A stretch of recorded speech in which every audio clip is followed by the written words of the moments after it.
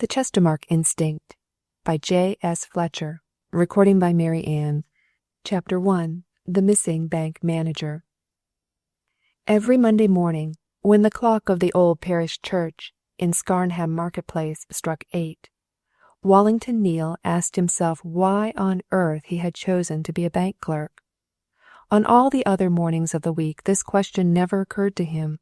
On Sunday he never allowed a thought of the bank to cross his mind.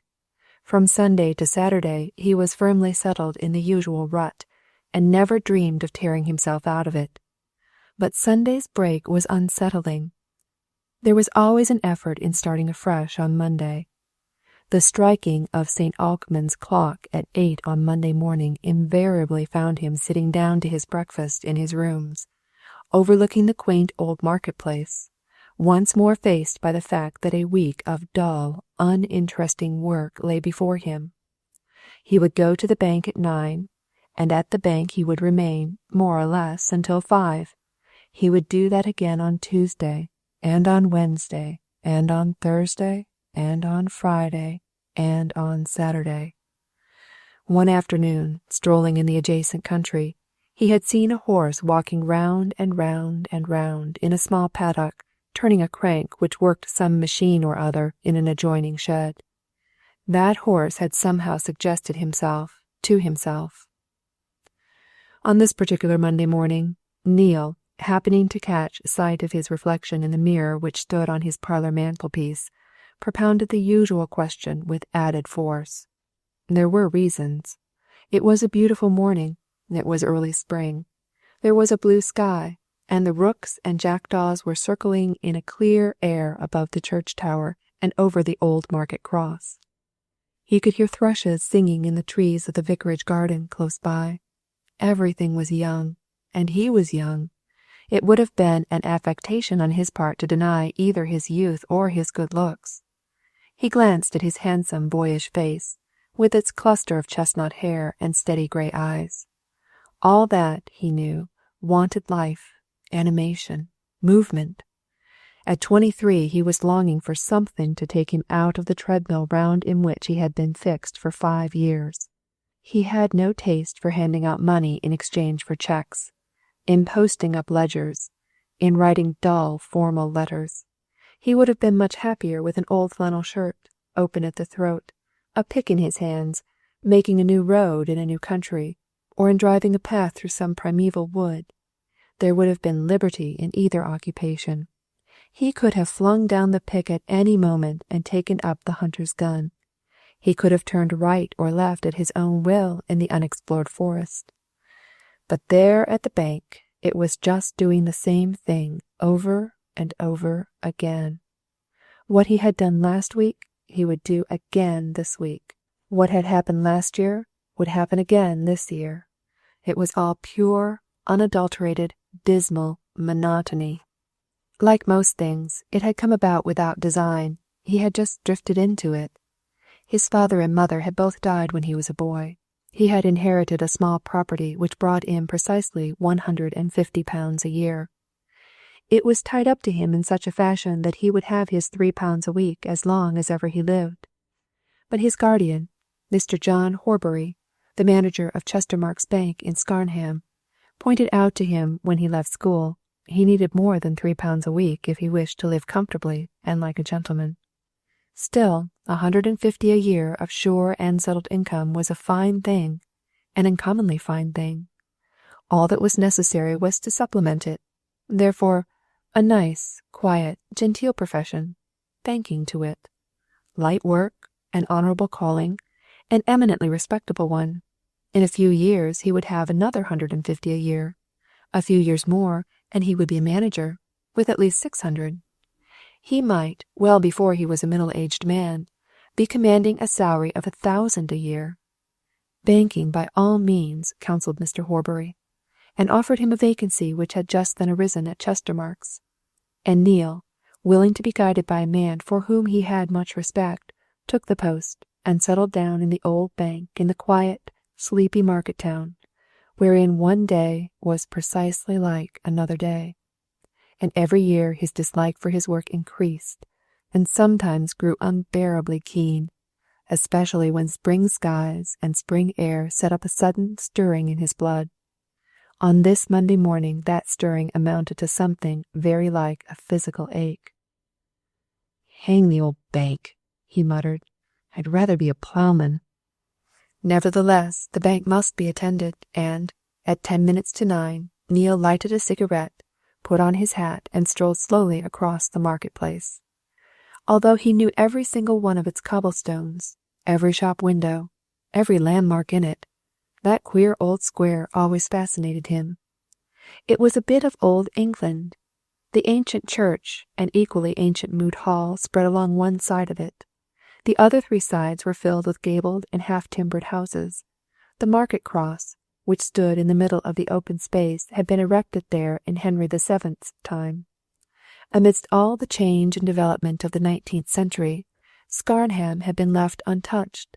Even the bank itself was a time-worn building, and the manager's house which flanked it was still older. Underneath all these ancient structures were queer nooks and corners, secret passages and stairs, hiding places, cellarings going far beneath the gardens at the back of the houses. Neil, as a boy, had made many an exploration in them, especially beneath the bank house, which was a veritable treasury of concealed stairways and cunningly contrived doors in the black oak of the panellings. But on this occasion, Neil did not stare admiringly at the old church, nor at the pilastered Moot Hall, nor at the toppling gables. His eyes were fixed on something else, something unusual. As soon as he walked out of the door of the house in which he lodged, he saw his 2 fellow clerks, Shirley and Patten, standing on the steps of the hall by which entrance was joined to the bank and to the bank-house. They stood there looking about them. Now they looked toward Finkleway, a narrow street which led to the railway station at the far end of town. Now they looked towards Middlegate, a street which led into the open country, in the direction of Ellersdeane, where Mr. Gabriel Chestermarke, senior proprietor of the bank, resided. All that was unusual. If Patten, a mere boy, had been lounging there, Neil would not have noticed it. But it was Shirley's first duty, on arriving every morning, to get the keys at the house door and to let himself into the bank by the adjoining private entrance. It was Patten's duty, on arrival, to take the letter-bag to the post-office and bring the bank's correspondence back in it. Never in all his experience had Neil seen any of Chestermarke's clerks lounging on the steps at 9 o'clock in the morning, and he quickened his pace. Shirley, turning from a prolonged stare towards Finkleway, caught sight of him. "Can't get in," he observed laconically, in answer to Neil's inquiring look. "Mr. Horbury isn't there, and he's got the keys." "What do you mean, isn't there?" asked Neil, mounting the steps. "Not in the house?" "Mean just what I say," replied Shirley. "Mrs. Carswell says she hasn't seen him since Saturday. She thinks he's been week-ending. I've been looking out for him coming along from the station, but if he came in by the 8:30, he's a long time getting up here, and if he hasn't come in by that, there's no other train till the 10:45. Neil made no answer. He, too, glanced towards Finkleway, and then at the church clock. It was just going to strike 9, and the station was only 8 minutes away at the most. He passed the 2 junior clerks, went down the hall to the open door of the bank-house, and entered. And just within he came face to face with the housekeeper, Mrs. Carswell. Mrs. Carswell had kept house for Mr. John Horbury for some years. Neil remembered her from boyhood. He had always puzzled about her age. Of late, since he knew more of grown-up folk, he had been still more puzzled.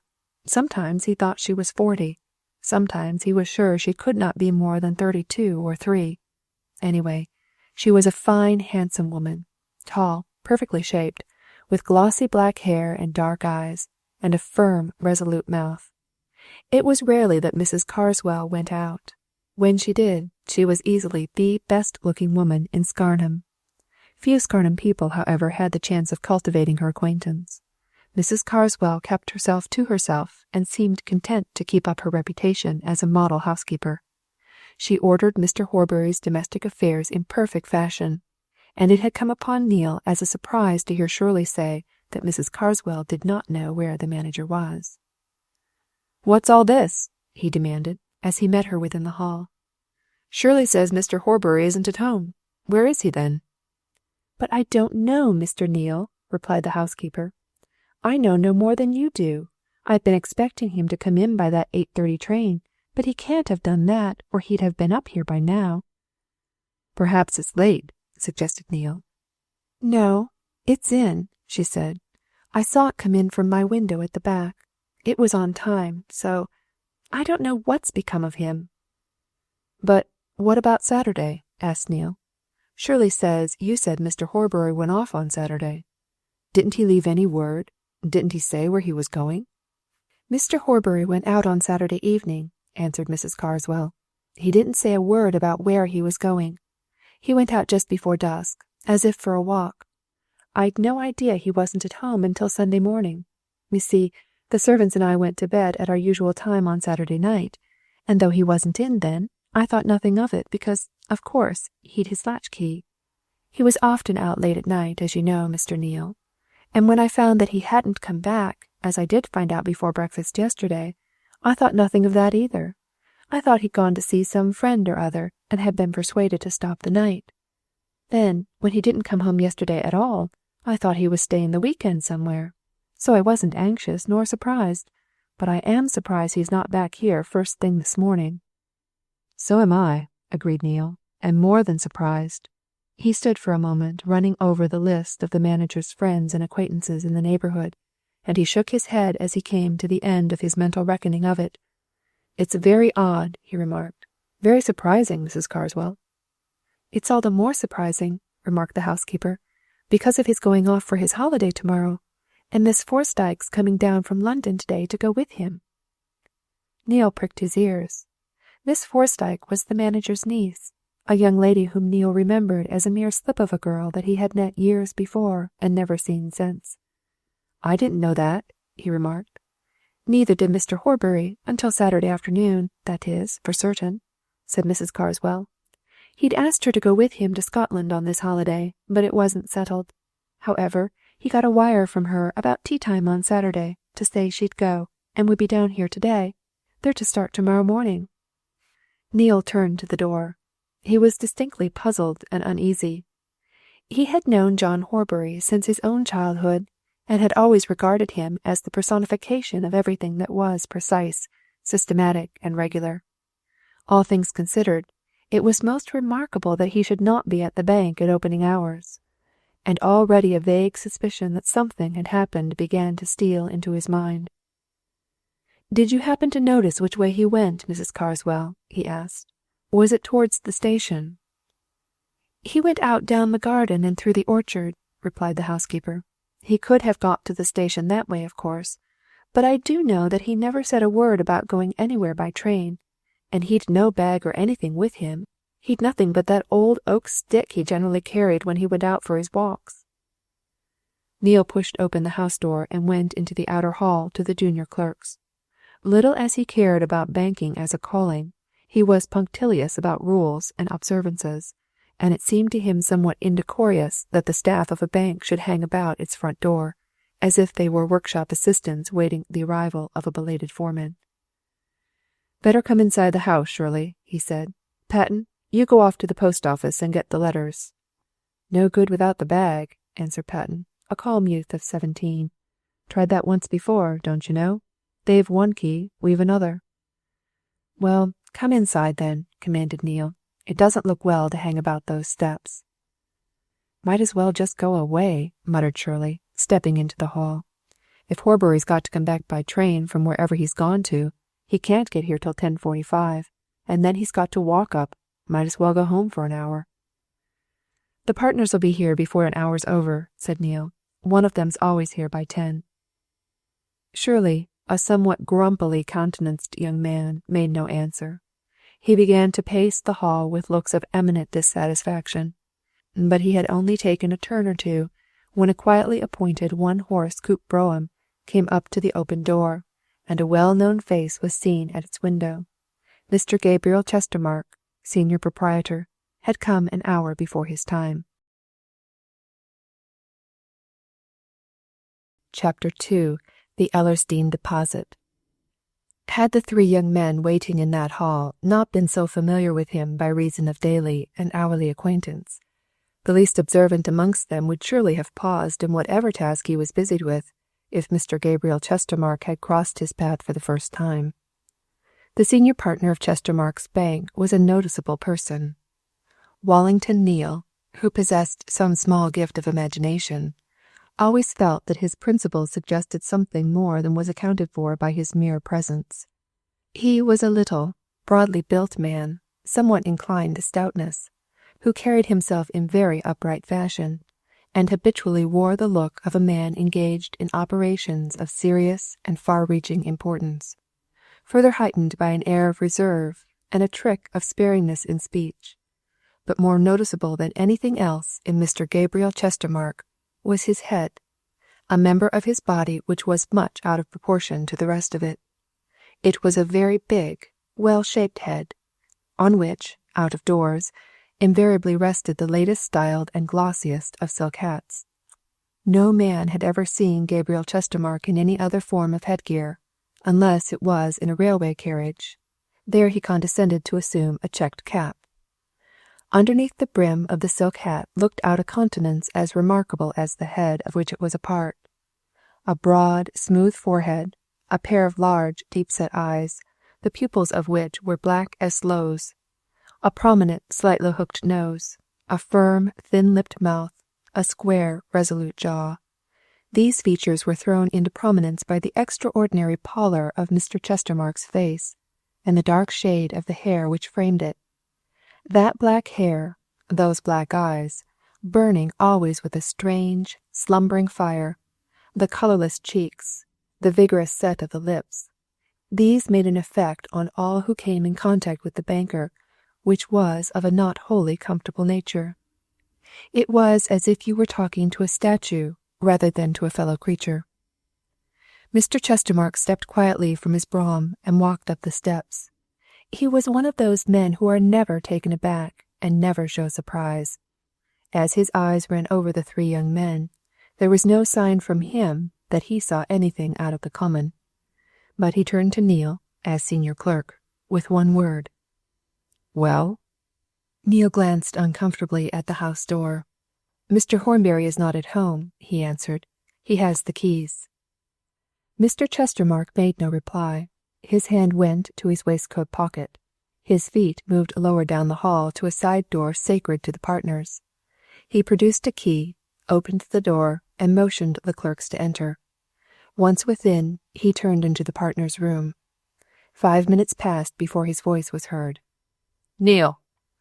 Neale hurried in and found the banker standing on the hearthrug, beneath the portrait of a former Chestermarke, founder of the bank in a bygone age.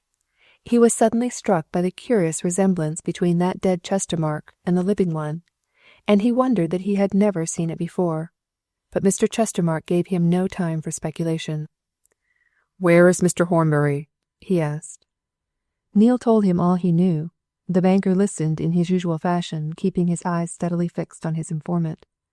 When Neale had finished, Mr. Chestermarke shook his head. "If Horbury had meant to come into town by the 8:30 train and had missed it," he remarked, "he would have wired or telephoned by this. Telephoned, of course. There are telephones at every station on that branch line. Very well. Let things go on." Neale went out and set his fellow clerks to the usual routine. Patten went for the letters. Neale carried them into the partners' room. At 10 o'clock the street door was opened. A customer or two began to drop in. The business of the day had begun. It went on just as it would have gone on if Mr. Horbury had been away on holiday. And at 10:30, in walked the junior partner, Mr. Joseph Chestermarke. Mr. Joseph was the exact opposite of his uncle. He was so much his opposite that it was difficult to believe, seeing them together, that they were related to each other. Mr. Joseph Chestermarke, a man of apparently 30 years of age, was tall and loose of figure, easy of demeanour, and a little untidy in his dress.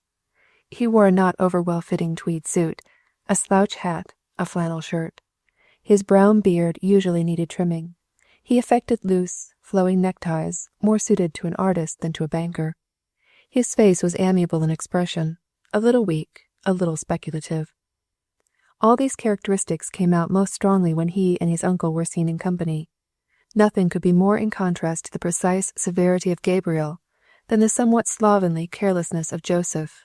Joseph, indeed, was the last man in the world that anyone would ever have expected to see in charge and direction of a bank.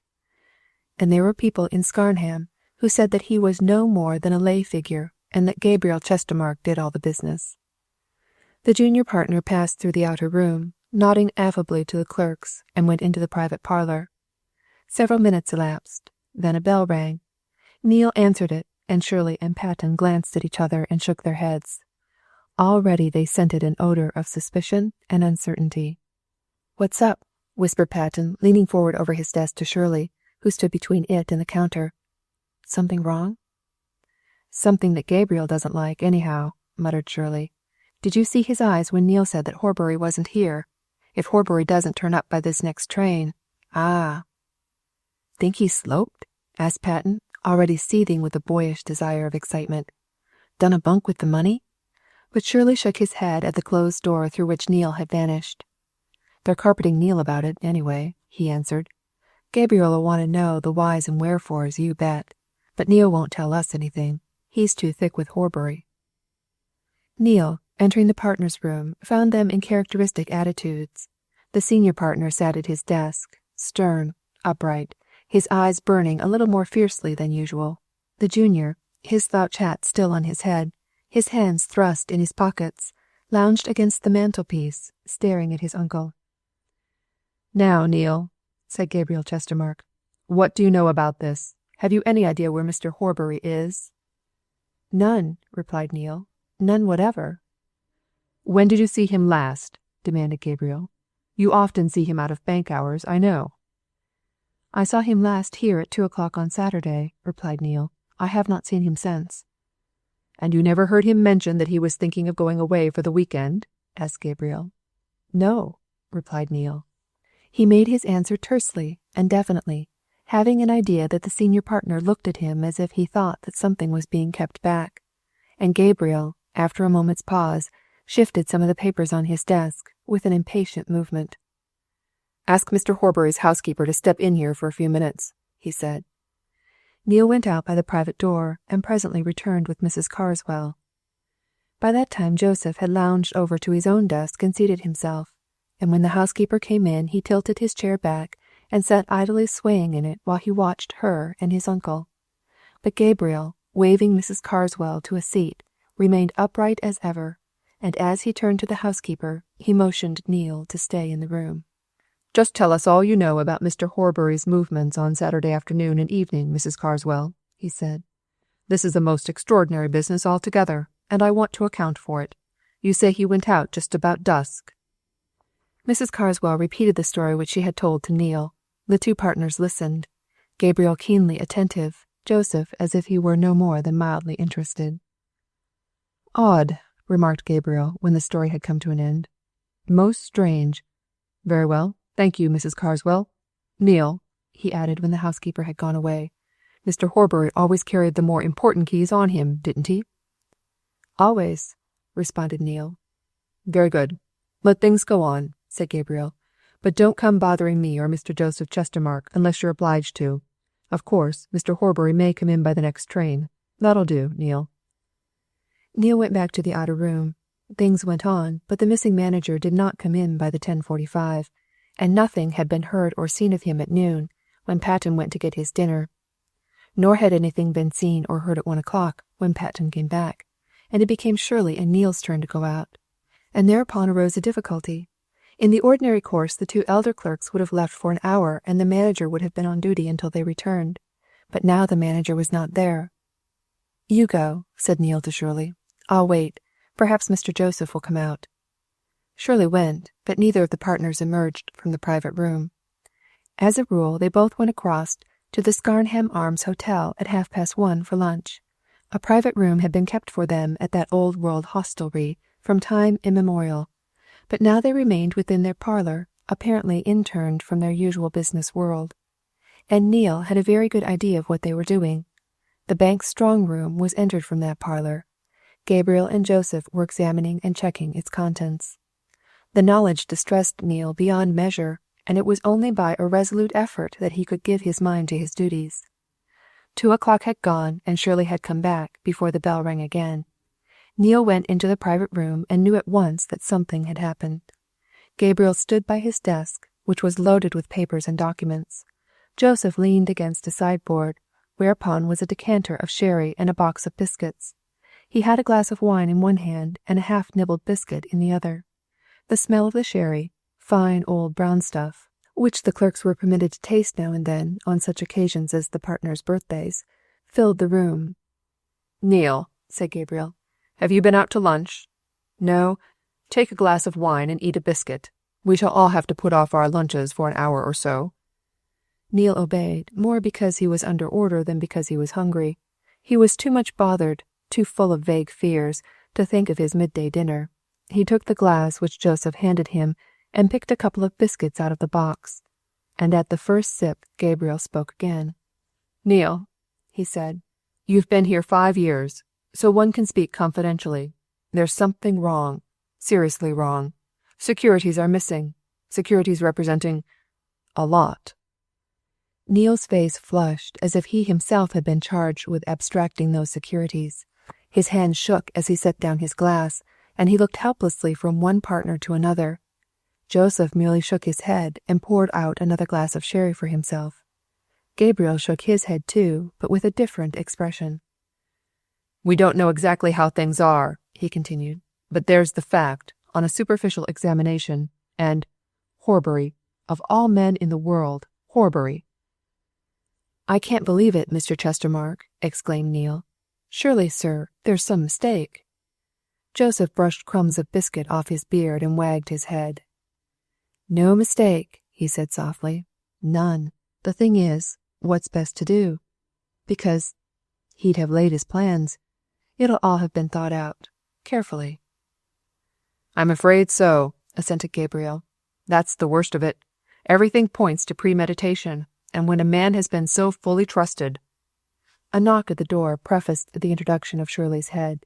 He glanced into the room with an obvious desire to see what was going on, but somehow contrived to fix his eyes on the senior partner.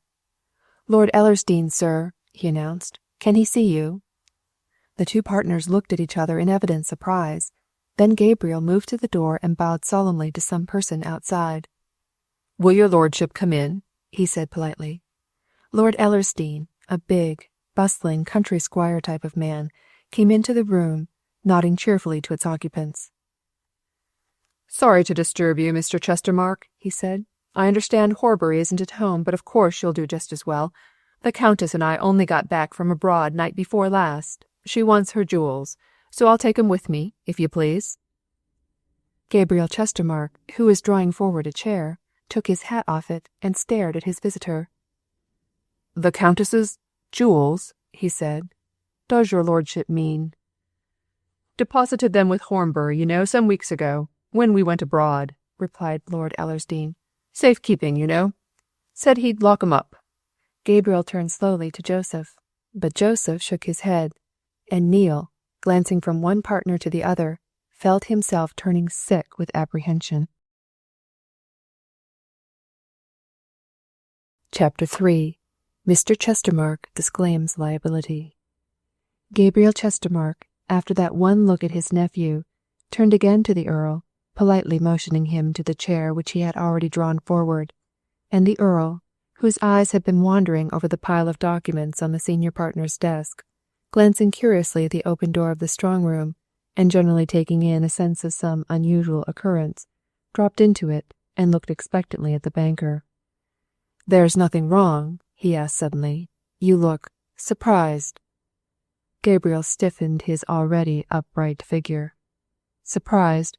Yes," he answered, "and something more than surprised. I am astonished. Your lordship left the Countess's jewels with our manager. May I ask when, and under what circumstances?" "About 6 weeks ago," replied the Earl promptly. "As a rule, the jewels are kept at my banker's in London. The Countess wanted them to wear at the Hunt Ball, so I fetched them from London myself. Then, as we were going off to the Continent 2 days after the ball, and sailing directly from Kingsport to Hamburg, I didn't want the bother of going up to town with them, and I thought of Horbury. So I drove in here with them one evening, the night before we sailed, as a matter of fact, and asked him to lock them up until our return. As I said just now, we only got home the night before last, and we're going up to town tomorrow, and the Countess wants them to take with her. Of course, you've got them all right?" Gabriel Chestermarke spread out his hands. "I know nothing whatever about them," he said. "I never heard of them being here." "Nor I," affirmed Joseph. "Not a word." Gabriel looked at Neil, and drew Lord Ellersdeane's attention to him. "Our senior clerk, Mr. Neil," he said. "Neil, have you heard of this transaction?" "Never," replied Neil. "Mr. Horbury never mentioned it to me." Gabriel waved his hand toward the open door of the strong room. "Any valuables of that sort would have been in there," he remarked. "There's nothing of that sort there, beyond what I and my nephew know of. I'm sure your lordship's jewels are not there." "But Horbury," exclaimed the Earl. "Where is he? He would tell you." "We don't know where Mr. Horbury is," answered Gabriel. "The truth may as well be told. He's missing, and so are some of our most valuable securities." The Earl slowly looked from one partner to another. His face flushed, almost as hotly as if he himself had been accused of theft. "Oh, come," he said. "Horbury now, of all men. Come. You don't mean to tell me that Horbury's been playing games of that sort? There must be some mistake." "I shall be glad to be assured that I am making it," said Gabriel coolly. "But it will be more to the purpose if your lordship will tell us all about the deposit of these jewels, and there's an important matter which I must first mention. We have not the honour of reckoning your lordship among our customers. Therefore, whatever you handed to Horbury was handed to him privately, not to us." Joseph Chestermarke nodded his head at that, and the Earl stirred a little uneasily in his chair. "Oh, well," he said, to tell you the truth, I didn't think about that, Mr. Chestermarke. It's true, I don't keep any account with you. It never seemed necessary, you know. But, of course, I knew Horbury so well. He's a member of our golf club and our archaeological society that—" "Precisely," interrupted Gabriel, with a bow. "You came to Mr. Horbury privately, not to the firm." "I came to him knowing that he was your manager, and a man to be thoroughly trusted, and that he'd have safes and things in which he could deposit valuables in perfect safety," answered the Earl. "I never reflected for a moment on the niceties of the matter. I just explained to him that I wanted those jewels taken care of, and handed them over. That's all." "And their precise nature?" asked Gabriel. "And their value?" added Joseph. "As to their nature," replied the Earl, "there was my wife's coronet, her diamond necklace, and the Ellersdeane butterfly, of which I suppose all the world's heard. Heirloom, you know. It's a thing that can be worn in a lady's hair or as a pendant. Diamonds, of course. As to their value, well, I had them valued some years ago. They're worth about £100,000. Gabriel turned to his desk and began to arrange some papers on it, and Neil, who was watching everything with close attention, saw that his fingers trembled a little. He made no remark, and the silence was next broken by Joseph Chestermarke's soft accents. "Did Horbury give your lordship any receipt or acknowledgment that he had received these jewels on deposit?" he asked. "I mean, of course, in our name?" The Earl twisted sharply in his chair, and Neil fancied that he saw a shade of annoyance pass over his good-natured face. "Certainly not," he answered. "I should never have dreamt of asking for a receipt from a man whom I knew so well as I knew, or thought I knew, Horbury. The whole thing was just as if I should ask any friend to take care of something for me for a while." "Did Horbury know what you were giving him?" asked Joseph. "Of course," replied the Earl. "As a matter of fact, he'd never seen these things, and I took them out of their case and showed them to him." "And he said he would lock them up? In our strong room?" suggested the soft voice.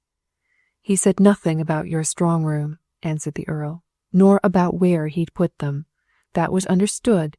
It was understood, a tacit understanding, that he'd take care of them until our return." "Did your lordship give him the date of your return?" persisted Joseph, with the thoroughgoing air of a cross-examiner. "Yes, I told him exactly when we should be back," replied the Earl. The 12th of May, day before yesterday." Joseph moved away from the sideboard towards the hearth, and leaning against the mantelpiece threw a glance at the strong room. "The jewels are not in our possession," he said, half indolently. "There is nothing of that sort in there. There are 2 safes in the outer room of the bank. I should say that Mr. Neal here knows everything that is in them. Do you know anything of these jewels, Neal?" "Nothing," said Neal. "I never heard of them." Gabriel looked up from his papers. "None of us have heard of them," he remarked. "Horbury could not have put them in this strong room without my knowledge. They are certainly not there. The safes my nephew mentioned just now are used only for books and papers. Your lordship's casket is not in either." The Earl rose slowly from his chair. It was evident to Neal that he was more surprised than angry. He looked around him as a man looks whose understanding is suddenly brought up against something unexplainable. "All I know is that I handed that casket to Mr. Horbury in his own dining room one evening some weeks ago," he said. "That's certain. So I naturally expect to find it here." "And it is not here. That is equally certain," observed Gabriel. "What is also certain is that our manager, trusted in more than he should have been, is missing, and many of our valuable securities with him. Therefore—" He spread his hands again with an expressive gesture and once more bent over his papers. Once more there was silence. Then the Earl started, as if a thought had suddenly occurred to him. "I say," he exclaimed, "don't you think Horbury might have put those jewels away in his own house?" Joseph Chestermarke smiled a little derisively. £100,000 worth, he said softly. "Not very likely." "But he may have a safe there," urged the Earl. "Most people have a safe in their houses nowadays. They're so handy, you know, and so cheap. Don't you think that may be it?" "I am not familiar with Horbury's domestic arrangements," said Gabriel. "I have not been in his house for some years. But as we are desirous of giving your lordship what assistance we can, we will go into the house and see if there is anything of the sort. Just tell the housekeeper we are coming in, Neal." The Earl nodded to Mrs. Carswell as she received him and the 2 partners in the adjacent hall. "This lady will remember my calling on Mr. Horbury one evening a few weeks ago," he said. "She saw me with him in that room." "Certainly," assented Mrs. Carswell readily enough. "I remember your lordship calling on Mr. Horbury very well. One night after dinner, your lordship was here an hour or so." Gabriel Chestermarke opened the door of the dining room, an old-fashioned apartment which looked out on a garden and orchard at the rear of the house. "Mrs. Carswell," he said as they all went in, "has Mr. Horbury a safe in this room, or in any other room? You know what I mean." But the housekeeper shook her head. There was no safe in the house. There was a plate chest, there it was, standing in a recess by the sideboard. She had the key of it. "Open that, at any rate," commanded Gabriel. "It's about as unlikely as anything could be, but we'll leave nothing undone." There was nothing in the plate chest but what Gabriel expected to find there. He turned again to the housekeeper. "Is there anything in this house, cupboard, chest, trunk, anything, in which Mr. Horbury kept valuables?" he asked. "Any place in which he was in the habit of locking up papers, for instance?" Mrs. Carswell again shook her head. No, she knew of no such place or receptacle. There was Mr. Horbury's desk, but she believed all its drawers were open. Her belief proved to be correct. Gabriel himself opened drawer after drawer and revealed nothing of consequence. He turned to the Earl with another expressive spreading out of his hands. "I don't see what more we can do to assist your lordship," he said. "I don't know what more can be done." "The question is, so it seems to me, what is to be done?" replied the Earl, whose face had been gradually growing graver. "What, for instance, are you going to do, Mr. Chestermarke? Let us be plain with each other. You disclaim all liability in connection with my affair?" "Most certainly," exclaimed Gabriel. "We know nothing of that transaction. As I have already said, if Horbury took charge of your lordship's property, he did so as a private individual, not on our behalf, not in his capacity as our manager. If your lordship had been a customer of ours—" "That would have been a very different matter," said Joseph. "But as we have never had any dealings with your lordship—" "We have of course no liability to you," concluded Gabriel. The true position of the case is that your lordship handed your property to Horbury as a friend, not as manager of Chestermarke's Bank." "Then let me ask you, what are you going to do?" said the Earl. "I mean, not about my affair, but about finding your manager." Gabriel looked at his nephew. Joseph shook his head. "So far," said Joseph, "we have not quite considered that. We are not yet fully aware of how things stand. We have a pretty good idea, but it will take another day." "You don't mean to tell me that you're going to let another day elapse before doing something?" exclaimed the Earl. "Bless my soul! I'd have had the hue and cry out before noon today if I'd been you." "If you'd been Chestermarke's Bank, my lord," remarked Joseph in his softest manner, "that's precisely what you would not have done. We don't want it noised all over the town and neighbourhood that our trusted manager has suddenly run away with our money, and your jewels, in his pocket." There was a curious note, half sneering, half sinister, in the junior partner's quiet voice, which made the Earl turn and look at him with a sudden new interest. Before either could speak, Neil ventured to say what he had been wanting to say for half an hour. "May I suggest something, sir?" he said, turning to Gabriel. "Speak, speak," assented Gabriel hastily. "Anything you like." "Mr. Horbury may have met with an accident," said Neil. "He was fond of taking his walks in lonely places. There are plenty outside the town. He may be lying somewhere, even now, helpless." "Capital suggestion! Much obliged to you," exclaimed the Earl. "Gad, I wonder we never thought of that before. Much the most likely thing.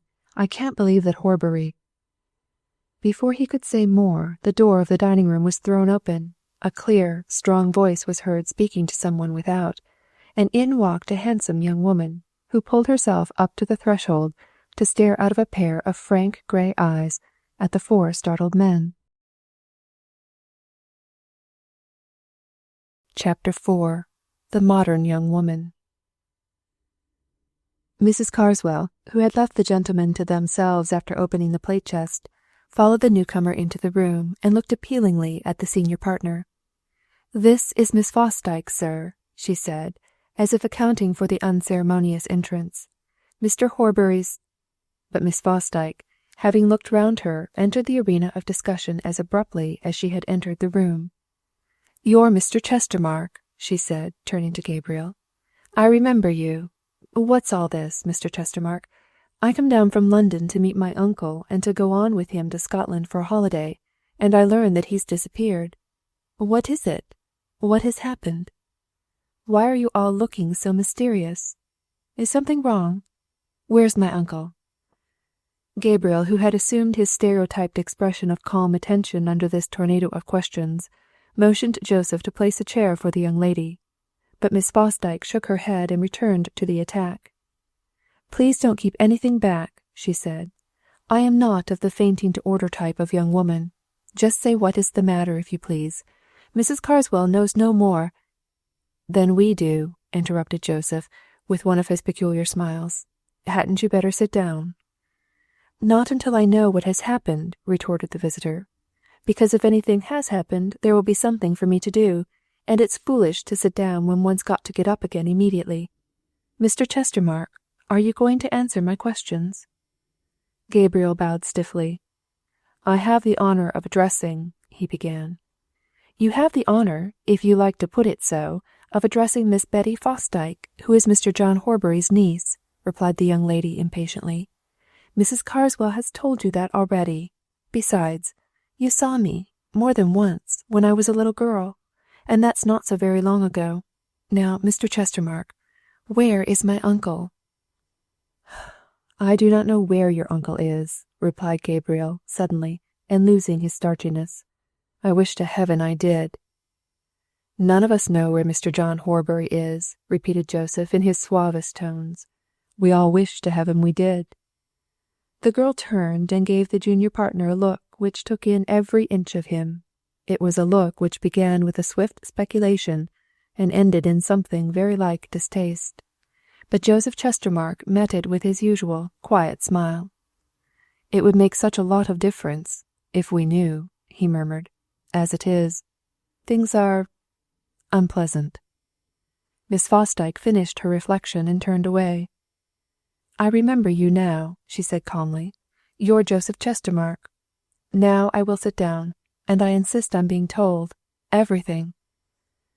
"My dear young lady," exclaimed Gabriel, "there is next to nothing to tell. If you will have the unpleasant truth, here it is.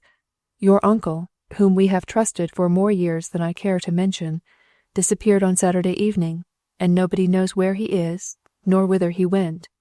All we know is that we find some of our property missing, valuable securities. And this gentleman, Lord Ellersdeane, tells us that 6 weeks ago he entrusted jewels worth £100,000 to your uncle's keeping. They, too, are missing. What can we think?" The girl's face had flushed, and her brows had drawn together in an angry frown by the time Gabriel had finished, and Neil, silently watching her from the background, saw her fingers clench themselves. She gave a swift glance at the Earl, and then fixed her eyes steadily on Gabriel. "Are you telling me that my uncle is a thief?" she demanded. "Are you, Mr. Chestermarke?" "I'm not, anyhow," exclaimed the Earl. So far as I'm concerned, I say there is some mistake." "Thank you," she answered quietly. "But you, Mr. Chestermarke, come, I'm entitled to an answer." Gabriel showed signs of deep annoyance. He had the reputation of being a confirmed woman-hater, and it was plain that he was ill at ease in the presence of this plain-spoken young person. "You appear to be a lady of much common sense," he said. "Therefore—" "I have some common sense," interrupted Miss Fosdyke coolly, "and what amount I possess tells me that I never heard anything more ridiculous in my life than the suggestion that my uncle should steal anything from anybody. Why, he was, and is, I hope, a fairly well-to-do man, and if he wanted money, he'd only to come to me. It so happens that I'm one of the wealthiest young women in England. If my uncle had wanted a few thousand, or tens of thousands, to play ducks and drakes with, he'd only to ring me up on the telephone, and he'd have had whatever he asked for in a few hours. That's not boasting, Mr. Chestermarke. That's just plain truth. My uncle a thief? Mr. Chestermarke, there's only one word for your suggestion. Don't think me rude if I tell you what it is. It's bosh." Gabriel's colourless face twitched a little, and he drew himself up. "I have no acquaintance with modern young ladies," he remarked icily. "I dare say they have their own way of looking at things, and of expressing themselves. I, too, have mine. Also, I have my own conclusions, and—" "I say, Mr. Chestermarke," said the Earl, hastening to intervene in what seemed likely to develop into a passage at arms. "We're forgetting the suggestion made just before this lady, Miss Fosdyke, I think, entered. Don't let's forget it. It's a good one." Miss Fosdyke turned eagerly to the Earl. "What suggestion was it?" she asked. "Do tell me. I'm sure you agree with me. I can see you do. Thank you again." "This gentleman," said the Earl, pointing to Neil, who had retreated into a corner and was staring out of the window, "suggests that Horbury may have met with an accident, you know, and may be lying helpless somewhere. I sincerely hope he isn't, but—" Miss Fosdyke jumped from her chair. She turned an indignant look on Gabriel, and let it go on to Joseph.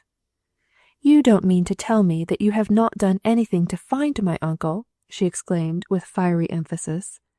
"You've surely had some search made. Surely." "We knew nothing of his disappearance until 10 o'clock this morning," replied Gabriel, half angrily. "But since then? Why, you've had 5 hours," she said. "Has nothing been done? Haven't you even told the police?" "Certainly not," answered Gabriel. "It is not our policy." Miss Fosdyke made one step to the door and flung it open. "Then I shall," she exclaimed. "Policy, indeed! High time I came down here, I think. Thank you, Lord Ellersdeane, and the other gentleman, for the suggestion. Now I'll go and act on it, and when I act, Mr. Chestermarke, I do it thoroughly." The next moment she had slammed the door, and Gabriel Chestermarke glanced at his partner. "Annoying," he said. "A most unpleasant young woman. I should have preferred not to tell the police until, well, at any rate, tomorrow. We really do not know to what extent we are. But then, what's the use of talking of that now? We can't prevent her going to the police station." "Why, really, Mr. Chestermarke," observed the Earl, "don't you think it's the best thing to do? To tell you the truth, considering that I'm concerned, I was going to do the very same thing myself." Gabriel bowed stiffly. "We could not have prevented your lordship either," he said with another wave of the white hands, which seemed to go so well with the habitual pallor of his face. "All that is within your lordship's jurisdiction, not in ours. But, especially since this young lady seems determined to do things in her way, I will tell your lordship why we are slow to move. It's a purely business reason. It was, as I said, 10 o'clock when we heard that Horbury was missing. That in itself is such a very strange and unusual thing that my partner and I at once began to examine the contents of our strong-room. We had been so occupied 5 hours when your lordship called. Do you think we could examine everything in 5 hours? No, nor in 10, nor in 20. Our task is not 1/4 complete. And why we don't wish publicity at once in here, we hold a vast number of securities and valuables belonging to customers, title deeds, mortgages, all sorts of things. We have valuables deposited with us. Up till now we don't know what is safe and what isn't. We do know this: certain securities of our own, easily convertible on the market, are gone. Now if we had allowed it to be known before, say, noon today, that our manager had disappeared and these securities with him, what would have been the result? The bank would have been besieged. Before we let the public know, we ourselves want to know exactly where we are. We want to be in a position to say to Smith, your property is safe. To Jones, your deeds are here. Does your lordship see that? But now, of course, concluded Gabriel, as this Miss Fosdyke can and will spread the news all over the town, why, we must face things." The Earl, who had listened to all this with an evident desire to comprehend and to sympathize, nodded his head. I see, Mr. Chestermarke," he said. "But I say, I've got another notion. I'm not a very quick thinker, and I dare say my idea came out of Mr. Neale's suggestion. Anyway, it's this. For whatever it's worth, I told you that we only got home night before last, early on Saturday evening, as a matter of fact. Now, it was known in the town here that we'd returned. We drove through the marketplace.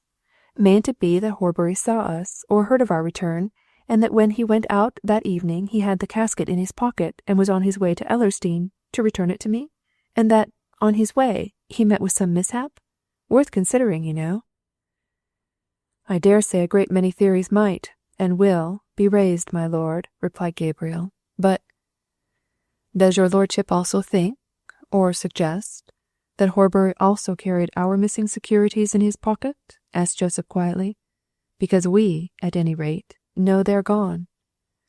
"Oh, well," said the Earl, I merely suggested it, you know. The country between here and Ellersdeane is a bit rough and wild. There's Ellersdeane Hollow, you know, a queer place on a dark night. And if a man took a short cut, as many people do, through the hollow, there are places he could fall into. But, as I say, I merely suggest that as a reasonable theory." "What does your lordship propose to do?" asked Gabriel. "I certainly think inquiry should be set going," answered the Earl. "Already done," remarked Joseph dryly. "Miss Fosdyke has been with the police 5 minutes." "I mean, it should be done by us," said the Earl. "Very well," said Gabriel suddenly. "It shall be done, then. No doubt your lordship would like to give the police your own story. Mr. Neale, will you go with Lord Ellersdeane to Superintendent Polke? Your duty will be to give him the mere information that Mr. Horbury left his house at 7:45 on Saturday evening, and has not been heard of since. No more, Neale. And now," he concluded with a bow to the Earl, "your lordship will excuse my partner and myself if we return to a singularly unpleasant task." Lord Ellersdeane and Neale left the bank house and walked toward the police station. They crossed the marketplace in silence, but as they turned the corner of the Moot Hall, the elder man spoke, touching his companion's shoulder with a confidential gesture. "I don't believe a word of all that, Mr. Neale," he said. "Not one word." Neale started and glanced at the Earl's moody face. "Your lordship doesn't believe—" he began and checked himself. "I don't believe that Horbury's done what those two accuse him of," affirmed the Earl. "Not for one moment. I can't account for those missing securities they talk about, but I'll stake my honour that Horbury hasn't got 'em, nor my wife's jewels either. You heard and saw how astonished that girl was. By the by, who is she?" "Mr. Horbury's niece, Miss Fosdyke, from London," replied Neale. "She spoke of her wealth," remarked the Earl. "Yes," said Neale. "She must be wealthy, too. She's the sole proprietor of Fosdyke's brewery." "Ho, ho!" laughed the Earl. "That's it, eh? Fosdyke's entire. Of course, I've seen the name on no end of public-houses in London. Sole proprietor. Dear me. Why, I have some recollection that Fosdyke, of that brewery, was at one time a member of Parliament." "Yes," assented Neale. "He married Mr. Horbury's sister. Miss Fosdyke is their only child. Mr. Fosdyke died a few years ago, and she came into the property last year when she was 21. "Lucky young woman," muttered the Earl. "Fine thing to own a big brewery. A very modern and up-to-date young lady, too. I liked the way she stood up to your principles. Of course, she'll have told Polke all the story by this time. As for ourselves, what had we better do?" Neale had considered that question as he came along. "There's only one thing to do, my lord," he announced. "We want the solution of a problem. What became of Mr. Horbury last Saturday night?" Chapter 5. The Search Begins. Polke, superintendent of the Scarnham police force, a little, round, cheery-faced man, whose mutton-chop whiskers suggested much business-like capacity and an equal amount of common sense, rose from his desk and bowed as the Earl of Ellersdeane entered his office. "I know what your lordship's come for," he said, with a twinkle in the eye which betokened infinite comprehension. "The young lady's been here." "And has no doubt told you everything," remarked the Earl, as he dropped into the chair which the superintendent drew forth. "Has she?" "Pretty well, my lord," replied Polke with a chuckle. "She is not one to let much grass grow under her feet, I think." "Given you the facts, I suppose?" asked the Earl. Polke motioned to Neale to seat himself and resumed his own seat. He put his fingers together over his desk and looked from one to the other of his visitors. "I'll give the young lady this much credit," he said. "She can tell one what she wants in about as few words as could possibly be used. Yes, my lord, she told me the facts in a couple of sentences. Her uncle disappeared. Nobody knows where he is. Suspected already of running away with your lordship's jewels and Chestermarke's securities. A very nice business indeed." "What do you think of it?" asked the Earl. "As a policeman, nothing, so far," answered Polke with another twinkle. "As a man, that I don't believe it." "Nor do I," said the Earl. "That is, I don't believe that Horbury's appropriated anything. There's some mistake, and some mystery." "We can't get away from the fact that Mr. Horbury has disappeared," remarked Neale, looking at the superintendent. "That's all I'm sent here to tell you, Mr. Polke."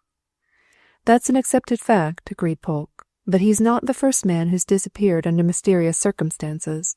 Some men, as your lordship knows, disappear and reappear with good reasons for their absence. Some never reappear. Some men aren't wanted to reappear. When a man disappears and he's wanted, why, the first job is to find him." "What does Miss Fosdyke wish?" asked the Earl, nodding assent to these philosophies. "She would say, of course."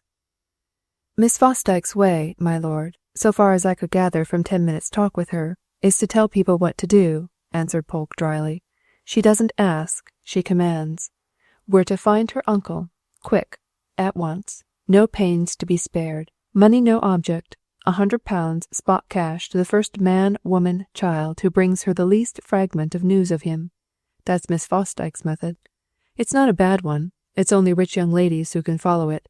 So I've already put things in train, handbills and posters, of course, and the town crier. I suggested to her that by tonight, or tomorrow morning, there might be news of Mr. Horbury without doing all that. No good.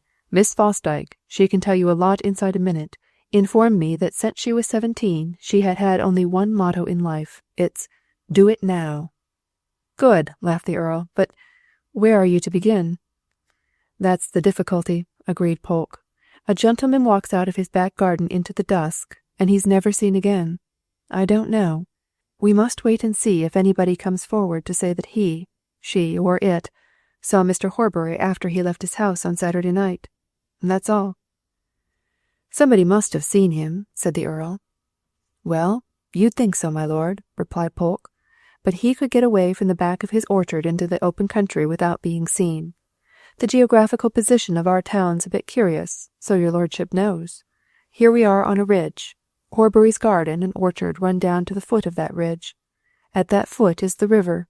There's a footbridge over the river, immediately opposite his orchard gate. He could cross that footbridge and be in the wood on the other side in 2 minutes from leaving his house. That wood extends for a good mile into the country. Oh yes, he could get away without being seen, and once in that country, why, he could make his own way to one or other of half a dozen small railway stations. We shall telephone to all of them. That's all in the routine. But then, that's all supposing that he left the town. Perhaps he didn't leave the town." The Earl started, and Neil looked quickly up from a brown study. "Eh?" said the Earl. "Didn't leave the town?" "Speaking as a policeman," answered Polke with a knowing smile, "I don't know that he even left his house. I only know that his housekeeper says he did. That's a very different matter. For anything we know, absolutely know, Mr. Horbury may have been murdered in his own house and buried in his own cellar." "You're not joking," said Neil. "Or you are?" "Far from it, Mr. Neil," answered Polke. "That may seem a very, very outrageous thing to say, but I assure you, one never knows what may have happened in these cases. However, Mrs. Carswell says he did leave the house, so we must take her word to begin with, and see if we can find out where he went. As your lordship is here, there's just a question or two I should like to have answered. How many people know that your lordship handed over those valuables to Mr. Horbury?" "So far as I know, no one but the Countess and myself," replied the Earl. "I never mentioned the matter to anyone, and I don't think my wife would either. There was no need to mention it." "Well, I don't know," remarked Polke. "One's got to consider all sorts of little things in these affairs, or else I wouldn't ask another question. Does your lordship think it possible that the Countess mentioned it to her maid?" The Earl started in his chair. "Ah," he said, "that may be. She may have done that, of course. I hadn't thought of it." "Is the maid a trustworthy woman?" inquired Polke. "She's been in our service 12 or 14 years," replied the Earl. "We've always found her quite trustworthy, so much so that I've more than once sent her to my bankers with those very jewels." "You took her with you to the Continent, of course, my lord?" asked Polke. "No, we didn't," replied the Earl. "The fact is, we wanted to have, for once in our lives, a thoroughly unconventional holiday. You know that the Countess and I are both very fond of walking. Well, we had always had a great desire to have a walking tour, alone, in the Ardennes district, in early spring. We decided some time ago to have it this year, so when we set off, 6 weeks ago, we took no servants and precious little luggage, and we enjoyed it all the more. Therefore, of course, my wife's maid was not with us. She remained at Ellersdeane with the rest of the servants." Polke seemed to ponder over this last statement. Then he rose from his chair. He said. "Well, I'm doing what I can. There's something your lordship might do." "Yes?" asked the Earl. "What now?" "It shall be done." "Let some of your men take a look round your neighbourhood," answered the superintendent. "Gamekeepers now, they're the fellows. Just now we're having some grand moonlight nights. If your men would look around the country between here and Ellersdeane now, and tell the farmers and the cottagers and so forth, and take a particular look round Ellersdeane Hollow, it would be a help." "Excellent idea, Polke," said the Earl. "I'll ride home and set things going at once, and you'll let me know if anything turns up here during the evening or night." He strode off to the door, and Neil followed. But on the threshold Neil was pulled up by the superintendent. "Mr. Neil," said Polke. Neil turned to see his questioner looking at him with a rather quizzical expression. "What precise message had you for me?" asked Polke. "Just what I said," replied Neil. "I was merely to tell you that Mr. Horbury disappeared from his house on Saturday evening, and has not been seen since." "No further message? From your principals?" suggested Polke. "Nothing," said Neil. Polke nodded, and with a bow to the Earl sat down again to his desk. He took up a pen when the door had closed on his visitors, and for a while busied himself in writing. He was thus occupied when the telephone bell rang in the farthest corner of his room. He crossed over and laid hold of the receiver. "Yes," he said quietly. Yes, this is Polke, Superintendent, Scarnham. I rang you up 20 minutes since. I want you to send me, at once, the smartest man you have available. Case's disappearance, under mysterious circumstances, of a bank manager. Securities to a large amount are missing, valuables also. No expense will be spared here, money no object. You understand, a first-class man. Tonight? Yes. Good train from town 5:20. Gets here 9:15. He will catch that? Good. Tell him report here on arrival. All right. Goodbye. Polke rang off and went back to his desk. What New Scotland Yard calls a first class is often what I should call a third class, he muttered as he picked up his pen. However, we'll live in hope that something out of the usual will arrive. Now what are those two Chestermarkes after? Why didn't one of them come here? What are they doing? And what's the mystery? James Polke, my boy, here's a handful for you. If Polke had been able to look into Chestermarke's Bank just then, he would have failed to notice any particular evidences of mystery.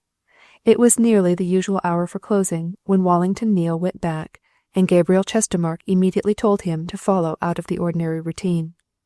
The clerks were to finish their work and go their ways, as if nothing had happened, and, as far as they could, they were to keep their tongues quiet. As for the partners, food was being sent over for them from the hotel. They would be obliged to remain at the bank for some time yet, but there was no need for Neale to stay. He could go when the day's balancing was done. You heard what instructions this Miss Fosdyke has given the police, I suppose? Asked Gabriel, as Neale was leaving the parlour. Raising the whole town, no doubt. Neale briefly narrated all he knew. The partners listened with the expression characteristic of each, and made no comment. And in half an hour Neale handed over the keys to Joseph Chestermarke and went out into the hall, his labours over. That had been the most exciting day he had ever known in his life. Was what was left of it going to yield anything still more exciting? He stood in the outer hall, trying to make up his mind about something. He wanted to speak to Betty Fosdyke, to talk to her. She had evidently not recognized him when she came so suddenly into the dining-room of the bank-house. But why should she? He asked himself. They had only met once, when both were children, and she had no doubt forgotten his very existence. Still. He rang the house bell at last and asked for Mrs. Carswell. The housekeeper came hurrying to him, a look of expectancy on her face. "Has anything been heard, Mr. Neale?" she asked, "or found out? Have the police been told yet?" "The police know," answered Neale, "and nothing has been heard. Where's Miss Fosdyke, Mrs. Carswell? I should like to speak to her." "Gone to the Scarnham Arms, Mr. Neale," replied the housekeeper. "Said she wouldn't stop 2 seconds in a house that belonged to men who suspected her uncle. So she's gone across there to take rooms. Do the partners suspect Mr. Horbury of something, Mr. Neale?" Neale shook his head and turned away. "I can't tell you anything, Mrs. Carswell," he answered. "If either Mr. Chestermarke or Mr. Joseph wish to give you any information, they'll give it themselves. But I can say this on my own responsibility. If you know of anything however small, that would account for Mr. Horbury's absence, out with it." "But I don't. I know nothing but what I've told," said Mrs. Carswell. "Literally nothing." "Nobody knows anything," remarked Neale. "That's the worst of it. Well, we shall see." He went away from the house and crossed the market-place to the Scarnham Arms, an old-world inn which had suffered few alterations during the last 2 centuries, and there, inside its wide hall, superintending the removal of various articles of luggage which had just arrived from the station, and in conversation with a much-interested landlady, he found Betty Fosdyke. "I may be here for weeks, and I shall certainly be here for days," that young lady was saying. "Put all these things in the bedroom, and I'll have what I want taken into the sitting-room later. Now, Mrs. Depledge, about my dinner. I'll have it in my sitting-room, and I'll have it early. At this moment Miss Fosdyke became aware of Neale's presence, and that this eminently good-looking young man was not only smiling at her, but was holding out a hand which he evidently expected to be taken. "You've forgotten me," said Neale. Miss Fosdyke's cheeks flushed a little, and she held out her hand. Is it Wally Neale?" she asked. "But I saw you in the bank-house, and you didn't speak to me." "You didn't speak to me?" retorted Neale, smiling. "Didn't know you," she answered. "Heavens, how you've grown! But come upstairs. Mrs. Depledge, dinner for 2, mind. Mr. Neale will dine with me." Neil suffered his hostess to lead him upstairs to a private parlour, and when they were once within it, Miss Fosdyke shut the door and turned on him. "Now, Wallie Neil," she said, "out with it. What is the meaning of all this infernal mystery, and where's my uncle?" Chapter 6. Ellersdeane Hollow. Neil dropped into a chair and lifted a despairing countenance to his downright questioner. "I don't know," he said. "I know nothing." "That is, beyond what I've already been told?" suggested the girl. "Beyond what you've been told, exactly," replied Neil. "I'm literally bewildered. I've been going about all day as if I were dreaming, or having a nightmare, or something. I don't understand it at all. I saw Mr. Horbury, of course, on Saturday. He was all right when I left him at the bank. He said nothing that suggested anything unusual. The whole thing is a real facer, to me anyhow." Betty Fosdyke devoted a whole minute to taking a good look at her companion. Neil, on his part, made a somewhat shyer examination of her. He remembered her as a long-legged little girl who had no great promise of good looks. He was not quite sure that she had grown into good looks now, but she was an eminently bright and vivacious young woman, strong, healthy, vigorous, with fine eyes and teeth and hair, and a colour that betokened an intimate acquaintance with outdoor life. And already, in the conversation at the bank, and in Polke's report of his interview with him, he had learnt that she had developed certain characteristics which he faintly remembered in her as a child, when she had insisted on having her own way amongst other children. "You've grown into quite a handsome young man, Wallie," she observed suddenly with a frank laugh. "I shouldn't have thought you would, somehow. Am I changed?" "I should say, not in character," answered Neil shyly. "I remember you always wanted to be top dog." "It's my fate," she said with a sigh. "I've such a lot of people and things to look after. One has to be top dog whether one wants to or not. But this affair, what's to be done?" "I understand from Polke that you've already done everything," replied Neil. "I've given him orders to spare neither trouble nor expense," she asserted. "He's to send for the very best detective they can give him from headquarters in London, and search is to be made, because— Now, Wallie, tell me truthfully, you don't believe for one moment that my uncle has run away with things?" "Not for a second," asserted Neil stoutly. "Never did." "Then there's foul play," exclaimed Betty, "and I'll spend my last penny to get to the bottom of it. Here I am, and here I stick, until I've found my uncle, or discovered what's happened to him. And listen, do you think those two men across there are to be trusted?" Neil shook his head as if in appeal to her. "I'm their clerk, you know," he replied. "I hate being there at all, but I am there. I believe they're men of absolute probity as regards business matters. Personally, I'm not very fond of either." "Fond?" she exclaimed. "My dear boy, Joseph is a slimy sneak, and Gabriel is a bloodless sphinx. I hate both of them." Neil laughed and gave her a look of comprehension. "You haven't changed, Betty," he said. "I'm to call you Betty, though you are grown up?" "Since it's the only name I possess, I suppose you are," she answered. "But now, what can we do, you and I? After all, we're the nearest people my uncle has in this town. Do let's do something. I'm not the sort to sit talking. I want action. Can you suggest something we can do?"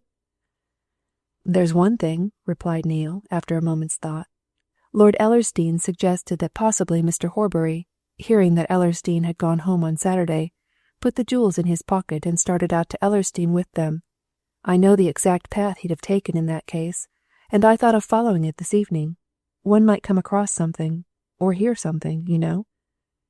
"Take me with you as soon as we've had dinner," she said. "It'll be a beginning. I mean to turn this neighbourhood upside down for news, you'll see. Some person or persons must have seen my uncle on Saturday night. A man can't disappear like that. It's impossible." But men do disappear," remarked Neil. "What I'm hoping for is that there'll eventually, and quickly, be some explanation of this disappearance, and that Mr. Horbury hasn't met with— Shall I put it plainly?" "You'd better put anything plainly to me," she answered. "I don't understand other methods." It's possible he may have been murdered, you know," said Neil quietly. Betty got up from her chair and went over to the window to look out on the marketplace. She stood there for some time in silence. "It shall be a bad job for any man who murdered him if that is so," she said at last. "I was very fond of my uncle." "So was I," said Neil. "But, I say, no past tenses yet. Aren't we a bit previous? He may be all right." "Ring the bell and let's hurry up that dinner," she commanded. "I didn't make it clear that we wanted it as early as possible. I want to get out and to see where he went. I want to do something active." But Miss Betty Fosdyke was obliged to adapt herself to the somewhat leisurely procedure of highly respectable country town hotels, whose cooks will not be hurried, and it was already dusk, and the moonlight was beginning to throw shadows of gable and spire over the old marketplace, when she and Neil set out on their walk. "All the better," said Neil. "This is just about the time that he went out on Saturday night, and under very similar conditions. Now we'll take the precise path that he'd have taken if he was on his way to Ellersdeane." He led his companion to a corner of the marketplace and down a narrow alley which terminated on an expanse of open ground at the side of the river. There he made her pause and look round. "Now if we're going to do this thing properly," he said, "just attend and take notice of what I point out. The town, as you see, stands on this ridge above us. Here we are at the foot of the gardens and orchards which slope down from the banks of the houses on this side of the marketplace. There is the gate of the bank house orchard. According to Mrs. Carswell, Mr. Horbury came out of that gate on Saturday night. What did he do then? He could have turned to the left, along this river bank, or to the right, also along the river bank. But if he meant to walk out to Ellersdeane, which he would reach in well under an hour, he would cross this footbridge and enter those woods. That's what we've got to do." He led his companion across a narrow bridge, over a strip of sward at the other side of the river, and into a grove of fir, which presently deepened and thickened as it spread up a gently shelving hillside. The lights of the town behind them disappeared. The gloom increased. Presently they were alternately crossing patches of moonlight and plunging into expanses of blackness, and Betty, after stumbling over one or two of the half-exposed roots which lay across the rough path, slipped a hand into Neil's arm. "You'll have to play guide, Wally, unless you wish me to break my neck," she laughed. "My town eyes aren't accustomed to these depths of gloom and solitude. And now," she went on as Neil led her confidently forward through the wood, "let's talk some business. I want to know about those two, the Chestermarkes, for I've an uneasy feeling that there's more in this affair than's on the surface, and I want to know all about the people I'm dealing with. Just remember, beyond the mere fact of their existence and having seen them once or twice years ago, I don't know anything about them. What sort of men are they, as individuals?" "Queer," replied Neil. "They're both queer. I don't know much about them. Nobody does. They're all right as businessmen, much respected and all that, you know. But as private individuals they're decidedly odd. They're both old bachelors, at least Gabriel's an old one, and Joseph is a youngish one. They live sort of hermit lives as far as one can make out. Gabriel lives at the old house which I'll show you when we get out of this wood. You'll see the roofs, anyhow, in this moonlight. Joseph lives in another old house, but in the town, at the end of Cornmarket. What they do with themselves at home, heaven knows. They don't go into such society as there is. They take no part in the town's affairs. There's a very good club here for men of their class, but they don't belong to it. You can't get either of them to attend a meeting. They keep aloof from everything. But they both go up to London a great deal. They're always going, but they never go together. When Gabriel's away, Joseph's at home. When Joseph's off, Gabriel's on show. There's always one Mr. Chestermarke to be found at the bank. All the same, Mr. Horbury was the man who did all the business with customers in the ordinary way. So far as I know banking," concluded Neil, "I should say he was trusted and confided in more than most bank managers are." "Did they seem very much astonished when they found he'd gone?" asked Betty. "Did it seem a great shock? A real surprise?" "The cleverest man living couldn't tell what either Gabriel or Joseph Chestermarke thinks about anything," answered Neil. "You know what Gabriel's face is like, a stone image. And Joseph always looks as if he was sneering at you, a sort of soft, smiling sneer. No, I couldn't say they showed surprise, and I don't know what they've found out. They're the closest, most reserved men about their own affairs that you could imagine." "But they say some of their securities are missing," remarked Betty. "They'll have to let the exact details be known, won't they?" "Depends on them," replied Neil. "They'll only do what they like, and they don't love you for coming on the scene, I assure you." "But I'm here, nevertheless," answered Betty, "and here I stop. Wally, haven't you got even a bit of a theory about all this?" "Can't say that I have," confessed Neil woefully. "I'm not a very brilliant hand at thinking. The only thing I can think of is that Mr. Horbury, knowing Lord Ellersdeane had got home on Saturday, thought he'd hand back those jewels as soon as possible, and set off in the evening with that intention, possibly to be robbed and murdered on the way. Sounds horrible, but honestly I can't think of any other theory." Betty involuntarily shivered and glanced about her at the dark, cavernous spaces of the wood, which had now thickened into dense masses of oak and beech. She took a firmer grip of Neil's arm. "And he'd come through here!" she exclaimed. "How dangerous, with all those things in his pocket!" "Oh, but he'd think nothing of it," answered Neil. "He was used to walking at night. He knew every yard of this neighbourhood. Besides, he'd know very well that nobody would know what he had on him. What I'd like to know is, supposing my theory's right, and that he was taking those jewels to Ellersdeane, how did anybody get to know that he had them? For the Chestermarkes didn't know they'd been given to him, and I didn't. Nobody at the bank knew." A sudden turn in the path brought them to the edge of the wood, and they emerged on a broad plateau of rough grass, from beneath which a wide expanse of landscape stretched away, bathed just then in floods of moonlight. Neil paused and waved his stick toward the shadowy distances and over the low levels which lay between. "Ellersdeane Hollow," he said. Betty paused too, looking silently around. She saw an undulated, broken stretch of country, half heath, half covert, covering a square mile or so of land, houseless, solitary. In its midst rose a curiously shaped eminence or promontory, at the highest point of which some ruin or other lifted gaunt, shapeless walls against the moonlit sky. Far down beneath it, in a depression amongst the heath-clad undulations, a fire glowed red in the gloom, and on the further side of this solitude, amidst groves and plantations, the moonlight shone on the roofs and gables of half-hidden houses. Over everything hung a deep silence. "A wild and lonely scene," she said. Neil raised his stick again and began to point. "All this in front of us is called Ellersdeane Hollow," he remarked. "It's not just one depression, you see. It's a tract of unenclosed land.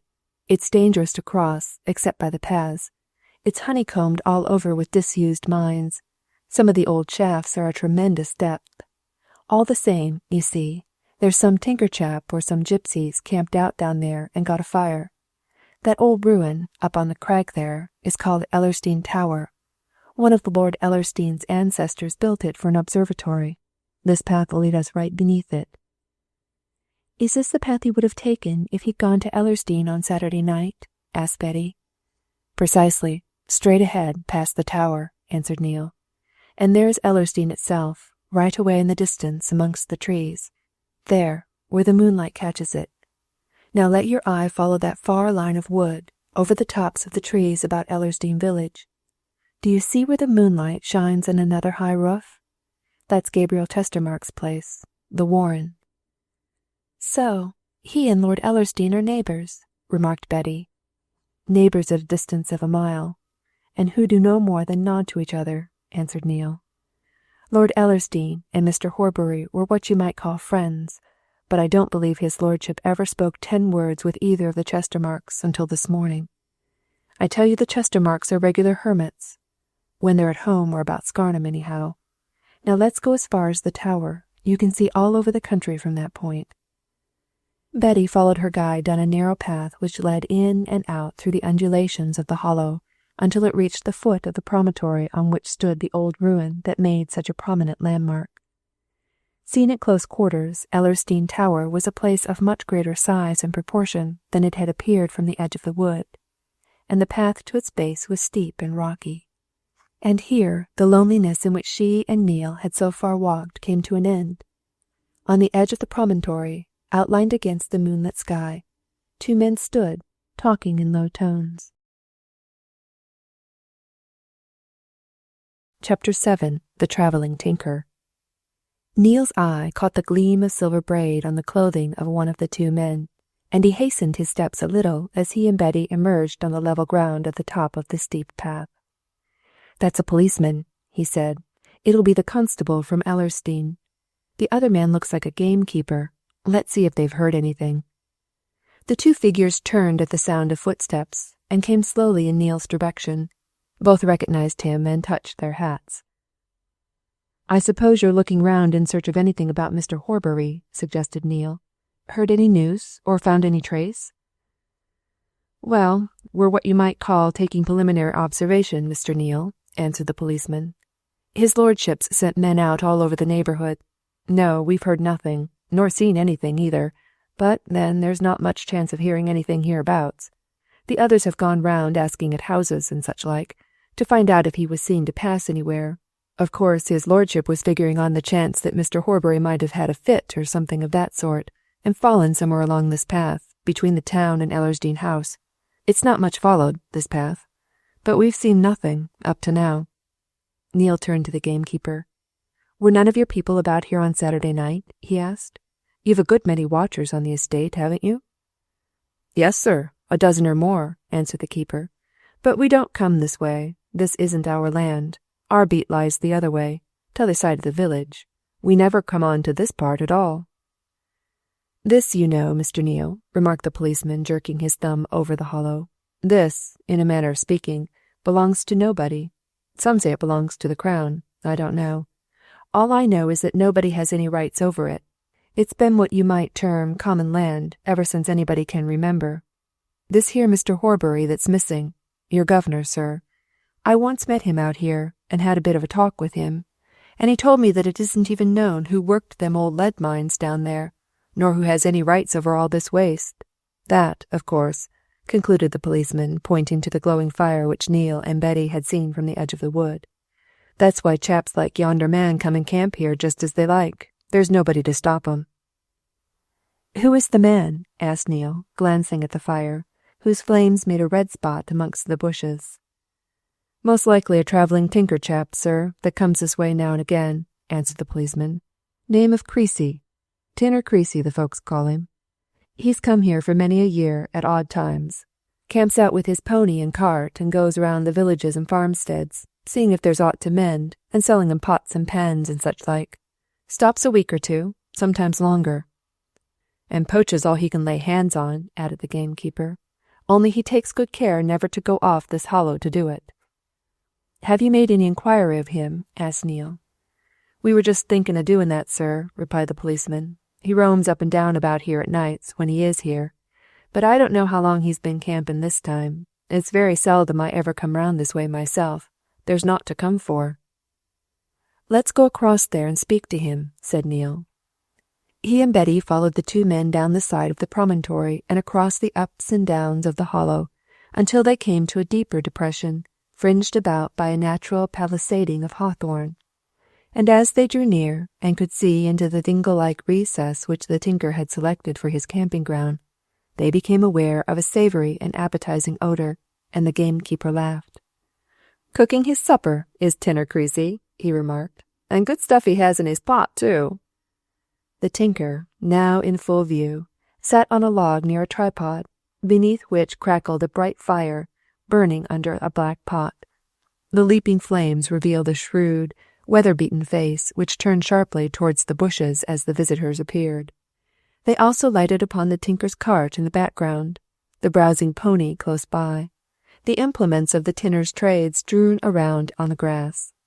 It was an alluring picture of vagabond life, and Neil suddenly compared it with the dull existence of folk who, like himself, were chained to a desk. He would have liked to sit down by Tinner Creasy and ask him about his doings, but the policeman had less poetical ideas. "Hello, Tinner," he said with easy familiarity. "Here again, what? I thought we should be seeing your fire some night this spring. Been here long?" The tinker, who had remained seated on his log until he saw that a lady was of the party, rose and touched the edge of his fur cap to Betty in a way which indicated that his politeness was entirely for her. "Since yesterday," he answered laconically. "Only since yesterday?" exclaimed the policeman. "Ah, that's a pity now. You wasn't here Saturday night, then?" The tinker turned a quizzical eye on the four inquiring faces. "How would I be here Saturday night, when I only came yesterday?" he retorted. "You're the sort of chap that wants two answers to one question. What about Saturday night?" The policeman took off his helmet and rubbed the top of his head as if to encourage his faculties. "Nay," he said, "there's a gentleman missing from Scarnham yonder, and it's thought he came out this way after dark, Saturday night, and something happened. But, of course, if he wasn't in these parts, then—" "I wasn't, nor within 10 miles of 'em," said Creasy. "Who is the gentleman?" "Mr. Horbury, the bank manager," answered the policeman. "I know Mr. Horbury," remarked Creasy with a glance at Neil and Betty. "I've talked to him 101 times on this waste. So it's him, is it? Well, there's one thing you can be certain about." "What?" asked Betty eagerly. "Mr. Horbury wouldn't happen aught by accident hereabouts," answered the tinker significantly. "He knew every inch of this hollow. Some folks, now, might take a header into one of them old lead mines. He wouldn't. He could ha' gone blindfold over this spot." "Well, he's disappeared," observed the policeman. "There's a search being made, all around. You heard naught last night, I suppose?" Creasy gave Neil and Betty a look. "Heard plenty of owls and nightjars and such like," he answered, "and foxes and weasels and stoats and beetles creeping in the grass. Not human." The policeman resumed his helmet and sniffed audibly. He and the keeper moved away and talked together. Then the policeman turned to Neil. "Well, we'll be going back to the village, sir," he said. "If so be as you see our super, Mr. Neil, you might mention that we're out and about." He and his companion went off by a different path. At the top of the rise in the ground the policeman turned again. "Tinner," he called. "Hello," answered Creasy. "If you should hear or find aught," said the policeman, "come to me, you know." "All right," assented Creasy. He picked up some wood and replenished his fire, and glancing at Neil and Betty, who still lingered, he let fall a muttered whisper under his breath. "Bide a bit, till those chaps have gone," he said. "I've a word or two." He walked away to his cart after this mysterious communication, dived under its tilt, evidently felt for and found something, and came back, glancing over his shoulder to see that the keeper and policeman had gone their ways. "I never tell chaps of that sort anything, mister," he said, giving Neil a sly wink. "Them of my turn of life look on all gamekeepers and policemen as their natural enemies. They'd both of 'em turn me out of this if they could, only they know they can't. For some reason or other, Ellersdeane Hollow is no man's land, and therefore mine, and so I wasn't going to say anything to them, not me." "Then there is something you can say?" said Neil. "You were here on Saturday," exclaimed Betty. "You know something." "No, miss, I wasn't here Saturday," answered the tinker, "and I don't know anything, about what yon man asked, anyway. I told him the truth about all that. But you say Mr. Horbury's missing, and that he's considered to have come this way on Saturday night. So, do either of you know that?" He drew his right hand from behind him, and in the glare of the firelight showed them, lying across its palm, a briar tobacco pipe, silver-mounted. "I found that, last night, gathering dry sticks," he said. "It's letters engraved on the silver band, J.H. from B.F. J.H. now, does that mean John Horbury? You see, I know his Christian name." Betty uttered a sharp exclamation and took the pipe in her hand. She turned to Neil with a look of sudden fear. "It's the pipe I gave my uncle last Christmas," she said. "Of course I know it. Where did you find it?" she went on, turning to Creasy. "Do tell us. Do show us." "Foot of the crag there, miss, right beneath the old tower," answered Creasy. "And it's just as I found it. I'll give it to you, sir, to take to Superintendent Polke in Scarnham. He knows me. But just let me point something out. I ain't a detective, but in my 48 years I've had to keep my wits sharpened and my eyes open. Point out to Polke, and notice yourself, that whenever that pipe was dropped it was being smoked. The tobacco's caked at the surface, just as it would be if the pipe had been laid down at the very time the tobacco was burning well. If you're a smoker, you'll know what I mean. That's one thing. The other is, just observe that the silver band is quite bright and fresh, and that there are no stains on the briarwood. What's that indicate, young lady and young gentleman? Why, that pipe hadn't been laying so very long when I found it. Not above a day, I'll warrant." "That's very clever of you, very observant," exclaimed Betty. "But won't you show us the exact place where you picked it up?" Creasy cast a glance at his cooking pot, stepped to it and slightly tilted the lid. Then he signed for them to go back towards the tower by the path by which they had come. "Don't want my supper to boil over, or to burn," he remarked. "It's the only decent meal I get in the day, you see, miss. But it won't take a minute to show you where I found the pipe. Now, what's the idea, sir," he went on, turning to Neil, "about Mr. Horbury's disappearance? Is it known that he came out here Saturday night?" "Not definitely," replied Neil, "but it's believed he did. He was seen to set off in this direction, and there's a probability that he crossed over here on his way to Ellersdeane. But he's never been seen since he left Scarnham." "Well," observed Creasy, "as I said just now, he wouldn't happen anything by accident in an ordinary way. Was there any reason why anybody should set on him?" "There may have been," replied Neil.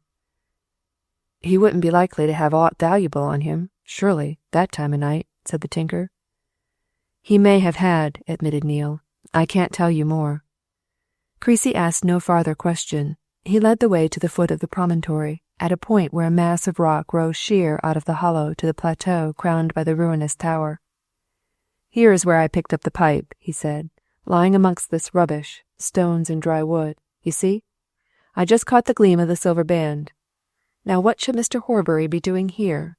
The path, you see, is a good 30 yards off, but he may have fallen over, or been thrown over, and it's a 60-foot drop from top to bottom." Neil and Betty looked up at the face of the rocks and said nothing, and Creasy presently went on, speaking in a low voice. "If he met with foul play, if, for instance, he was thrown over here in a struggle, or if, taking a look from the top there, he got too near the edge and something gave way," he said, "there's about as good means of getting rid of a dead man in this Ellersdeane hollow as in any place in England. That's a fact." "You mean the lead mines," murmured Neil. "Right, sir. Do you know how many of these old workings there is?" asked Creasy. "There's between 50 and 60 within a square mile of this tower. Some's fenced in, most isn't. Some of their mouths are grown over with bramble and bracken, and all of 'em are of tremendous depth. A man could be thrown down one of those mines, sir, and it'd be a long job finding his body. But all that's very frightening to the lady, and we'll hope nothing of it happen. Still—" "It has to be faced," said Betty. "Listen, I'm Mr. Horbury's niece, and I'm offering a reward for news of him. Will you keep your eyes and ears open while you're in this neighbourhood?" The tinker promised that he would do his best, and presently he went back to his fire, while Neil and Betty turned away towards the town. Neither spoke until they were halfway through the wood. Then Betty uttered her fears in a question. "Do you think the finding of that pipe shows he was there?" she asked. "I'm sure of it," replied Neil. "I wish I wasn't, but I saw him with this pipe on his lips at 2 o'clock on Saturday. I recognized it at once." "Let's hurry on and see the police," said Betty. "We know something now, at any rate." Polke, they were told at the police station, was in his private house close by. A police constable conducted them thither, and presently they were shown into the superintendent's dining room, where Polke, hospitably intent, was mixing a drink for a stranger. The stranger, evidently just in from a journey, rose and bowed, and Polke waved his hand at him with a smile as he looked at the two young people. "Here's your man, miss," said Polke cheerily. "Allow me. Detective Sergeant Starmidge, of the Criminal Investigation Department." Chapter 8. The Saturday Night Stranger.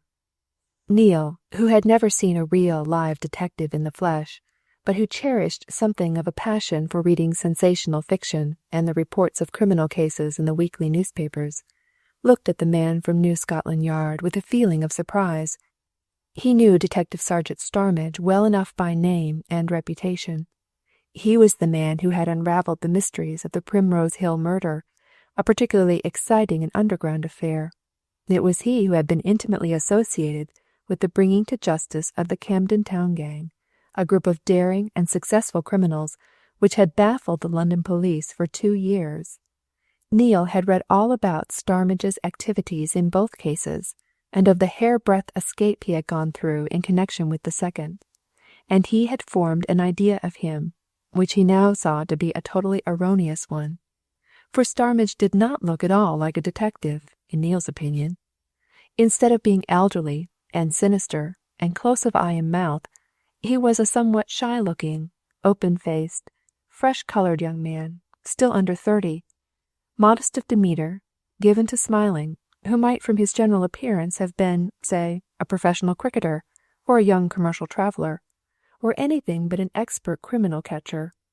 "Only just got here, and a bit tired, miss," continued Polke, waving his hand again at the detective.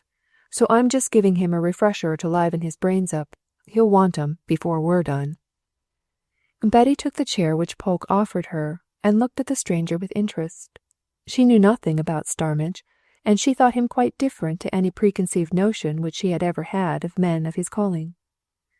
"I hope you will be able to help us," she said politely, as Starmage, murmuring something about his best respects to his host, took a whisky and soda from Polke's hand. "Do you think you will, and has Mr. Polke told you all about it?" "Given him a mere outline, miss," remarked Polke. "I'll prime him before he goes to bed. Yes, he knows the main facts." "And what do you propose to do, first?" demanded Betty. Starmage smiled and set down his glass. "Why, first," he answered. "First, I think I should like to see a photograph of Mr. Horbury." Polke moved to a bureau in the corner of his dining room. "I can fit you up," he said. "I have a portrait here that Mr. Horbury gave me not so long ago. There you are." He produced a cabinet photograph and handed it to Starmage, who looked at it and laid it down on the table without comment. "I suppose it conveys nothing to you?" asked Betty. "Well," replied Starmage with another smile, "if a man's missing, one naturally wants to know what he's like, and if there's any advertising of him to be done, by poster I mean, it ought to have a recent portrait of him." "To be sure," agreed Polke. "So far as I understand matters," continued Starmage, "this gentleman left his house on Saturday evening, hasn't been seen since, and there's an idea that he probably walked across country to a place called Ellersdeane, but up to now there's no proof that he did. I think that's all, Mr. Polke?" "All," assented Polke. "No," said Neil. "Miss Fosdyke and I have brought you some news. Mr. Horbury must have crossed Ellersdeane Hollow on Saturday night. Look at this, and I'll tell you all about it."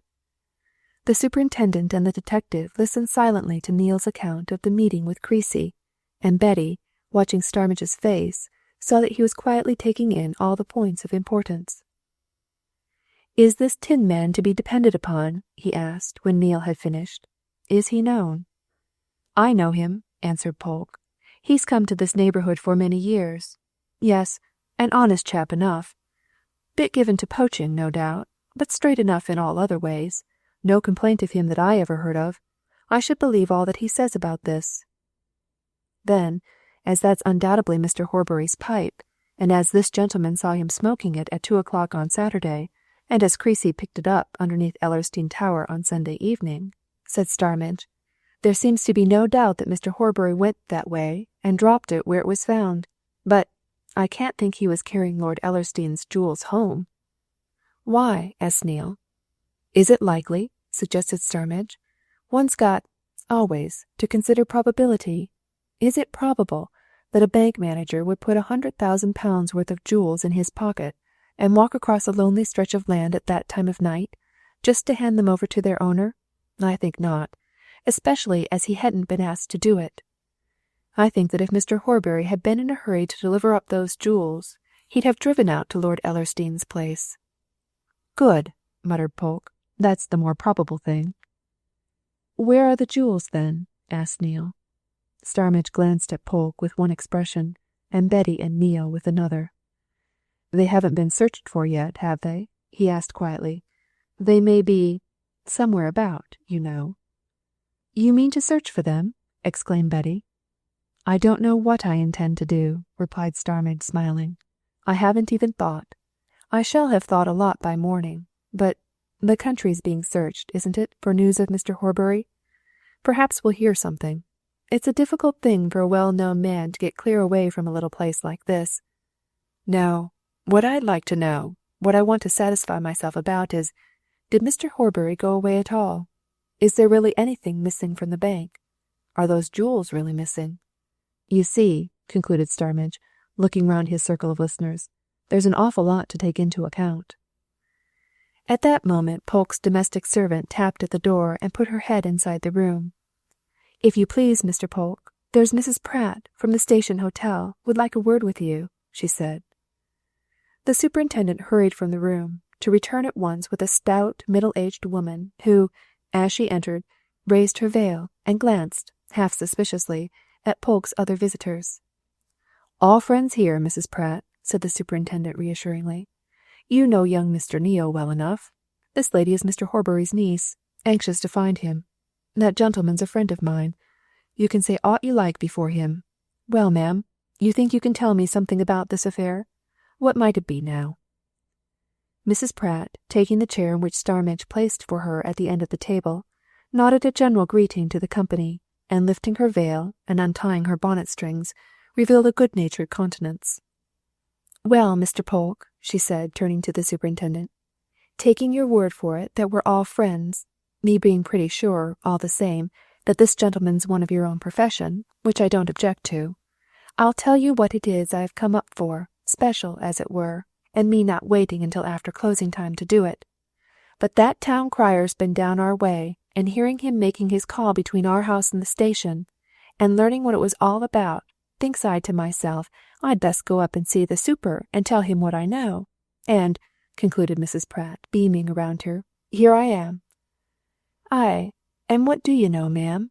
asked Polke. "Something, of course." "Or I shouldn't be here," agreed Mrs. Pratt, smoothing out a fold of her gown. "Well, Saturday afternoon, the time being not so many minutes after 5:30 got in, and therefore you might say at the outside 20 minutes to 6, a strange gentleman walked across from the station to our hotel, which is, as you are all well aware, exactly opposite. I happened to be in the bar-parlour window at the time, and I saw him crossing, saw likewise, from the way he looked about him, and up and down the town above us, that he'd never been in Scarnham before, and happen I'd best tell you what he was like, while the recollection's fresh in my mind. A little gentleman he was, very well dressed in what you might call the professional style, dark clothes and so forth, and a silk top hat. I should say about 50 years of age, with a fresh complexion and a biggish grey moustache and a nicely rolled umbrella. Quite the little swell he was. He made for our door, and I went to the bar window to attend him. He wanted to know if he could get some food, and I said of course he could. We'd some uncommon nice chops in the house. So he ordered 3 chops and cellars, and then asked if we'd a telephone in the house, and could he use it. And, of course, I told him we had, and showed him where it was. After which he wanted a local directory, and I gave him Scammond's Guide. He turned that over a bit, and then, when he'd found what he wanted, he went to our telephone box, which, as you're well aware, Mr. Polke, is in our front hall, and into it he popped." Mrs. Pratt paused a moment and gave her listeners a knowing look, as if she was now about to narrate the most important part of her story. "But what you mayn't be aware of, Mr. Polke," she continued, "is that our telephone box, which has glass panels in its upper parts, has at this present time one of those panels broken. Our potman did it, carrying a plank through the hall, so that anyone passing to and fro, as it were, when anybody's using the telephone, can't help hearing a word or two of what's being said inside.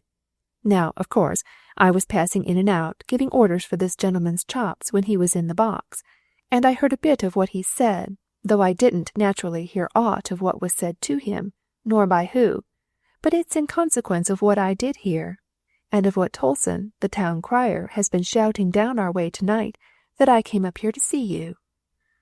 "Much obliged to you, Mrs. Pratt," said Polke. "Very glad to hear anything that may have to do with Mr. Horbury's disappearance. Now, what did you hear?" "What I heard," replied the landlady, "was this here, disjointed as you would term it.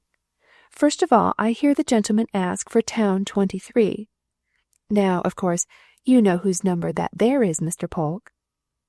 "Chestermarke's Bank," said Neale, turning to Betty. Chestermarke's Bank it is, sir, assented Mrs. Pratt, which you know very well, as also I do, having oft called it up. Very well, I didn't hear no more just then, me going into the dining-room to see that our maid laid the table proper. But when I was going back to the bar, I heard more. Along the riverside, says the gentleman.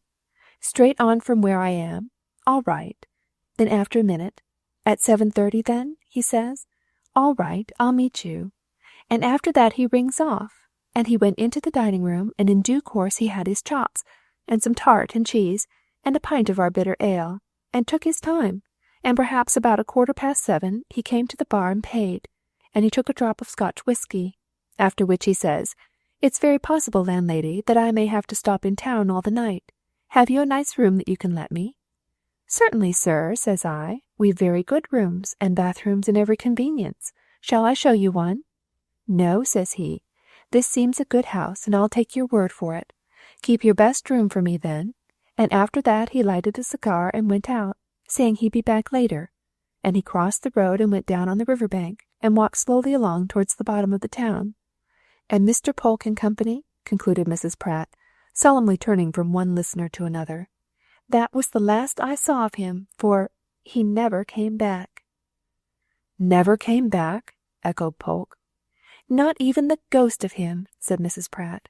I waited up myself till 12, and then I decided that he'd changed his mind and was stopping with somebody he knew, which person, Mr. Polke, I took to be Mr. Horbury. Why? 'Cause he'd rung up Chestermarke's Bank. And who should he want at Chestermarke's Bank at 6 o'clock of a Saturday evening but Mr. Horbury?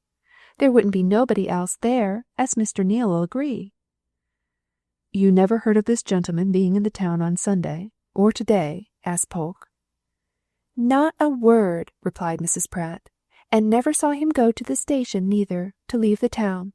Now, as you know, Mr. Polke, we've only 2 trains go away from here on Sundays, and there's only 4 on any weekday, us being naught but a branch line, and as our bar-parlour window is exactly opposite the station, I see everybody that goes and comes.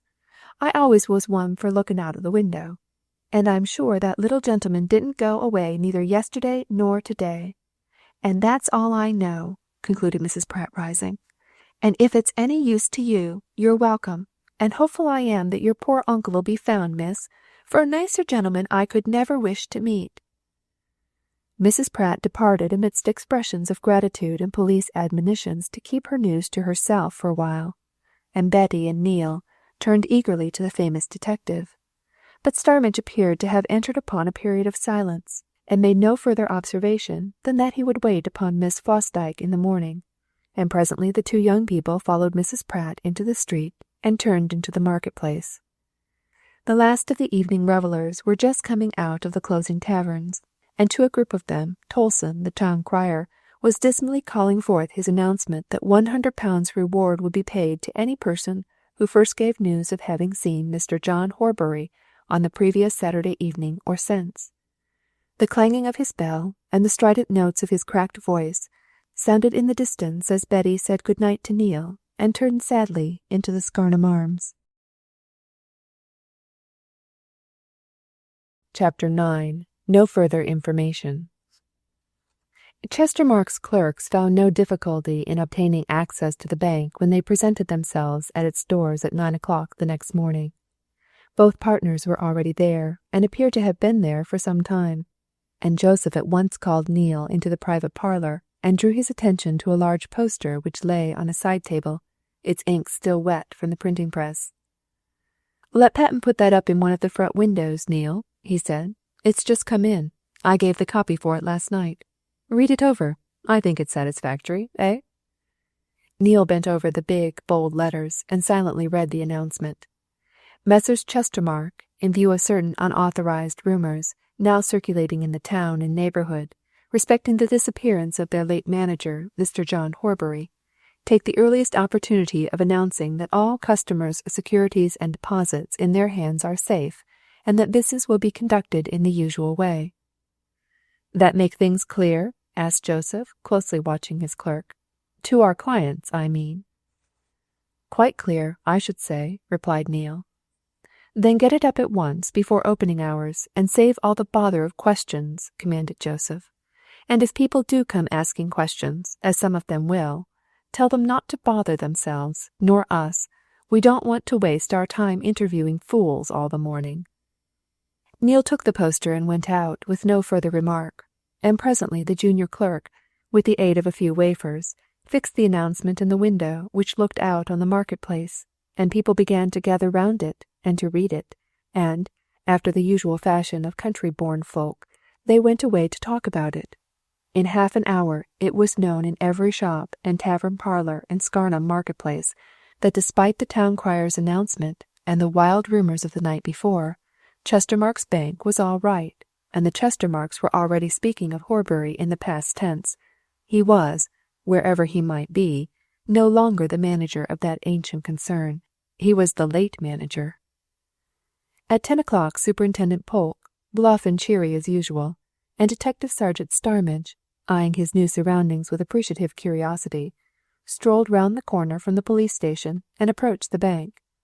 Half a dozen loungers were gathered before the window, reading the poster. The 2 police officials joined them and also read, in silence. Then, with a look at each other, they turned into the door which Patten had just opened. Neil hurried to the counter to meet them. "Well, Mr. Neil," said Polke, as if he had called on the most ordinary business, "we'll just have a word with your principals, if they please. A mere interchange of views, you know. We shan't keep 'em." "They don't want bothering," whispered Neil, bending over the counter. "Shan't I do instead?" "No, sir," answered Polke. "Nothing but principals will do. Here, Starmidge, give Mr. Neil one of your official cards." Neil took the card and disappeared into the parlour, where he laid it before Gabriel. "Mr. Polke is with him, sir," he said. "They say they won't detain you." Gabriel tossed the card over to his nephew with a look of inquiry. Joseph sneered at it and threw it into a waste-paper basket. "Tell them we don't wish to see them," he answered. "We—" "Stop a bit," interrupted Gabriel. "I think perhaps we'd better see them. We may as well see them and have done with it. Bring them in, Neil." Polke and Starmidge, presently entering, found themselves coldly greeted.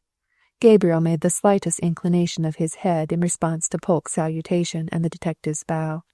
Joseph pointedly gave no heed to either. "Well?" demanded the senior partner. "We've just called, Mr. Chestermarke, to hear if you've anything to say to us about this matter of Mr. Horbury's," said Polke. "Of course, you know it's been put in our hands." "Not by us," snapped Gabriel. "Quite so, sir. By Lord Ellersdeane and by Mr. Horbury's niece, Miss Fosdyke," assented Polke. "The young lady, of course, is naturally anxious about her uncle's safety, and Lord Ellersdeane is anxious about the Countess's jewels, and we hear that securities of yours are missing." "We haven't told you so," retorted Gabriel. "We haven't even approached you," remarked Joseph. "Just so," agreed Polke, "but under the circumstances—" "We have nothing to say to you, Superintendent," interrupted Gabriel. "We can't help anything that Lord Ellersdeane has done, nor anything that Miss Fosdyke likes to do. Lord Ellersdeane is not, and never has been, a customer of ours. Miss Fosdyke acts independently. If they call you in, as they seem to have done very thoroughly, it's their lookout. We haven't. When we want your assistance we will let you know. At present, we don't." He waved one of the white hands toward the door as he spoke, as if to command withdrawal, but Polke lingered. "You don't propose to give the police any information, then, Mr. Chestermarke?" he asked quietly. "At present we don't propose to give any information to anybody whom it doesn't concern," replied Gabriel. "As regards the mere surface facts of Mr. John Horbury's disappearance, you know as much as we do." "You don't propose to join in any search for him, or any attempt to discover his whereabouts, sir?" inquired Starmidge, speaking for the first time. Gabriel looked up from his paper, and slowly eyed his questioner.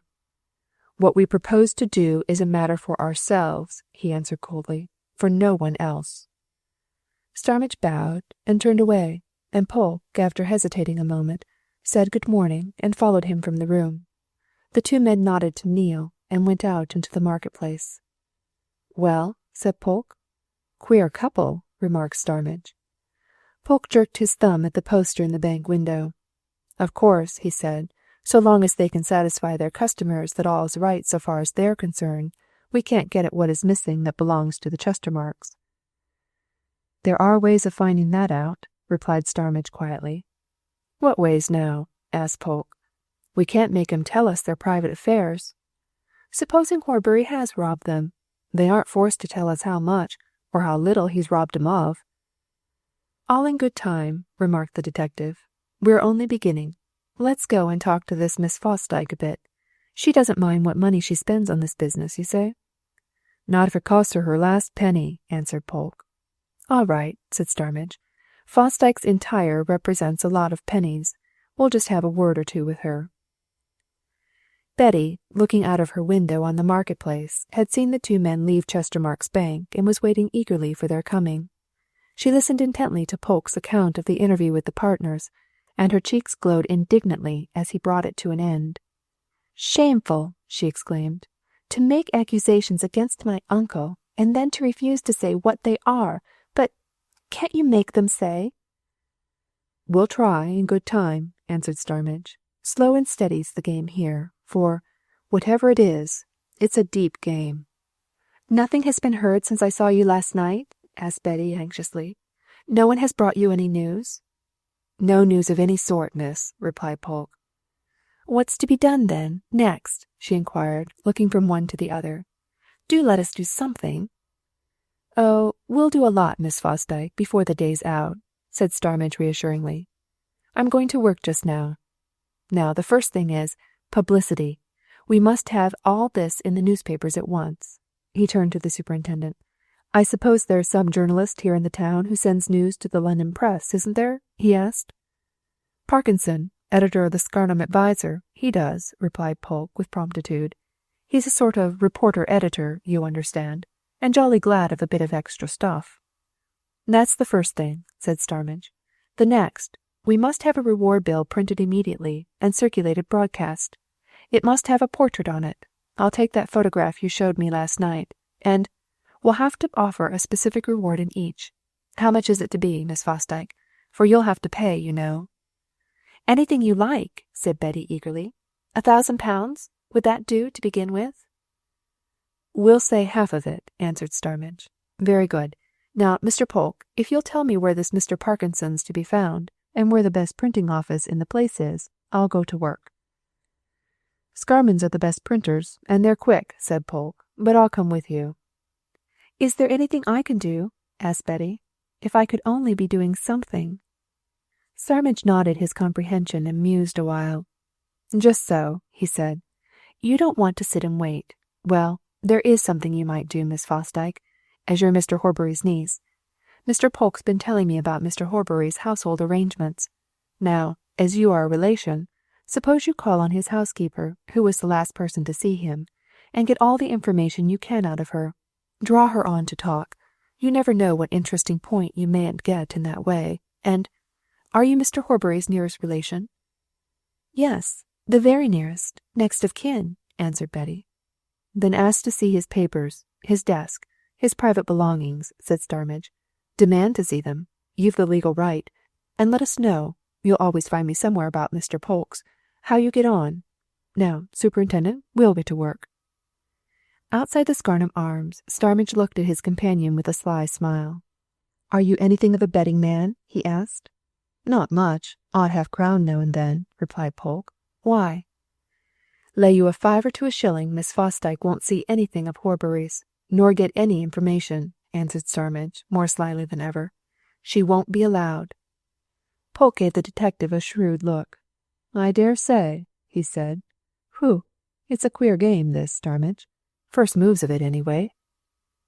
Let's get on to the next, counselled Starmidge. Where's this journalist?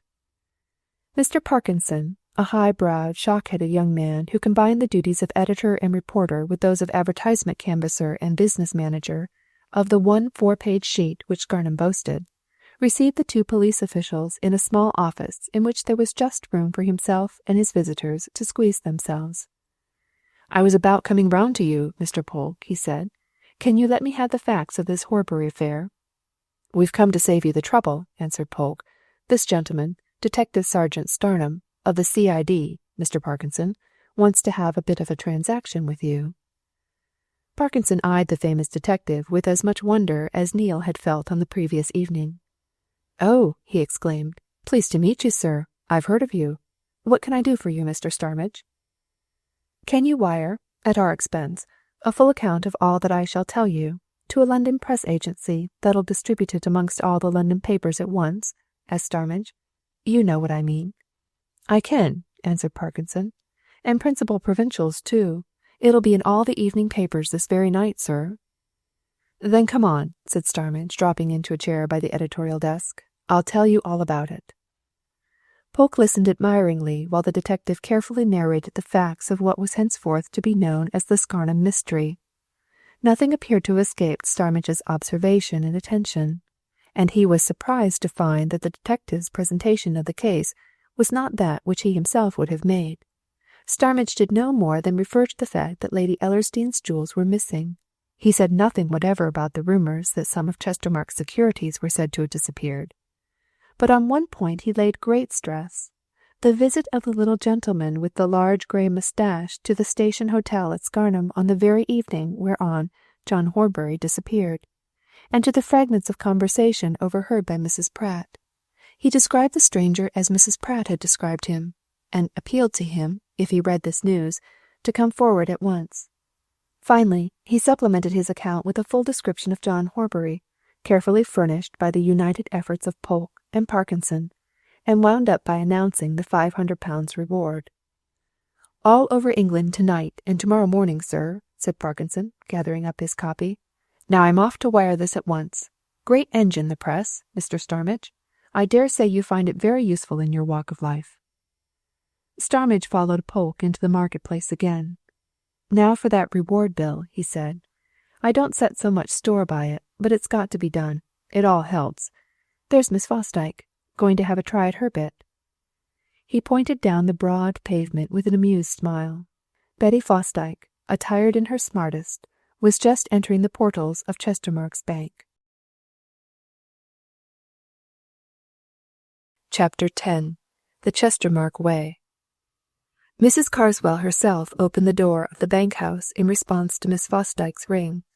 She started a little at the sight of the visitor, and her eyes glanced involuntarily and, as it seemed to Betty, with something of uneasiness at the side door which led to the Chestermarkes' private parlour. And Betty immediately interpreted the meaning of that glance. "No, Mrs. Carswell," she said, before the housekeeper could speak. "I haven't come to call on either Mr. Gabriel or Mr. Joseph Chestermarke. I came to see you. Mayn't I come in?" Mrs. Carswell stepped back into the hall, and Betty followed.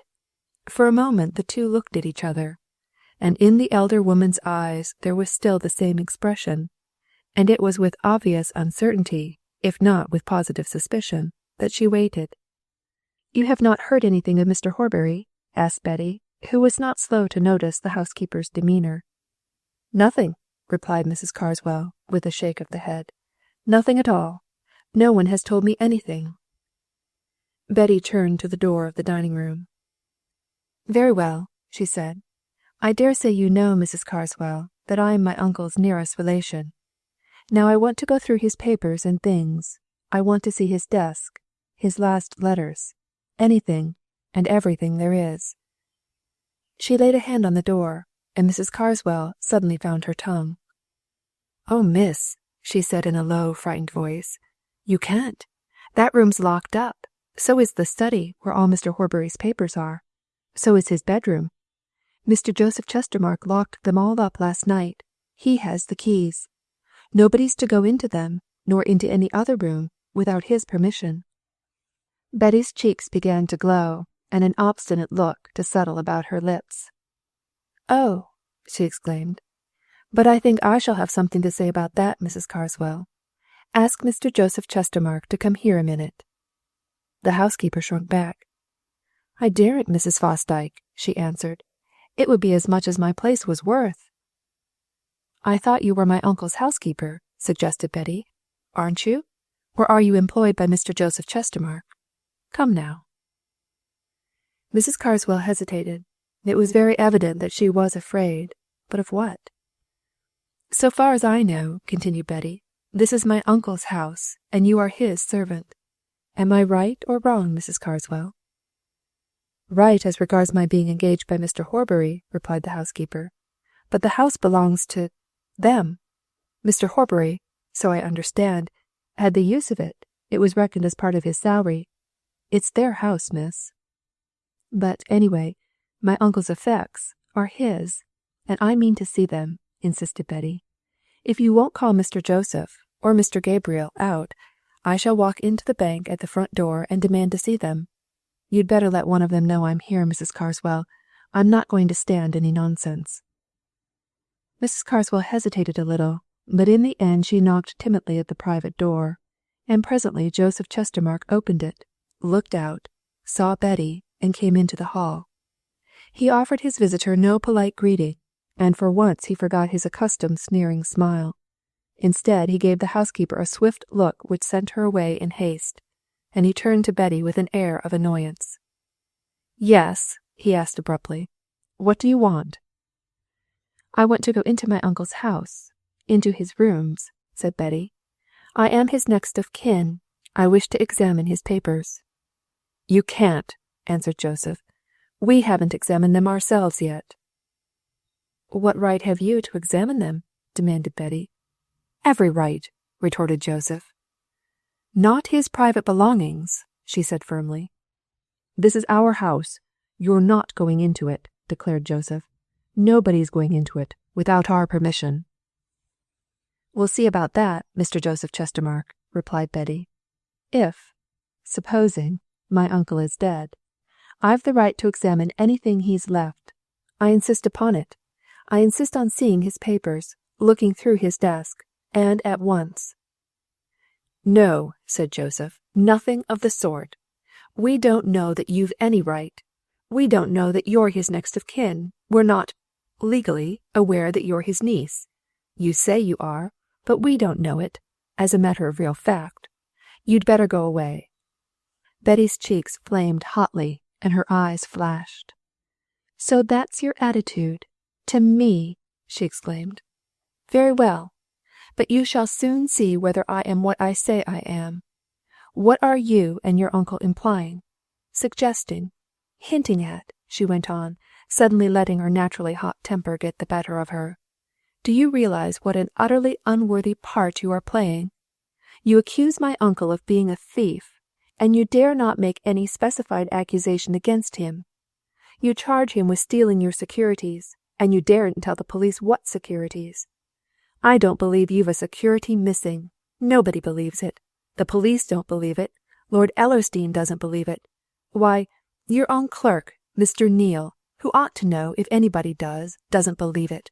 You're telling lies, Mr. Joseph Chestermarke. There, lies.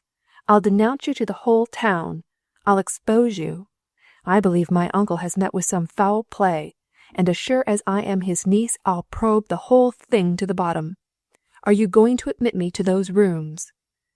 The door of the private room, which Joseph had left slightly ajar behind him, was pushed open a little, and Gabriel's colourless face looked out. "Tell the young woman to go and see a solicitor," he said, and vanished again. Joseph glanced at Betty, who was still staring indignantly at him.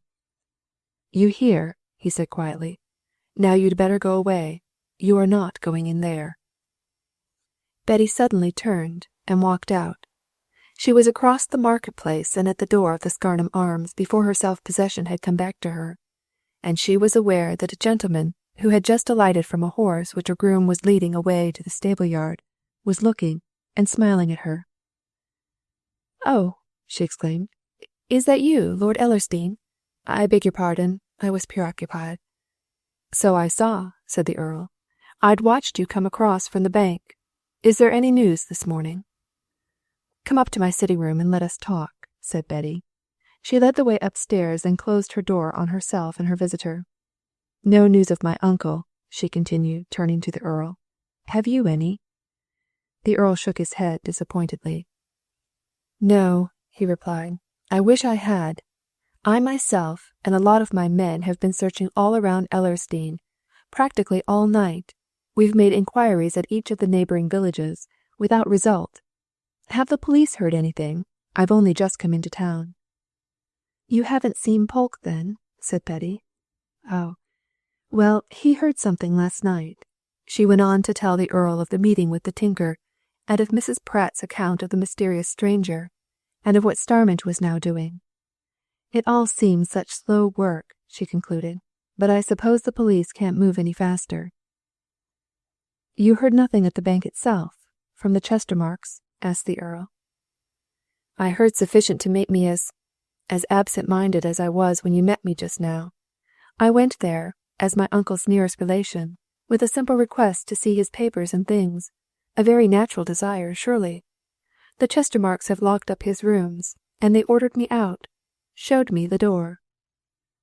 "How very extraordinary!" exclaimed the Earl. "Really? In so many words?" "I think Joseph had the grace to say I had better go away," said Betty, "and Gabriel, who called me a young woman, told me to go and see a solicitor, which, of course," she added reflectively, "is precisely what I shall do, as they will very soon find." The Earl stepped over to one of the windows and stood for a moment or two, silently looking out on the market-place. "I don't understand this at all," he said at last. "What is the meaning of all this reserve on the Chestermarkes' part? Why didn't they tell the police what securities are missing? Why don't they let you, his niece, examine Horbury's effects? What right have they to fasten up his house?" "Their house, so Mrs. Carswell says," remarked Betty. "Oh, well, it may be their house, strictly speaking," agreed the Earl, "but Horbury was its tenant, anyway, and the furniture and things in it are his, I'm sure of that, for he and I shared a similar taste in collecting old oak, and I know where he bought most of his possessions. I can't make the behaviour of these people out at all, and I'm getting more and more uneasy about the whole thing, Miss Fosdyke, as I'm sure you are. I wonder if the police will find the man who came to the Station Hotel on Saturday. Now, if they could lay their hands on him, and get to know who he was, and what he wanted, and if he really met your uncle—" The Earl suddenly paused and turned from the window with a glance at Betty. "There's young Mr. Neale coming across from the bank," he observed. "I think he's coming here. By the by, isn't he a relation of Horbury's?" "No," said Betty, "but my uncle was his guardian. Is he coming here, Lord Ellersdeane?" "Straight here," replied the Earl. "Perhaps he's got some news." Betty had the door open before Neale could knock at it. He came in with a smile, and glanced half whimsically, half as if he had queer news to give, at the two people who looked so inquiringly at him. "Well," demanded Betty, "what is it, Wally? Have these two precious principals sent you with news?" "They're not my principals any longer," answered Neale. He laid down some books and an old jacket on the table. "That's my old working coat," he went on with a laugh. "I've worn it for the last time, at Chestermarke's. They've dismissed me." Lord Ellersdeane turned sharply from the window, and Betty indulged in a cry of indignation. "Dismissed? You?" she exclaimed. "Dismissed?" "With a quarter's salary in lieu of notice," laughed Neale, slapping his pocket. "I've got it here, in gold." "But why?" asked Betty. Neale shook his head at her. "Because you told old Joseph that I didn't believe them when they said that some of their securities were missing," he answered. "You did it.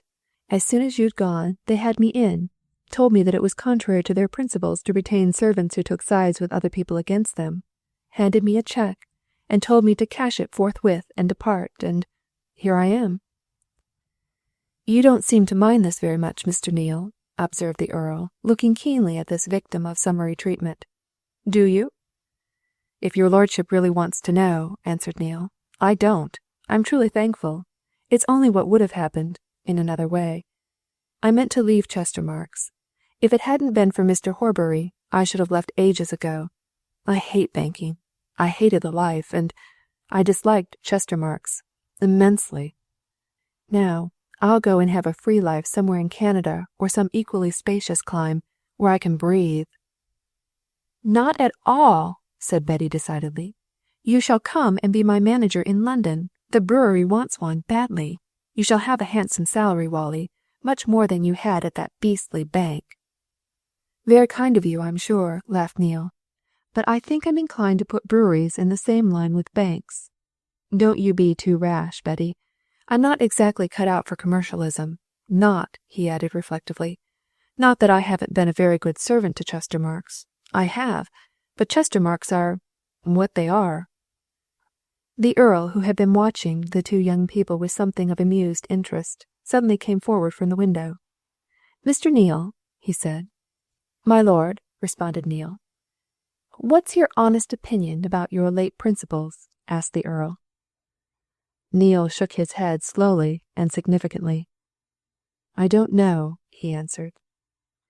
"Do you know that they've, just now, refused Miss Fosdyke permission to examine her uncle's belongings?" continued the Earl. "That they wouldn't even let her enter the house?" "No, I didn't know," replied Neil. "But I'm not surprised. Nothing that those two could do would ever surprise me." "Feeling that, what do you advise in this case?" asked the Earl. "Come, you're no longer in their employ. You can speak freely now. What do you think?" "Well," said Neil, after a pause, and speaking with unusual gravity, "I think the police ought to make a thorough examination of the bank house. I'm surprised it hasn't been thought of before." The Earl picked up his hat. "I've been thinking of it all morning," he said. "Come, let us all go round to Polke." Chapter 11. The Search Warrant. As they turned out of the marketplace into the street leading to the police station, Lord Ellersdeane and his companions became aware of a curious figure which was slowly preceding them, that of a very old man whose massive head and long white hair, falling in thick shocks about his neck, was innocent of covering, whose tall, erect form was closely wrapped about in a great, many-caped horseman's cloak, which looked as if it had descended to him from some early Georgian ancestor. In one hand he carried a long staff, the other clutched an ancient folio. Altogether he was something very much out of the common, and Neil, catching sight of him, nudged Betty Fosdyke's elbow and pointed ahead. "One of the sights of Scarnham," he whispered. "Old Batterley, the antiquary, never seen with a hat, and never without that cloak, his staff, and a book under his arm. You needn't be astonished if he suddenly stops and begins reading his book in the open street. It's a habit of his." But the antiquary apparently had other business. He turned into the police station, and when the three visitors followed him a moment later, he was already in Polke's private office, and Polke and Starmidge were gazing speculatively at him. Polke turned to the newcomers as the old man, having fitted on a pair of large spectacles, recognized the Earl and executed a deep bow. "Mr. Batterley's just called with a suggestion, my lord," observed Polke good-humouredly. "He's heard of Mr. Horbury's disappearance, and of the loss of your lordship's jewels, and he says that an explanation of the whole thing may be got if we search the bank house." "Thoroughly," said Batterley, with a warning shake of his big head. "Thoroughly, Mr. Polke. No use just walking through the rooms and seeing what any housemaid would see. The thing must be done properly. Your lordship," he continued, turning to the Earl, "knows that many houses in our market-place possess secret passages, double staircases, and the like. Horbury's house is certainly one of those that do. It has, of course, been modernized. My memory is not quite as good as it was, but I have a recollection that when I was a boy, well over 70 years ago, I am, as your lordship is aware, nearer 90 than 80, there were hiding-places discovered in the bank house at the time Matthew Chestermarke, grandfather of the present Gabriel, had it altered. In fact, I am quite sure I was taken by my father to see them. Now, of course, many of these places were bricked up and so on, but I think, it is my impression, that a double staircase was left untouched, and some recesses in the panelling of the garden-room. That garden-room, Mr. Polke, if you know what I mean." "Mr. Batterley," remarked the Earl, "means the panelled room which looks out on the garden. Mr. Horbury has used it as a study." "The garden-room," continued the old antiquary, "should be particularly examined. It is into that room that the double staircase opens, by a door concealed in the recess at the side of the fireplace. There were, I am sure, recesses behind the panelling in that room. Now, Horbury may have known of them. He had tastes of an antiquarian disposition, in an amateur way, you know. At any rate, Mr. Polke, you should examine the house, and especially that room, for Horbury may have hidden Lord Ellersdeane's property there. A deeply interesting room, that," added the old man musingly. "I haven't been in it for some 60 years or so, but I remember it quite well. It was in that room that Jasper Chestermarke murdered Sir Gervase Rudd." Starmidge, who, like the rest of them, had been listening eagerly to Badderly's talk, turned sharply to him. "Did you say murdered, sir?" he said. "A well-known story," answered the old man half impatiently, as he rose from his chair. "An ancestor of these Chestermarkes. He killed a man in that very room. Well, that's what I suggest, Mr. Polke, and for another reason. As Lord Ellersdeane there knows, being, as his lordship is, a member of our society, the bank house is so old that underneath it there may be such matters as old wells, old drains. Now supposing Horbury had discovered some way under the present house, some secret passage or something, and that he went down into it on Sunday, He may have fallen into one of these places, and be lying there dead or helpless. It's possible, Mr. Polke, it's quite possible. I make the suggestion to you for what it's worth, you know." The old man bowed himself out and went away, and Polke turned toward Lord Ellersdeane and Betty. "I'm glad your lordship's come in," he said. "Quite apart from what Mr. Badderly suggests, we'll have to examine that bank house. It's all nonsense, allowing the Chestermarkes to have their own way about everything. It's time we examined Horbury's effects." Starmidge turned to Betty. "Did you succeed in getting in there, Miss Fosdyke?" he asked. "No," replied Betty. "Mr. Joseph Chestermarke absolutely refused me admittance, and his uncle told me to go to a solicitor." "Good advice, certainly," remarked Polke dryly. "You'd better take it, miss. But what's Mr. Neale doing here?" "Mr. Neale," said the Earl, "has just been summarily dismissed for, to put it plainly, taking sides with Miss Fosdyke and myself." "Ho, ho!" exclaimed Polke. "Ah, well, my lord, there's only one thing to be done, and as your lordship's in town, let's do it at once." "What?" asked the Earl. "You must come with me before the borough magistrates. They're sitting now," said Polke, "and make application for a search warrant. Your lordship will have to swear that you have lost your jewels, and that you have good cause to believe that they may be on the premises occupied lately by Mr. Horbury, in whose care you entrusted them. It's a mere matter of form. We shall get the warrant at once. Then Starmidge and I will go and execute it. Miss Fosdyke, just do what I suggest, if you please. Mr. Neale will take you to Mr. Pellworthy, the solicitor. He was your uncle's solicitor, and a friend of his. Tell him all about your visit to the bank this morning. Say that you insist, as next of kin, on having access to your uncle's belongings. Get Mr. Pellworthy to go with you to the bank. Meet Detective Sergeant Starmidge and me outside there in, say, half an hour. Then we'll see what happens. Now, my lord, if you'll come with me, we'll apply for that search warrant." As the Starmidge clocks were striking 12 that morning, Gabriel and Joseph Chestermarke looked up from their desks to see Shirley's eyes, large with excitement, gazing at them from the threshold of their private parlour. "Well?" demanded the senior partner. The clerk moved nearer to his principal's desk. "Mr. Polke's outside, sir, with the gentleman who came in with him before," announced Shirley. "He says he must see you at once, and there's Mr. Pellworthy, sir, with Miss Fosdyke. Mr. Pellworthy says, sir, that he must see you at once, too." Gabriel glanced at his nephew, and Joseph spoke without looking up from his writing pad, as if he knew that his partner was regarding him. "Bring them all in," he said. He himself criticized his writing as the 4 callers were ushered in. He did not even look round at them. Gabriel, more sphinx-like than ever, regarded each in order with an air of distinct disapproval, and he took care to speak first. "Now, Mr. Pellworthy," he said sharply, "what do you want?"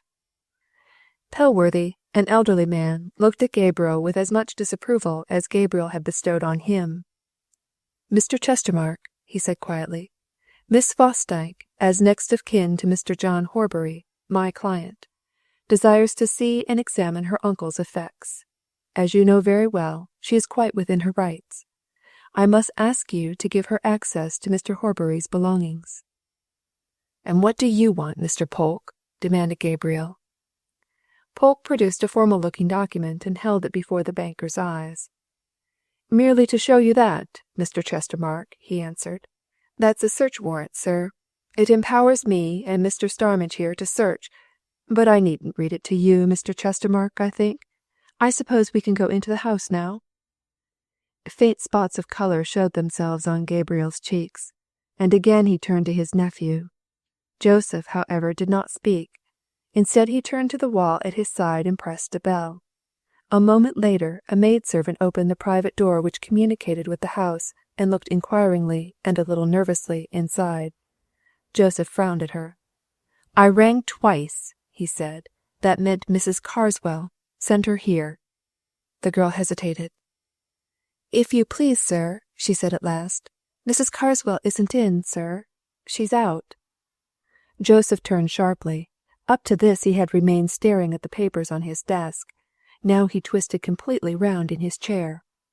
"Where is she?" he demanded. "Fetch her."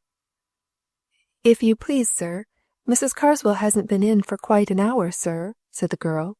"She put on her things and went out, sir, just after that young lady called this morning. She's never come back, sir." Polke, who was standing close to Starmidge, quietly nudged the detective's elbow. Both men watched the junior partner, and both saw the first signs of something that was very like doubt and anxiety show in his face. "That'll do," he said to the servant.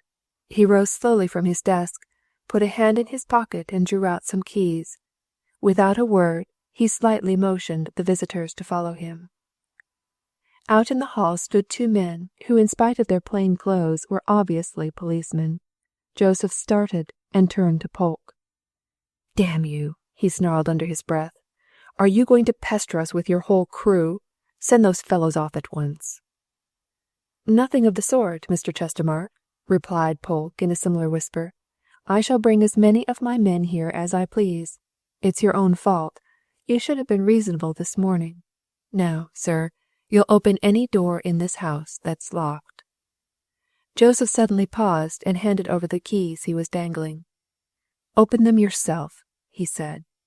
He turned on his heel and without another word or look went back into the private parlour, and Polke, opening the door of the dining room, ushered his party inside, and then stepped back to the two men who were waiting in the hall.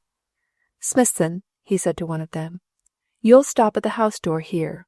Inside, mind, so as not to attract attention from any customers coming up this hall to the bank. Jones, come out here with me a minute," he continued, taking the second man outside. "Look here, I've got a quiet job for you. You know the housekeeper here, Mrs. Carswell? She's disappeared. May be all right, and it mayn't. Now, you go out and take a look round for her, and go to the cab stand at the corner of the Moot Hall, and just find out if she's taken a taxi from them, and if so, where she wanted to be driven to, and then come back and tell me. And when you come back, stay inside the house with Smithson."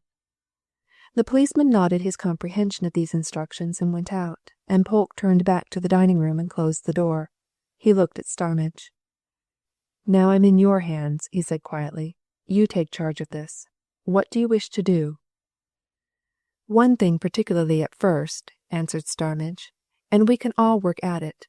Never mind these secret passages and dark corners and holes in the panels at present.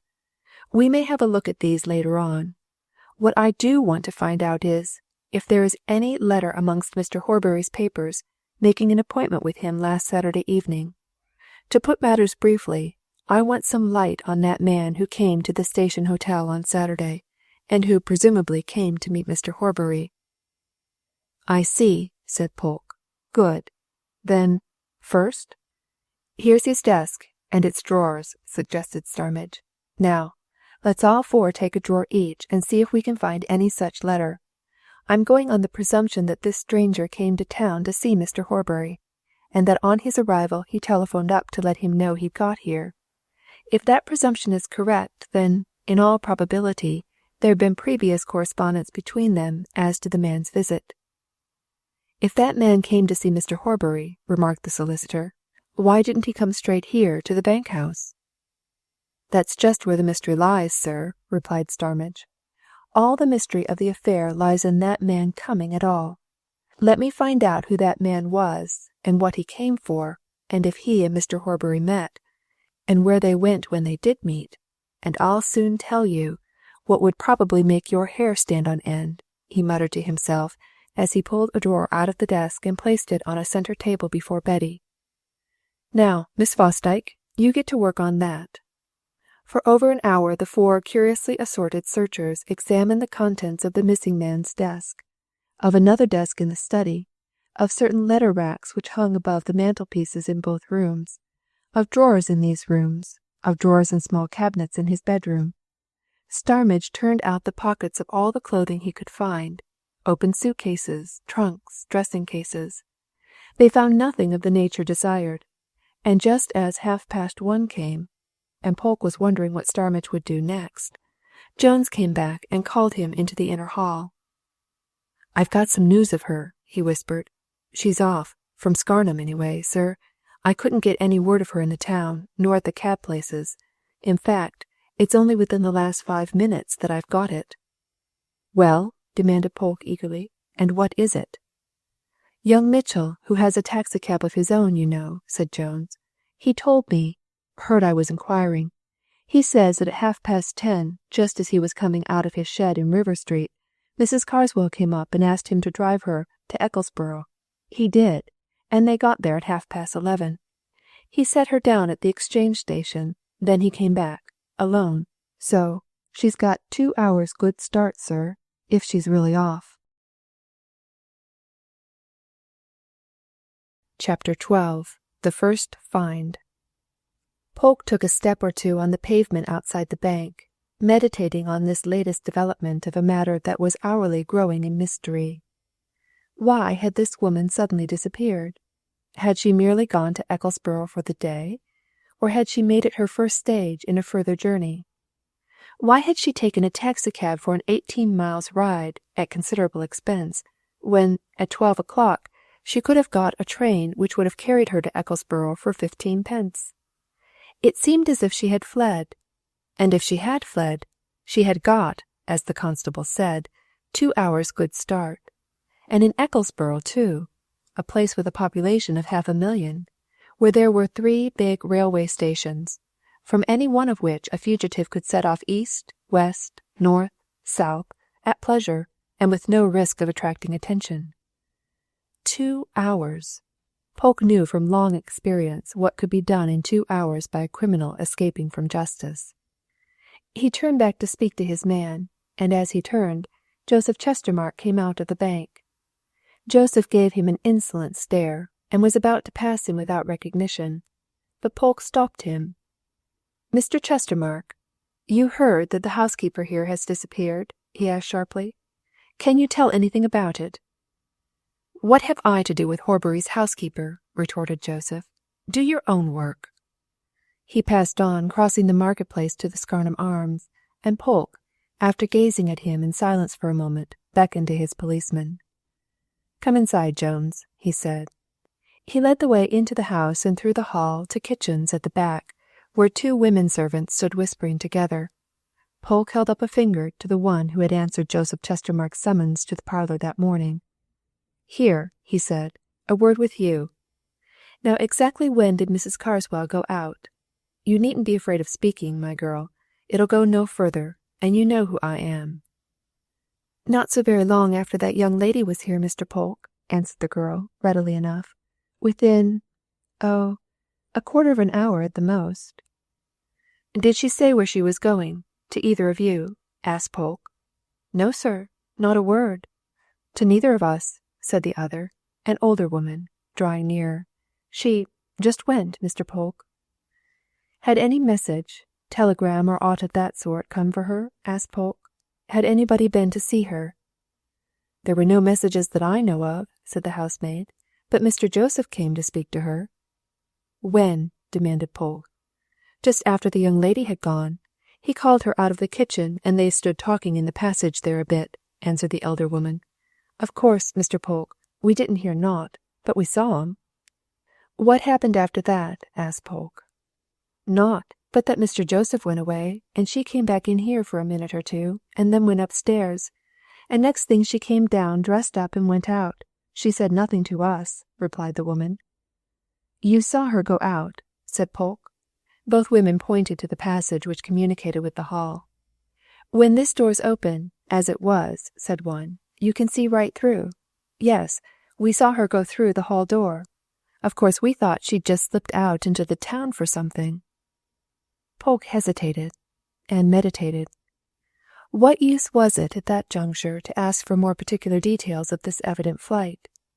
Mrs. Carswell was probably well away from Ecclesborough by this time. He turned back to the hall, and then looked at the women again. "I suppose neither of you ever saw or heard aught of Mr. Horbury on Saturday night, after he'd gone out?" he inquired. The two women glanced at each other in silence. "Did you?" repeated Polke. "Come now." "Well, Mr. Polke," said the elder woman, "we didn't, but, of course, we know what's going on. Couldn't very well not know, now could we, Mr. Polke? And we can tell you something that may have to do with things." "Out with it, then," commanded Polke. "Keep nothing back." "Well," said the woman, "there was somebody stirring about this house in the middle of Saturday night, between, say, 1 and 2 o'clock in the morning. Sunday morning, of course.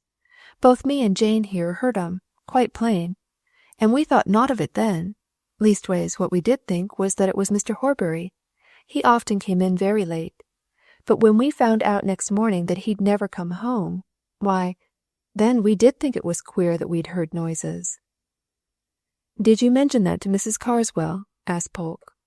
"Of course, but she said she'd heard nothing, and it must have been rats," replied the elder woman. "But I've been here 3 years, and I've never seen a rat in the place." "Nor me," agreed the housemaid. "And it wasn't rats. I heard a door shut, twice, plain as I'm speaking to you, Mr. Polke." Polke reflected a minute, and then turned away. "All right, my lasses," he said. "Well, keep all this to yourselves. Here, I'll tell you what you can do. Send Miss Fosdyke a nice cup of tea into the study. Send us all one. We can't leave what we're doing just yet. And a mouthful of bread and butter with it. Come along, Jones," he continued, leading the constable away. "Here, you step round to old Mr. Batterley's, you know where he lives, near the castle. Mr. Polke's compliments, and would he be so good as to come to the bank house and help us a bit? He'll know what I mean. Bring him back with you." The constable went away, and Polke, after rubbing one of his mutton-chop whiskers for a while with an air of great abstraction, returned to the study. There Mr. Pellworthy and Betty Fosdyke were talking earnestly in one of the window recesses. Starmidge, at the furthest end of the room, was examining the old oak panelling. "I've sent for Mr. Batterley to give us a hand," said Polke. "I suppose we'd best examine this room in the way he suggested?" Starmidge betrayed no enthusiasm. "If he can do any good," he answered, "but I don't attach much importance to that. However, if there are any secret places around—" "There's a nice cup of tea coming in for you and Mr. Pellworthy in a minute, Miss Fosdyke," said Polke. "We'll all have to put our dinner off a bit, I reckon." He motioned to the detective to follow him out of the room. "Here's a nice go," he whispered. "The housekeeper's off, bolted, without a doubt, and she's got a clear start, too." Starmidge turned sharply on the superintendent. "Got any clue to where she's gone?" he demanded. "She's gone amongst 500,000 other men and women," replied Polke ruefully. "I found out that much. Drove off in a taxicab to Ecclesborough as soon as Miss Fosdyke had been here this morning, and, mark you, after a few minutes' conversation with Joseph Chestermarke. Ecclesborough, indeed! Might as well look for a drop of water in the ocean as for one woman in Ecclesborough. She was set down at the exchange station. Why, she may be half-way to London or Liverpool or Hull by now." Starmidge was listening intently, and passing over the superintendent's opinions and regrets, he fastened on his facts. "After a few minutes' conversation with Joseph Chestermarke, you say," he observed. "How do you know that?" "The servants told me just now," replied Polke. Starmidge glanced at the door of the private parlour. "He's gone out," said Polke. Just then the door opened and Gabriel emerged, closing and locking it after him. He paid no attention to the two men, and was passing on towards the outer hall when Polke hailed him. "Mr. Chestermarke," he said, "sorry to trouble you. Do you know that the housekeeper, Mrs. Carswell, has disappeared? You heard what that girl said this morning. Well, she hasn't come back, and—" "No concern of mine, Mr. Police Superintendent," interrupted Gabriel. "Nothing of this is any concern of mine. I shall be obliged to you if you'll confine your very unnecessary operations to the interior of the house, and not stand about this outer hall, or keep this door open between outer and inner halls. I don't want my customers interfered with as they come and go." With that the senior partner passed on, and Starmidge smiled at his companion. "I'm glad he interrupted you, all the same, Mr. Polke," he said. "I was afraid you were going to say that you knew this woman had gone, in a hurry, to Ecclesborough."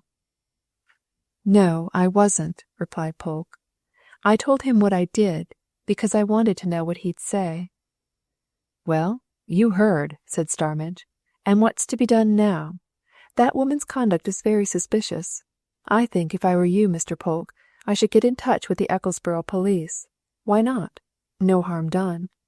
Why not call them up, give them a description of her, and ask them to keep their eyes open? She mayn't have left Ecclesborough, mayn't intend leaving, for, look here," he drew Polke further away from the two doors between which they were standing, and lowered his voice to a whisper. "Supposing," he went on, "supposing there is any secret understanding between this Mrs. Carswell and Joseph Chestermarke, and it looks like it if she went off immediately after a conversation with him, she may have gone to Ecclesborough simply so that they could meet there, safely, later on, eh?" "Good notion," agreed Polke. "Well, we can watch him." "I'm beginning to think we must watch him. Thought so for the last 2 hours," said Starmidge. "But in the meantime, why not put the Ecclesborough police on to keeping their eyes open for her? Can you give them a good description?" "Know her as well as I know my own wife, by sight," answered Polke. "And her style of dressing, too. All right, I'll go down and do it now. Well, there'll be Mr. Batterley coming along in a few minutes. Jones has gone for him. If he can show you any of their secret places he talked about—" "He's here," said Starmidge, as the old antiquary and the constable entered the hall. "All right, I'll attend to him." But when Polke had gone, and Batterley had been conducted into the study, or garden-room as he insisted on calling it, Starmidge left the old man with Mr. Pellworthy and Betty, and made an excuse to go out of the room after the housemaid, who had just brought in the tea for which Polke had asked. He caught her at the foot of the staircase, and treated her to one of his most ingratiating smiles. "I say," he said, "Mr. Polke's just been telling me about what you and the cook told him about Mrs. Carswell. You know. Now, I say, you needn't say anything, except to cook, but I just want to take a look round Mrs. Carswell's room. Which is it?" The cook, who kept the kitchen door open so as not to lose anything of these delightful proceedings, came forward. Both accompanied Starmidge upstairs to show him the room he wanted, and Starmidge thanked them profusely and in his best manner, after which he turned them politely out and locked the door. Meanwhile Polke went to the police station and rang up the Ecclesborough police on the telephone. He gave them a full, accurate, and precise description of Mrs. Carswell, and a detailed account of her doings that morning, and begged them to make inquiry at the 3 great stations in their town. The man with whom he held conversation calmly remarked that as each station at Ecclesborough dealt with a few thousand of separate individuals every day, it was not very likely that booking clerks or platform officials would remember any particular persons, and Polke sorrowfully agreed with him. Nevertheless, he begged him to do his best. The far-off partner in this interchange of remarks answered that they would do a lot better if Mr. Polke would tell them something rather more definite. Polke gave it up at that, and went off into the market-place again, to return to the bank. But before he reached the bank he ran across Lord Ellersdeane, who, hanging about the town to hear some results of the search, had been lunching at the Scarnham Club, and now came out of its door. "Any news so far?" asked the Earl. Polke glanced round to see that nobody was within hearing. He and Lord Ellersdeane stepped within the doorway of the club-house.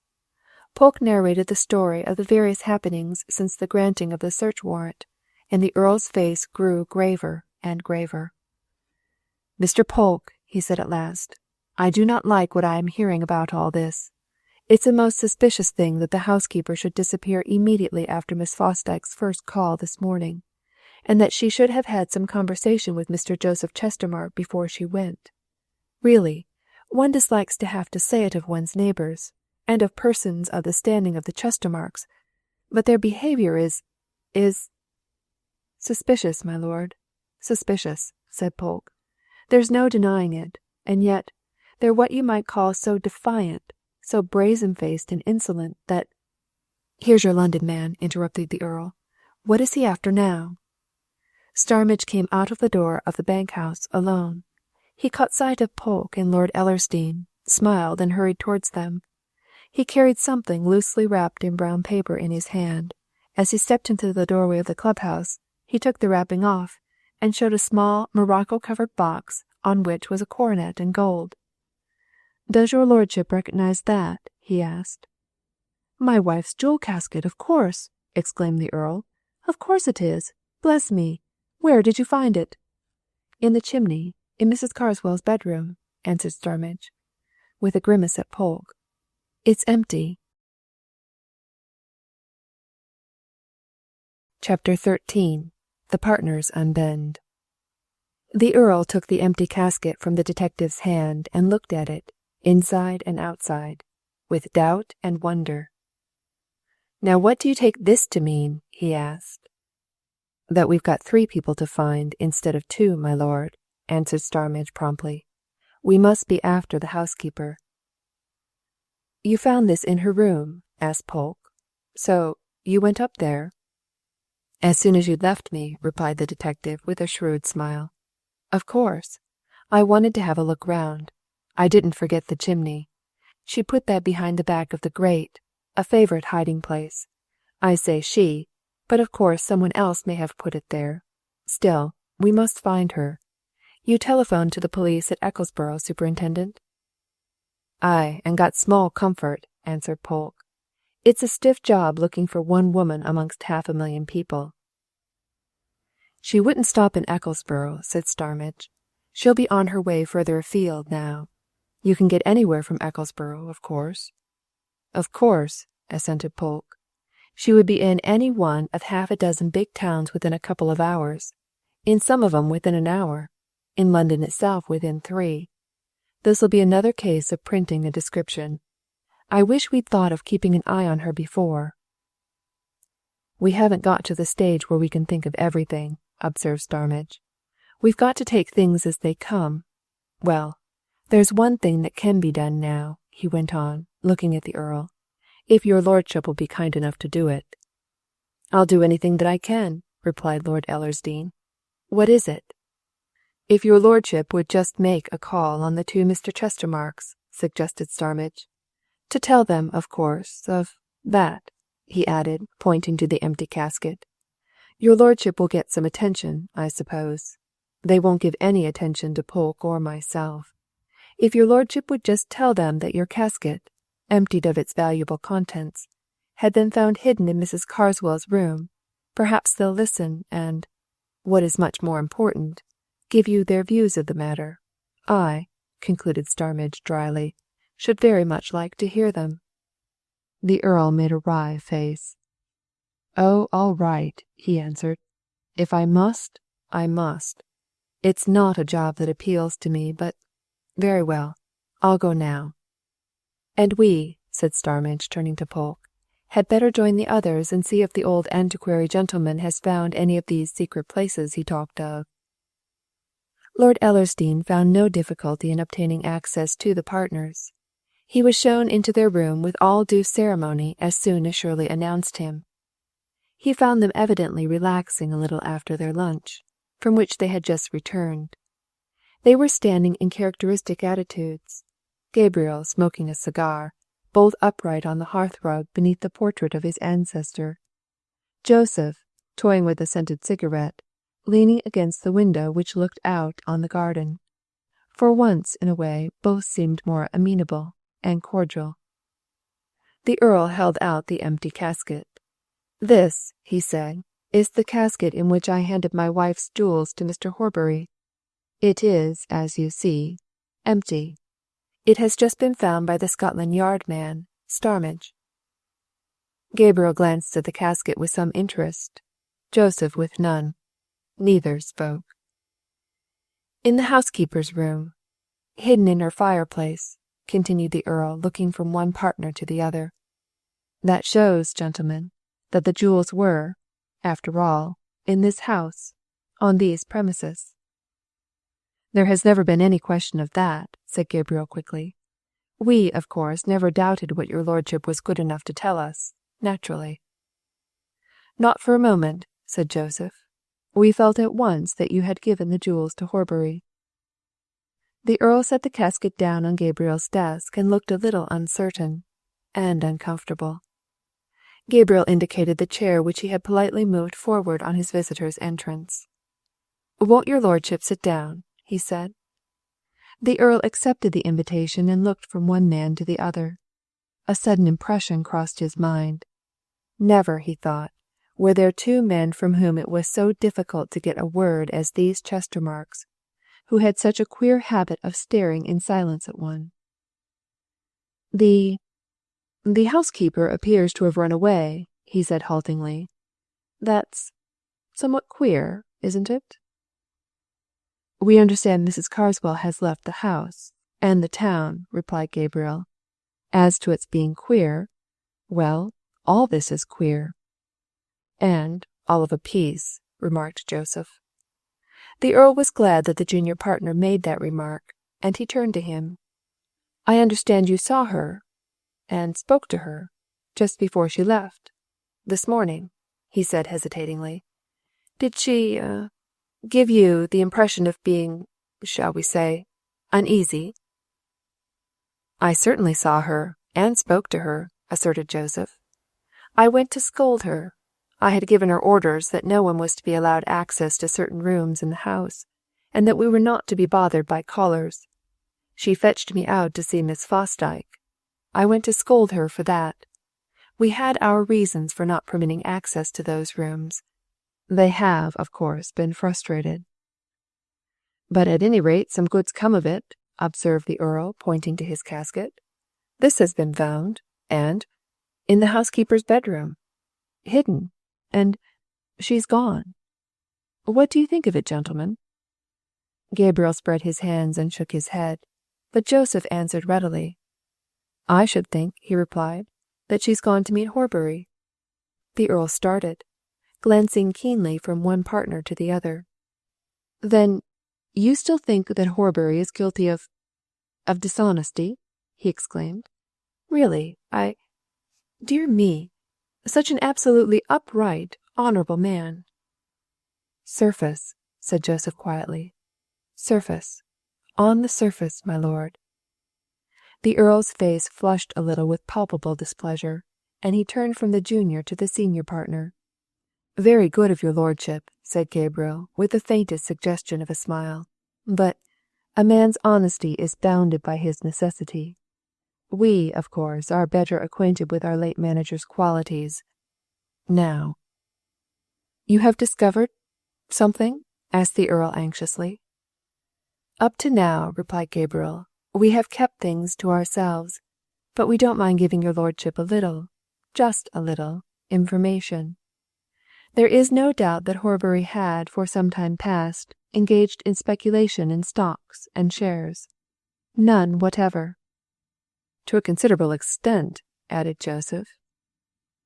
And unsuccessfully? Inquired the Earl. We are not yet quite sure of the details, answered Gabriel. The mere fact is enough. Of course, no man in his position has any right to speculate. Had we known that he speculated, he would have been discharged from our service, said Joseph. No banker can retain the services of a manager who gambles. The Earl began to feel almost as uncomfortable as if these two men were charging him with improper transactions. He was a man of simple mind and ideas, and he supposed the Chestermarkes knew what they were talking about.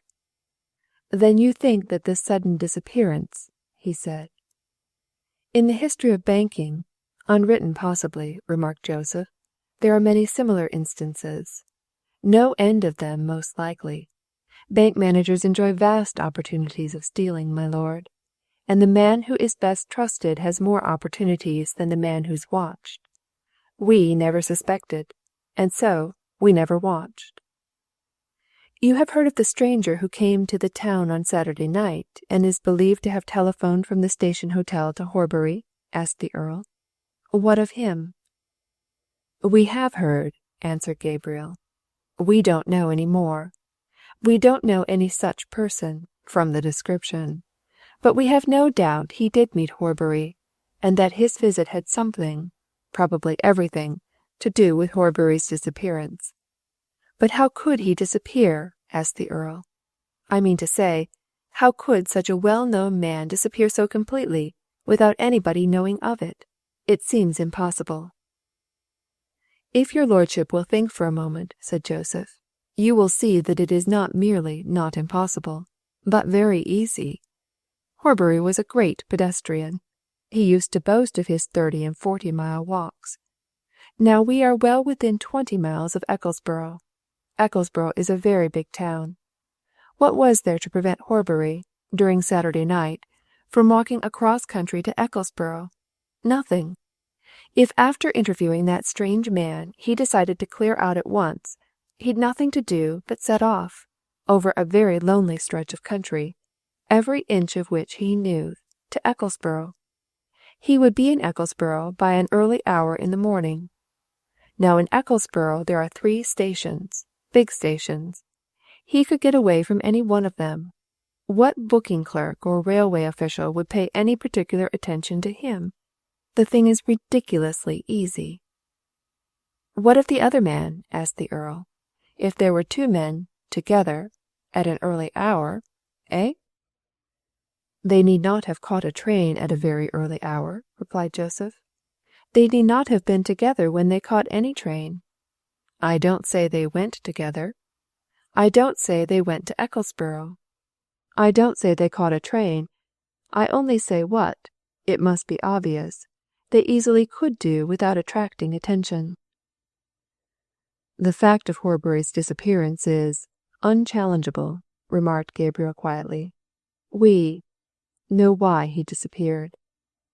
I should think, said Joseph still more quietly, that Lord Ellersdeane also knows, by now. No, I don't, exclaimed the Earl, a little sharply. I wish I did. Joseph pointed to the casket. Why had the police been officially, and officiously, searching the house then? He asked. To see if they could get any clue to his disappearance, replied the Earl. And they found that, retorted Joseph. In the housekeeper's room, said the Earl. She may have appropriated the jewels. I think your lordship must see that that is very unlikely, without collusion between Horbury and herself, remarked Gabriel.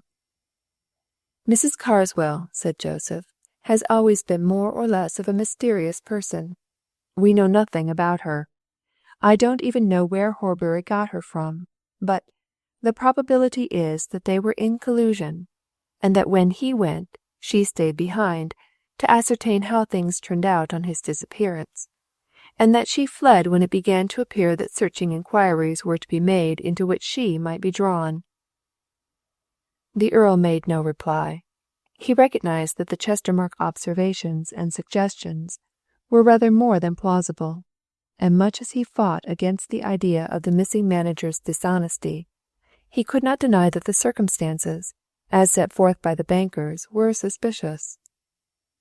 Your lordship will, of course, follow up this woman, said Gabriel, after a brief silence. I suppose the police will, replied the Earl. But aren't you going to do anything yourselves, Mr. Chestermarke? You told me, you know, that certain securities of yours were missing. Gabriel glanced at his nephew, and Joseph nodded. Oh, well, answered Gabriel, we don't mind telling your lordship, and if your lordship pleases, you may tell the police. We are doing something. We have, in fact, been doing something from an early hour. We have a very clever man at work just now.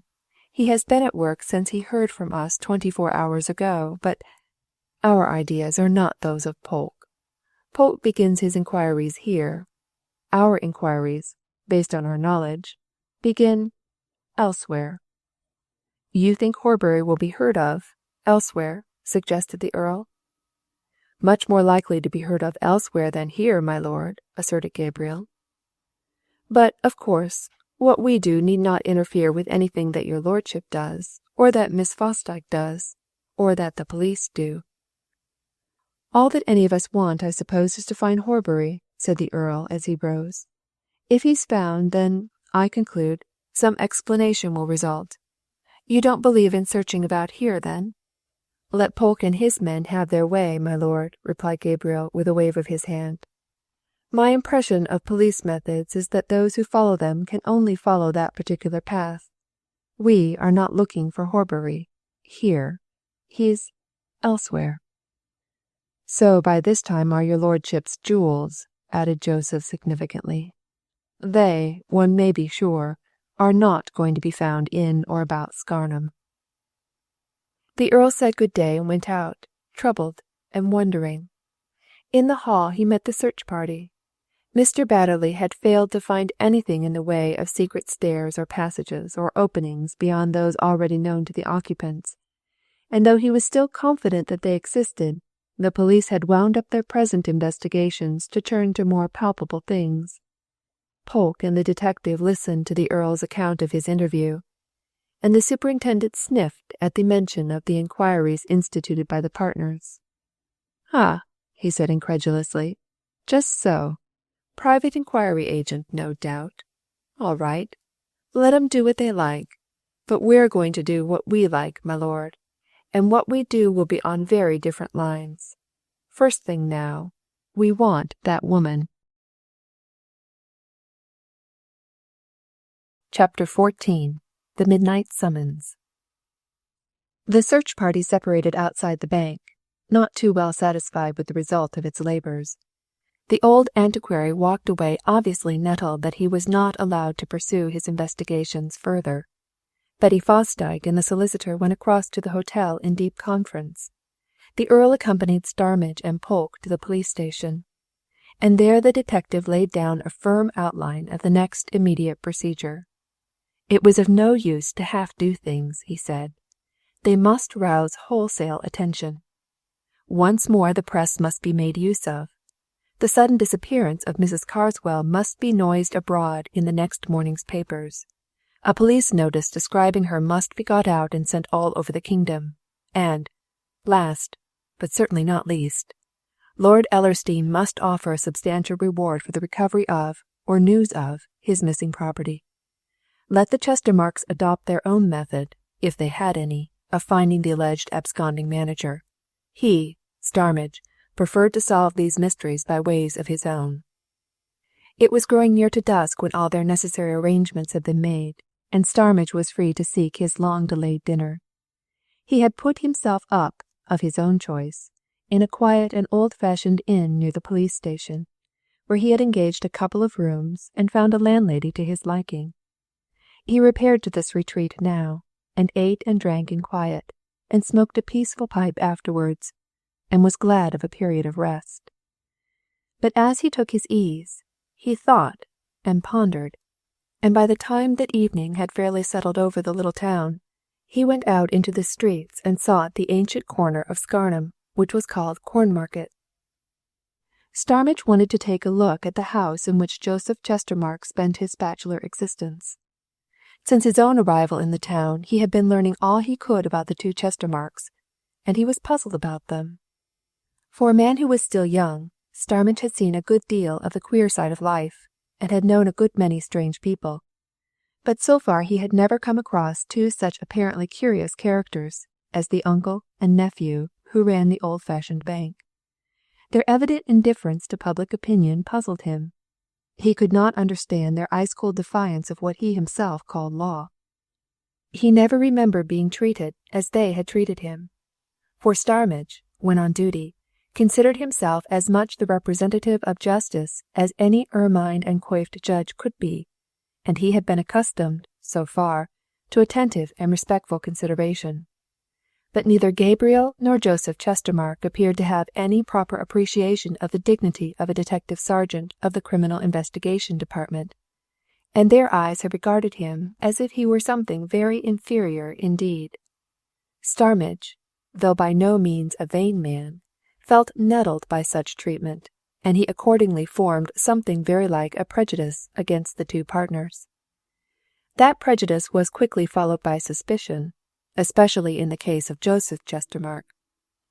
According to Starmage's ideas, the bankers, if they really believed Horbury to have absconded, if certain securities of theirs really were missing, if they really thought that Horbury had carried them off, and the Countess of Ellersdeane's jewels with them, ought to have placed every information in their power at the disposal of the police.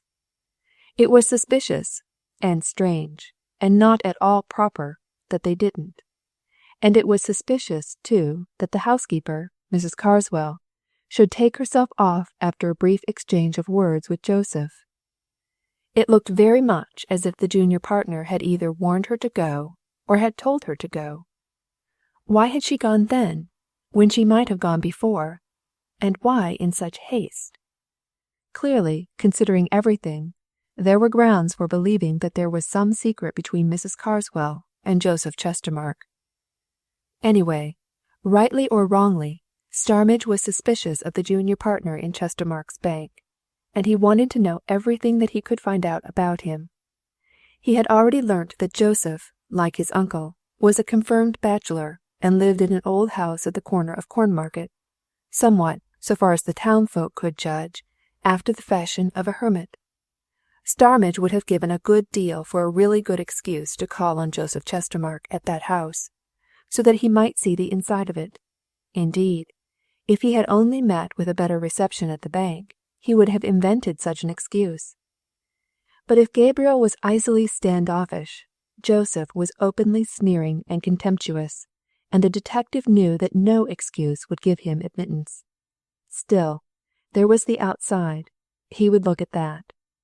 Starmage was a young man of ideas as well as of ability, and without exactly shaping his thought in so many words, he felt, vaguely perhaps, but none the less strongly, that just as you can size up some men by the clothes they wear, so you can get an idea of others by the outer look of the houses which shelter them. Cornmarket in Scarnham lay at the further end of the street called Finkleway. It was a queer, open space, which sloped downhill from the centre of the ridge on which the middle of the town was built to the valley through which the little river meandered. Save where the streets, and the road leading out to the open country, and Ellersdeane cut into it, it was completely enclosed by old houses of the sort which Starmage had already admired in the market-place, many of them half-timbered, all of them very ancient. One or two of them were inns, some were evidently workmen's cottages, others were better-class dwelling-houses. From the description already furnished to him by Polke, Starmage at once recognized Joseph Chestermarke's abode. It was a corner house, abutting on the road which ran out at the lower angle of this irregular space and led down to the river and Scarnham Bridge. It was by far the biggest house thereabouts, a tall, slender, stone-built house of many stories, towering high above any of the surrounding gables. And save for a very faint, dull glow which shone through the transom window of the front door, there was not a vestige of light in a single window of the 7 stories. Cornmarket was a gloomy commonplace, thought Starmage, but the little oil lamps in the cottages were riotously cheery in comparison with the darkness of the tall, gaunt Chestermarke mansion. It looked like the abode of dead men. Starmage longed to knock at that door, if only to get a peep inside the hall. But he curbed his desires and went quietly round the corner of the house. There was a high black wall there which led down to the grassy bank of the river. From its corner another wall ran along the riverside, separated from the stream by a path. There was a door set in this wall, and Starmage, after carefully looking round in the gloom, quietly tried it and found it securely locked. An intense desire to see the inside of Joseph Chestermarke's garden seized the detective. Near the door, partly overhanging the garden wall, partly overshadowing the path and the river bank, was a tree. Starmage, after listening carefully and deciding that no one was coming along the path, made shift to climb that tree, just then bursting into full leaf. In another minute he was amongst its middle branches, and peering inquisitively into the garden which lay between him and the gaunt outline of the gloom-stricken house. The moon was just then rising above the roofs and gables of the town, and by its rapidly increasing light Starmidge saw that the garden was of considerable size, reining back quite 60 yards from the rear of the house, and having a corresponding breadth. Like all the gardens which stretched from the backs of the market-place houses to the river bank, it was rich in trees. High elms and beeches rose from its lawns, and made deep shadows across them.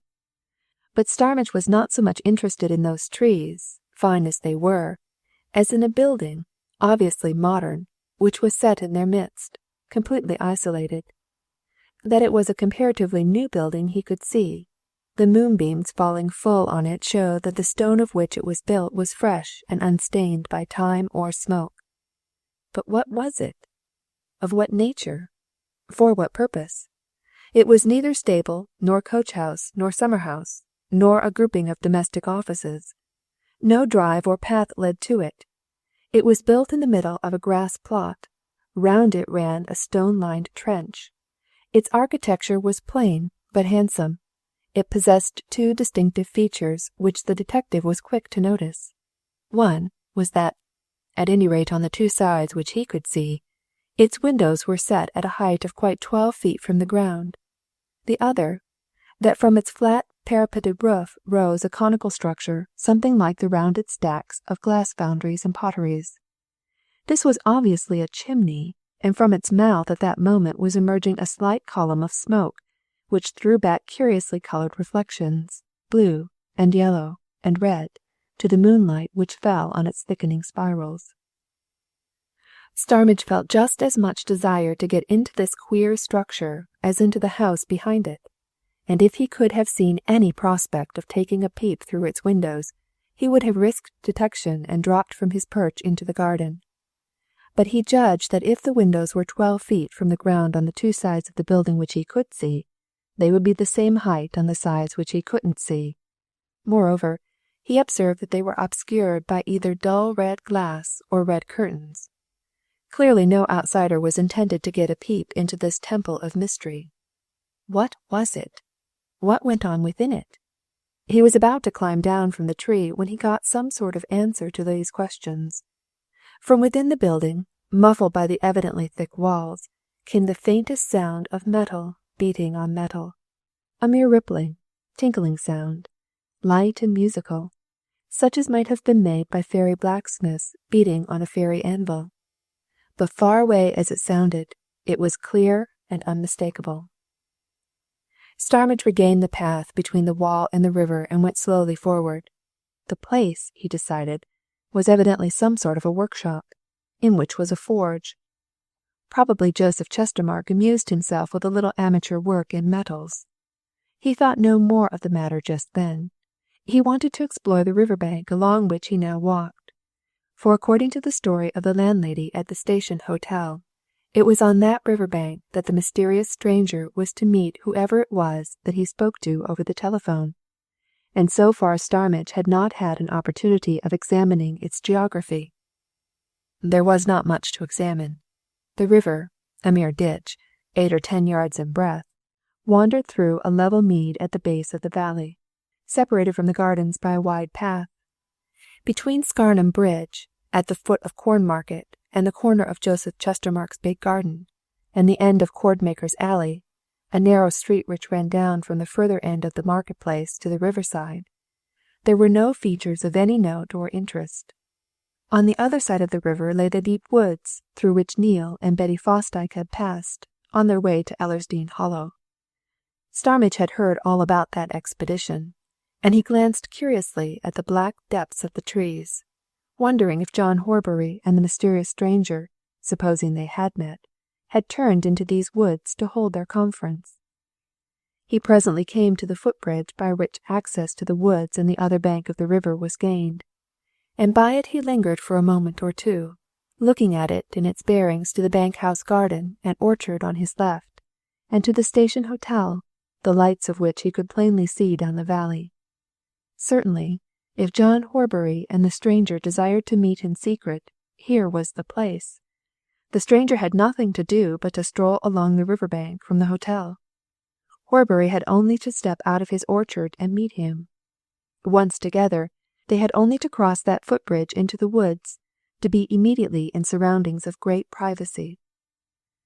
Starmidge turned up Cordmaker's Alley, regained the market-place, and strolled on to Polke's private house. The superintendent was taking his ease after his day's labours, and reading the Ecclesborough evening newspapers. He tossed one of them over to his visitor. "All there," he said, pointing to some big headlines. "Got it all in, just as you told it to Parkinson. Full justice to the descriptions of both Horbury and the station hotel stranger. Smart work, eh?" "Power of the press, as Parkinson said," answered Starmidge with a laugh. "It's very useful, the press. I don't know how they managed without it in the old days of criminal catching, Mr. Polke. Press and telegraph, eh? They're valuable adjuncts." "You think all that would be in the London papers this evening?" asked Polke. "Sure to be," replied Starmidge. "I'm hoping we'll hear something from London tomorrow. I say, I've been taking a bit of a look around one or two places tonight. Quietly, you know. What's that curious building in Joseph Chestermarke's garden?" Polke put down his paper and looked up unusually interested. "I don't know," he answered. "How did you see it? I've never seen inside his garden." "Climbed a tree on the river bank and looked over the wall," replied Starmidge. "Well," said Polke, "I did hear, some few years ago, that he was building something in that garden, but the work was done by Ecclesborough contractors, and nobody seemed ever to know much about it here. I believe Joseph's a bit of an amateur experimenter, but I don't know what he experiments in. Nobody ever goes inside his house. He's a hermit." "He's got some sort of forge there, anyhow," said Starmidge, "or a furnace, or something of that sort." Then they talked of other things until 10:30, when the detective retired to his inn and went to bed. He was sleeping soundly when a steady knocking at his door roused him, to hear the voice of his landlady outside. At the same time he heard the big clock of the parish church striking midnight. "Mr. Starmidge," said the voice, "there's a policeman wanting you. Will you go round at once to Mr. Polke's? There's a man come from London about that piece in the newspapers." Chapter 15. Mr. Frederick Hollis. Starmidge hastily pulled some garments about him, and flinging a travelling coat over his shoulders, hurried downstairs to find a sleepy-looking policeman in the hall. "How did this man get here, at this time of night?" he asked, as they set off towards the police station. "Came in a taxi-cab from Ecclesborough," answered the policeman. "I haven't heard any particulars, Mr. Starmidge, except that he'd read the news in the London paper this evening and set off here in consequence. He's in Mr. Polke's house, sir." Starmidge walked into the superintendent's parlour to find him in company with a young man, whom the detective at once sized up as a typical London clerk. A second glance assured him that his clerkship was of the legal variety. "Here's Detective Sergeant Starmidge," said Polke. "Starmidge, this gentleman's Mr. Simmons, from London. Mr. Simmons says he's clerk to a Mr. Hollis, a London solicitor, and, having read that description in the papers this last evening, he's certain that the man who came to the station hotel here on Saturday is his governor." Starmidge sat down and looked again at the visitor, a tall, sandy-haired, freckled young man, who was obviously a good deal puzzled. "Is Mr. Hollis missing, then?" asked Starmidge. Simmons looked as if he found it somewhat difficult to explain matters. "Well," he answered, "it's this way. I've never seen him since Saturday, and he hasn't been at his private rooms, since Saturday. In the ordinary course he ought to have been at business first thing yesterday. We'd some very important business on yesterday's morning, which wasn't done because of his absence. He never turned up yesterday at all, nor today either. We never heard from or of him. And so, when I read that description in the papers this evening, I caught the first express I could get down here, at least to Ecclesborough. I had to motor from there." "That description describes Mr. Hollis, then?" asked Starmidge. "Exactly. I'm sure it's Mr. Hollis. It's him to a T," answered the clerk. "I recognized it at once." "Let's get everything in order," said Starmidge, with a glance at Polke. "To begin with, who is Mr. Hollis?" Mr. Frederick Hollis, solicitor, 59B South Square, Gray's Inn, replied Simmons promptly. Andwell and Hollis is the name of the firm, but there isn't any Andwell. Hasn't been for many a year. He's dead long since, is Andwell. Mr. Hollis is the only proprietor. Don't know him at all, remarked Starmidge. What's his particular line of practice? Conveyancing, said Simmons. Then naturally I shouldn't, observed Starmidge. My acquaintance is chiefly with police court solicitors. And you say he'd private rooms somewhere? Where, now? Paper Buildings, Temple, replied the clerk. He'd a suite of rooms there. He's had 'em for years. Bachelor, then? Inquired the detective. Yes, he's a bachelor, agreed Simmons. You know he hasn't been at his rooms since Saturday. You've ascertained that, continued Starmidge. He's never been at his rooms since he left them after breakfast on Saturday morning, replied Simmons. I went there at 11 o'clock Monday. That was yesterday. Again at 4. Twice on Tuesday. I was coming away from the Temple when I got the paper and read about this affair. When did you see him last? Asked Starmidge. 12:30 Saturday. He went out, dressed just as it says in your description, and, concluded the clerk with a shake of his head which suggested his own inability to understand matters, he never said a word to me about coming down here. Did he say anything to anybody at his rooms about going away? For the weekend, for instance, asked the detective. There'd be somebody there, of course. Only a woman who tidied up for him and got his breakfast ready of a morning, said Simmons. He took all his other meals out. No, he said nothing to her. But he wasn't a week-ender. He very rarely left his rooms except for the office. Any of his relations been after him? Inquired Starmidge. I don't know anything about his relations, nor friends either, answered the clerk. Don't even know the address of one of them, or I'd have gone to seek him on Monday. Everything's at a standstill. He was a lonely sort of man. I never heard of his relations or friends. How long have you been with him, then? Asked the detective. Some time? 6 years, replied Simmons. And you've no doubt, from the description in the papers, that the gentleman who came here on Saturday last is Mr. Hollis? Asked Starmidge. The clerk shook his head with an air of conviction. None, he answered. None whatever. Starmidge helped himself to a cigar out of an open box which lay on Polke's table. He lighted it carefully and smoked it for a minute or two in silence. Then he looked at Polke.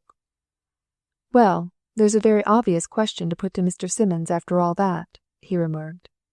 Have you any idea, he continued, turning to the clerk, of any reason that would bring Mr. Hollis to Scarnham?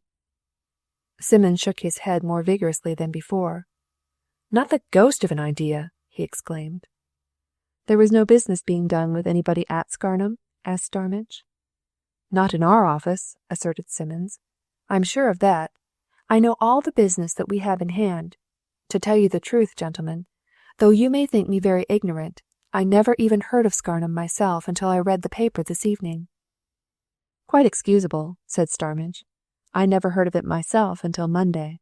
Well, this is all very queer, Mr. Simmons. What does Mr. Polke think?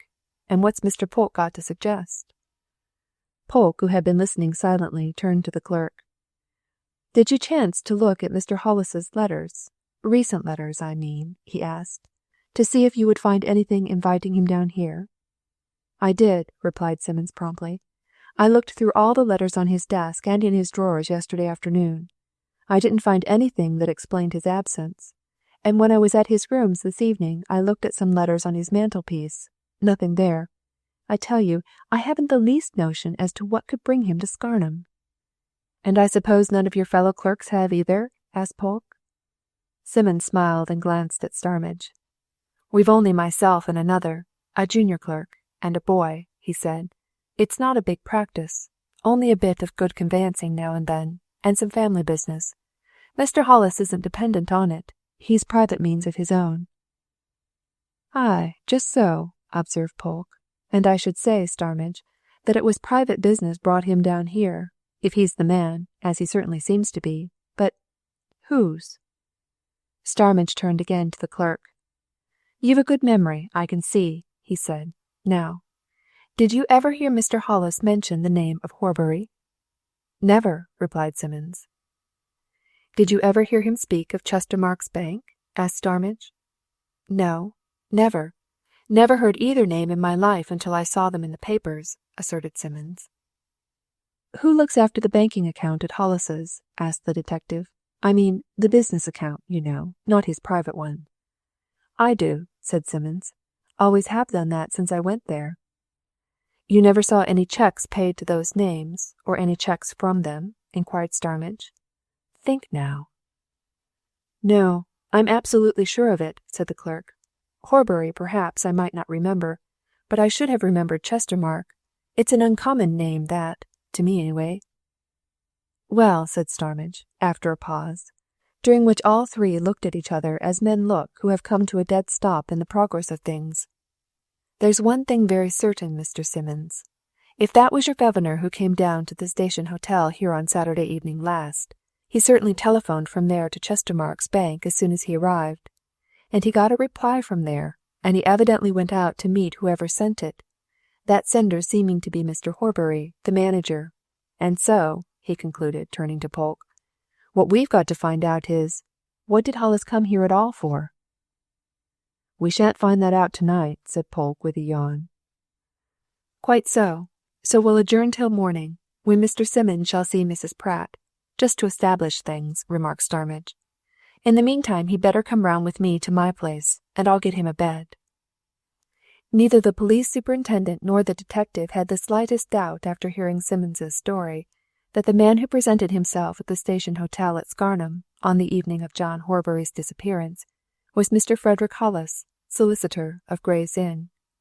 If they had still retained any doubt, it would have disappeared next morning when they took the clerk down to see Mrs. Pratt. The landlady described her customer even more fully than before.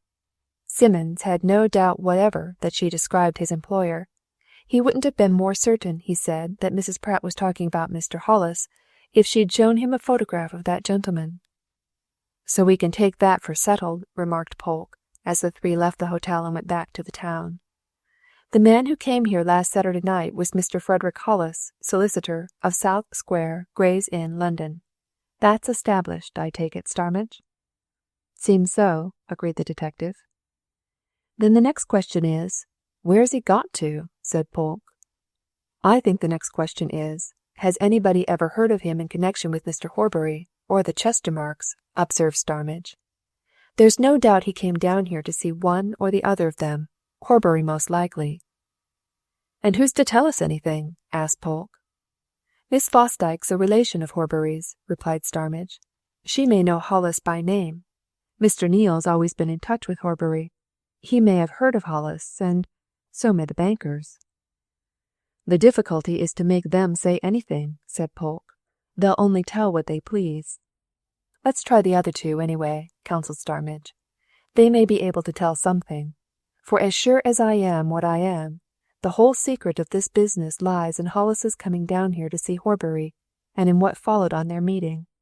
If we could only get to know what Hollis came here for. Ah!" But they got no further information from either Betty Fosdyke or Wallington Neale. Neither had ever heard of Mr. Frederick Hollis of Gray's Inn. Betty was certain, beyond doubt, that he was no relation of the missing bank manager. She had the whole family tree of the Horburys at her finger ends. She declared no Hollis was connected with even its outlying twigs. Neale had never heard the name of Hollis mentioned by Horbury, and he added that he was absolutely sure that during the last 5 years no person of that name had ever had dealings with Chestermarke's Bank. Open dealings, at any rate. Secret dealings with the partners, severally or collectively, or with Horbury, for that matter, Mr. Hollis might have had, but Neale was certain he had had no ordinary business with any of them.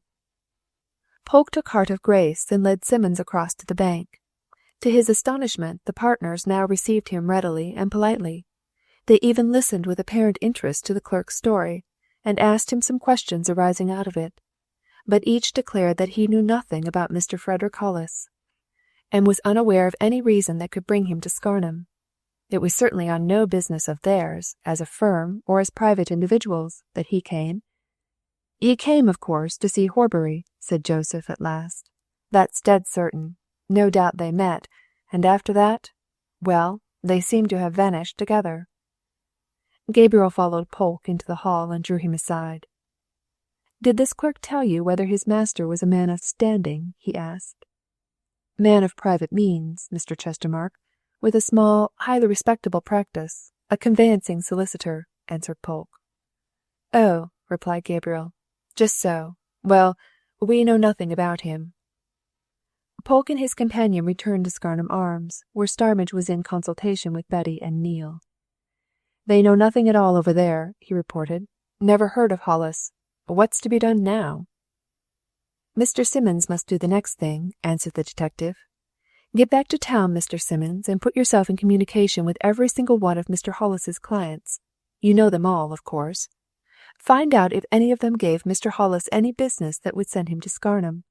Don't leave a stone unturned in that way. And the moment you have any information, however slight, wire to me here, on the instant." Chapter 16. The Lead Mine. Starmidge and Polke presently left, to walk down to the railway station with the bewildered clerk. When they had gone, Betty turned to Neale, who was hanging about her sitting-room with no obvious intention of leaving it. "While these people are doing what they can in their way, is there nothing we can do in ours?" she asked. "I hate sitting here, doing nothing at all." "You're a free man now, Wally. Can't you suggest something?" Neale was thoroughly enjoying his first taste of liberty. He felt as if he had just been released from a long term of imprisonment. To be absolutely free to do what he liked with himself, during the whole of a spring day, was a sensation so novel that he was holding closely to it, half fearful that it might all be a dream from which it would be a terrible thing to awake, to see one of Chestermarke's ledgers under his nose. And this being a wonderfully fine morning, he had formed certain sly designs of luring Betty away into the country, and having the whole day with her. A furtive glance at her, however, showed him that Miss Fosdyke's thoughts and ideas just then were entirely businesslike, but a happy inspiration suggested to him that business and pleasure might be combined. "We ought to go and see if that Tinker chap's found out or heard anything," he said. "You remember he promised to keep his eyes and ears open, and we might do a little looking round the country for ourselves. I haven't much faith in these local policemen and gamekeepers. Why not make a day of it, going round? I know a place, nice old inn the other side of Ellersdeane, where we can get some lunch. Much better making inquiries for ourselves," he concluded, insinuatingly, than sitting around waiting for news. "Didn't I say so?" exclaimed Betty. "Come on, then. I'm ready. Where first?" "Let's see the Tinker first," said Neale. "He's a sharp man. He may have something else to tell by now." He led his companion out of the town by way of Scarnham Bridge, pointing out Joseph Chestermarke's gloomy house to her as they passed it. "I'd give a lot," he remarked as they turned onto the open moor which led toward Ellersdeane Hollow, "to know if either of the Chestermarkes really did know anything about that little chap Hollis coming to town on Saturday. I shouldn't be a bit surprised if they did. Those detective fellows like Starmidge are very clever in their way, but they always seem to me to stop thinking a bit too soon. Now both Starmidge and Polke seem to take it for certain that this Hollis went to meet Horbury when he left the station hotel. There's no proof that he went to meet Horbury. None." "Whom might he have gone to meet, then?" demanded Betty. "You listen to me a bit," said Neale. "I've been thinking it over. Hollis comes to the station hotel and uses their telephone. Mrs. Pratt overhears him call up Chestermarke Bank. That's certain. Then she goes away, about her business. An interval elapses. Then she hears some appointment made, with somebody, along the river bank for that evening. But that interval during which Mrs. Pratt didn't overhear? How do we know that the person with whom Hollis began his conversation was the same person with whom he finished it? Come now."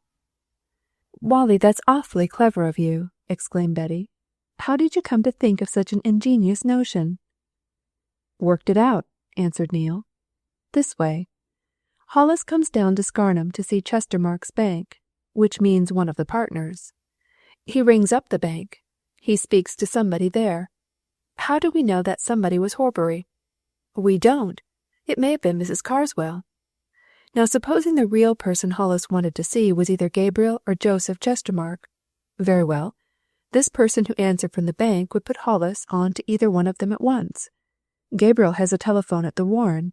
Joseph has a telephone at his home yonder behind us. It may have been with either Gabriel or Joseph that Hollis finished his conversation, and, if it was finished with one of them, it was, in my opinion, whatever that's worth, with Master Joseph. What makes you think that?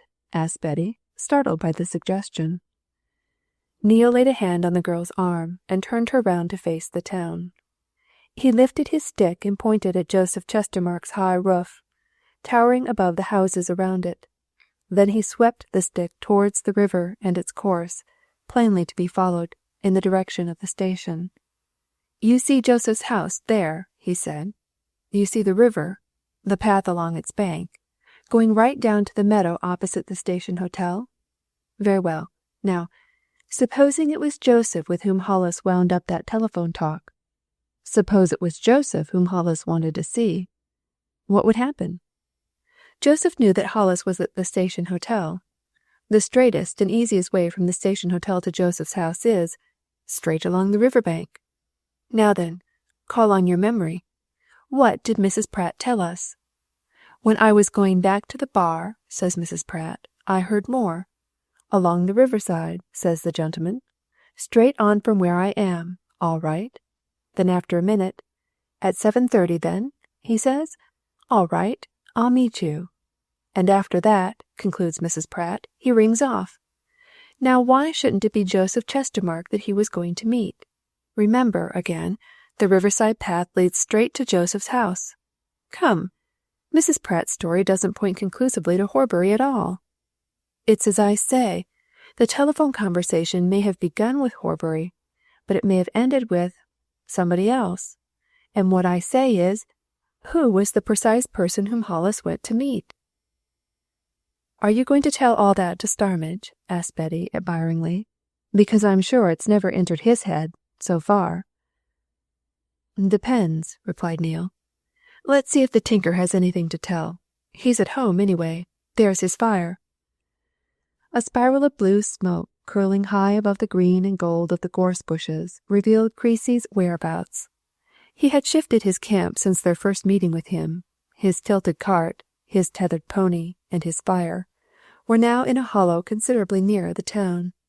Neil and Betty looked down into his retreat to find him busily mending a collection of pots and pans, evidently gathered up during his round of the previous day. He greeted his visitors with a smile, and fetched a three-legged stool from his cart for Betty's better accommodation. Heard anything? Asked Neil, seating himself on a log of wood. The tinker pointed to several newspapers which lay near at hand, kept from blowing away by a stone placed on the uppermost. Only what's in these, he answered. I've read all that, so I'm pretty well posted up, mister. I just read this morning's. Bought it in the town when I went to fetch some bread. Queer affair altogether, I call it. Have you looked round about at all? Asked Betty. I've been a good bit over the hollow, miss, answered Creasy, but it's a stiff job seeking anything here. There's nobody knows what a wilderness this hollow is until they begin exploring it. Holes, corners, nooks, crannies, bracken and bushes. It's a wilderness, and that's a fact. I'd engage to hide myself safely in this square mile for many a week against 100 seekers. It wouldn't a bit surprise me, you know, if it comes out in the end that Mr. Horbury, after all, did fall down one of these old shafts. I couldn't believe it possible at first, knowing that he knew every in and out of the place, but I'm beginning to think he may have done. There's only one thing against that theory. What? Asked Betty. Where's the other gentleman? Answered the tinker. If they came together onto this waste, one couldn't fall down a shaft without the other knowing it, eh? And it's scarcely likely they'd both fall down. Neil glanced at Betty and shook his head. There you are, you see, he muttered. They all hang to the notion that Hollis did meet Horbury. Mr. Horbury may have been alone, after all, you know. he went on, turning to Creasy. "There's no proof that the other gentleman was with him." "Aye, well, I'm going on what these paper accounts say," answered Creasy. "They all take it for granted that those two were together. Well, about these old shaftings, mister, I did notice something very early this morning that I thought might be looked into." "What is it?" asked Neale. "Don't let's lose any chance of finding anything out, however small it may be." The tinker finished mending a kettle and set it upright amongst the other renovated articles. He lifted the pan of solder off the fire, set it aside too, and got up. "Come this way, then," he said. "I was going to Scarnham this noon to tell Mr. Polke about it, but as long as you're here—" He led the way through the thick gorse and heather until he came to a narrow track which wound across the moor in the direction of the town. There he paused, pointing toward Ellersdeane on the one hand, toward Scarnham on the other. "You see this track, mister," he said. "You'll notice that it goes to Ellersdeane village that way, and to Scarnham this. Of course, you can't see it all the way in either direction, but you can take my word for it, it does. It comes out at Ellersdeane by the duck pond, at Scarnham by the bridge at the foot of Cornmarket. People who know it would follow it if they wanted a short cut across the moor from the town to the village, or the opposite, as you might say. Now then, look here, a bit this way." He preceded them along the narrow track until, on an open space in the moorland, they came to one of the old lead-mine shafts, the mouth of which had been fenced in by a roughly built wall of stone gathered from its immediate surroundings. In this wall, extending from its parapet to the ground, was a wide gap. The stones which had been displaced to make it had disappeared into the cavernous opening. "Now then," said the tinker, turning to his companions with the inquiring look of a man who advances a theory which may or may not be accepted as reasonable. "You see that? What I'd like to know is that a recently made gap? It's difficult to tell. If this bit of stone fence had been built with mortar, one could have told, but it's never had mortar or lime in it. It's just rough masonry, as you see, stones picked up off the moor, like all these fences round the old shafts. But there's the gap right enough. Do you know what I'm thinking?" "No," murmured Betty, with a glance of fear and doubt at the black vista which she saw through the gap. "But don't be afraid to speak." "I'm thinking this," continued the tinker. "Supposing a man was following this track from Ellersdeane to Scarnham, or t'other way round, as it might be. Supposing he was curious to look down one of these old shafts. Supposing he looked down this one, which stands, as you see, not 2 yards off the very track he was following. Supposing he leaned his weight on this rotten bit of fencing. Supposing it gave way. What?" Neale, who had been listening intently, made a movement as if to lay his hand on the grey stones. Betty seized him impulsively. "Don't, Wally!" she exclaimed. "That frightens me." Creasy lifted his foot and pressed it against the stones at the edge of the gap. Before even that slight pressure 3 or 4 blocks gave way and dropped inward. The sound of their fall came dully from the depths beneath. "You see," said the tinker, "it's possible. It might be, and, as you can tell from the time it takes a stone to drop, it's a long way down there. They're very deep, these old mines." Neale turned from the broken wall and looked narrowly at the ground about it. "I don't see any signs of anybody being around here recently," he remarked. "There are no footmarks." "There couldn't be, mister," said Creasy. "You could march a regiment of soldiers over this moorland grass for many an hour, and there'd be no footprints on it when they've gone. It's that wiry and strong. No, if 6 men had been standing about here when one fell in, or if 2 or 3 men had come here to throw another man in," he added significantly, "there'd be no footmarks. Try it. You can't grind an iron-shod heel like mine into this turf."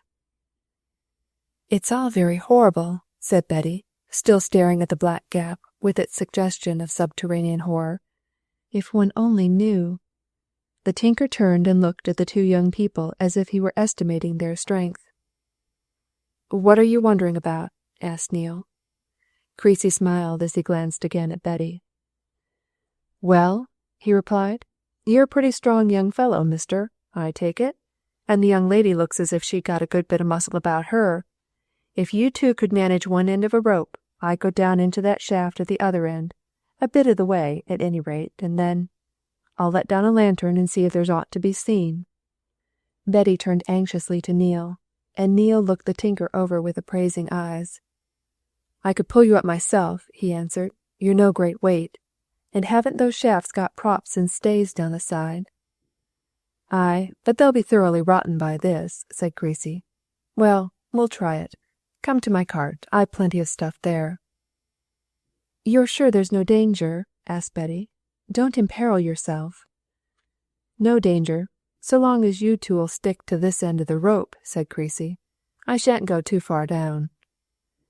The tilted cart proved to contain all sorts of useful things. They presently returned to the shaft with 2 coils of stout rope, a crowbar, a lantern attached to a length of strong cord, and a great sledge-hammer, with which the tinker drove the crowbar firmly into the ground some 10 or 12 feet from the edge of the gap. He made one end of the rope fast to this, the other end he securely knotted about his waist. One end of the second rope he looped under his armpits and handed the other to Neil. Then, lighting his lantern, he prepared to descend, having first explained the management of the ropes to his assistants. "All you've got to do," he said reassuringly to Betty, "is to hold on to this second rope and let me down gradual-like. When I say pull, draw up. I'll help, hand over hand, up this first rope. Simple enough. I shan't go too far." Nevertheless, he exhausted the full length of both ropes, and it seemed a long time before they heard anything of him. Betty, frightened of what she might hear, fearful lest Neil should go too near the edge of the shaft, began to get nervous at the delay, and it was with a great sense of relief that she at last heard the signal. The tinker came hand over hand up the stationary rope, helped by the second one. His face, appearing over the edge of the gap, was grave and at first inscrutable. He shook himself when he stepped above the ground, as if he wanted to shake off an impression. Then he turned and spoke in a whisper. "It's as I thought it might be," he said. "There's a dead man down there." Chapter 17. Accident or Murder. Betty checked the cry of horror which instinctively started to her lips, and turned to Neil with a look which he was quick to interpret. He moved nearer to the tinker, who was unwinding the rope from his waist. "You couldn't tell what man?" he asked in low tones. Creasy shook his head with a look of dislike for what he had seen by the light of his lantern. "No," he answered. "'Twasn't possible, mister. But a man there is, and dead, naturally, and a long way down it is, too, down to the bottom of that place." "What's to be done?" asked Neil. The tinker slowly coiled up his ropes and laid them in order by the crowbar. "There's only one thing to be done," he answered, after a reflective pause. "We shall have to get him up. That'll be a job. Do you and the young lady go back to Scarnham, and tell Polke what we've found, and let him come out here with a man or 2. I'll go to Ellersdeane yonder and get some help, and a windlass. Can't do without that. There's a man that sinks wells in Ellersdeane. I'll get him and his men to come back with me. Then we can set to work." Creasy moved away as he finished speaking, untethered his pony, threw an old saddle across its back, and without further remark rode off in the direction of the village, while Neil and Betty turned back to Scarnham. For a while neither broke the silence which had followed the tinker's practical suggestions. When Betty at last spoke, it was in a hushed voice. "Wally," she said, "do you think that can possibly be Uncle John?" "No," answered Neil sharply, "I don't. I don't believe it possible that he would be so foolish as to lean over a rotten bit of walling like that. He'd know the danger of it." "Then it must be the other man, Hollis," said Betty. "Maybe," agreed Neil. "If it is—" He paused, and Betty looked at his set face as if she were wondering what he was thinking of. "What?" she asked timidly. You're uneasy about something." "It's a marvel to me, if it is Hollis, however he comes to be there," answered Neil at last. "According to all we know, he certainly went to meet somebody on Saturday night. I can't think how anybody who knew the district would have let a stranger do such a risky thing as to lean over one of those shafts. Besides, if anybody was with him and there was an accident, why hasn't the accident been reported? Betty, it's more like murder." "You think he may have been thrown down there?" she asked fearfully. "Thrown down, or forced down, it's all the same," said Neil. "There may have been a struggle, a fight, but there, what's the use of speculating? We don't even know whose body it is yet. Let's go on and tell those police chaps." Turning off the open moor onto the highway at the corner of Scarnham Bridge, they suddenly came face to face with Gabriel Chestermarke, who, for once in a way, was walking instead of driving into the town. The two young people, emerging from the shelter of a high hedgerow which bordered the moorland at that point, started at the sight of the banker's colourless face, cold and set as usual. But Gabriel betrayed no surprise, and was in no way taken aback. He lifted his hat in silence, and was marching on when Neil impulsively hailed him. "Mr. Chestermarke!" he exclaimed. Gabriel halted and turned, looking at his late clerk with absolute impassiveness. He made no remark, and stood like a statue, waiting for Neil to speak. "You may like to know," said Neil, coming up to him. "We have just found the body of a man on the moor, Ellersdeane Hollow." Gabriel showed no surprise. No light came into his eyes, no colour to his cheek. It seemed a long time before his firmly set lips relaxed. "A man," he said quietly. "What man?" "We don't know," answered Neil. "All we know is, there's a man's body lying at the bottom of one of the old shafts up there, near Ellersdeane Tower. The tinker who camps out there has just seen it. He's been partly down the shaft." "And did not recognize it?" asked Gabriel. "No, it was too far beneath him," replied Neil. "He's gone into the village to get help." Gabriel lingered a moment, and then, lifting his hat again, began to move forward towards the town. "I should advise you to acquaint the police, Mr. Neil," he said. "Good morning." He marched away, stiffly upright, across the bridge and up the Corn Market, and Neil and Betty followed.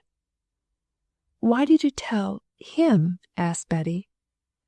Neil threw a glance of something very like scorn after the retreating figure. "Wanted to see how he'd take it," he answered. "Bah! Gabriel Chestermarke's no better than a wax figure. You might as well tell a marble image any news of this sort as tell him.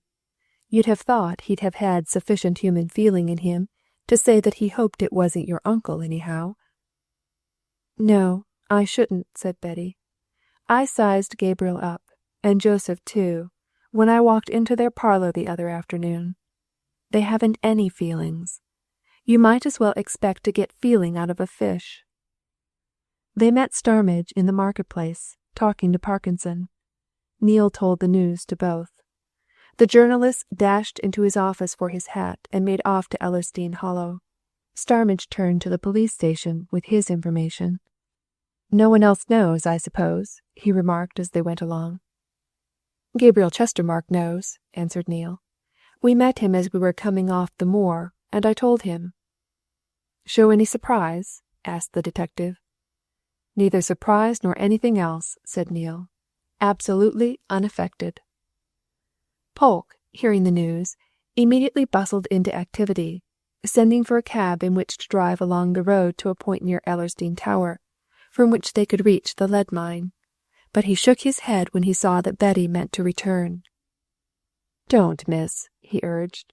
"Stay here in town. You'd far better. It's not a nice job for ladies, aught of that sort. Wait at the hotel, do now." "Doing nothing!" exclaimed Betty. "That would be far worse. Let me go. I'm not afraid of anything. And to hang about, waiting and wondering." Neil, who had been about to enter the cab with the police, drew back. You go on, he said to Polke. Get things through. Miss Fosdyke and I will walk slowly back there. We won't come close up till you can tell us something definite. Don't you see she's anxious about her uncle? We can't keep her waiting." He rejoined Betty as Polke and his men drove off. Together they turned again in the direction of the bridge. Once across it and on the moor, Neil made the girl sit down on a ledge of rock at some distance from the lead mine, but within sight of it.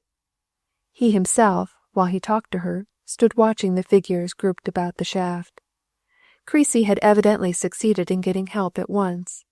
Neil saw men fixing a windlass over the mouth of the old mine, saw a man at last disappear into its depths, and after a long pause he saw from the movements of the other men that the body had been drawn to the surface and that they were bending over it. A moment later, Starmidge separated himself from the rest and came in Neil's direction. He nodded his head energetically at Betty as he drew within speaking distance. "All right, Miss Fosdyke," he said. "It's not your uncle, but it's the other man, Mr. Neil. No doubt of it." "Hollis!" exclaimed Neil. "It's the man described by Mrs. Pratt and Simmons, that's certain," answered the detective. "So there's one mystery settled, though it makes all the rest stranger than ever. Now, Miss Fosdyke, that'll be some relief to you, so don't come any nearer, but just spare Mr. Neil a few minutes. I want to speak to him." Betty obediently turned back to the ledge of the rock, and Neil walked with Starmidge toward the group around the shaft. "Can you tell anything?" he asked. "Are there any signs of violence? I mean, does it look as if he'd been—" "Thrown in there?" said the detective calmly. "Ah, it's a bit early to decide that. The only thing I'm thinking of now is the fact that this is Hollis. That's certain, Mr. Neil. Now what could he be doing on this lonely bit of ground? Where does this track lead?"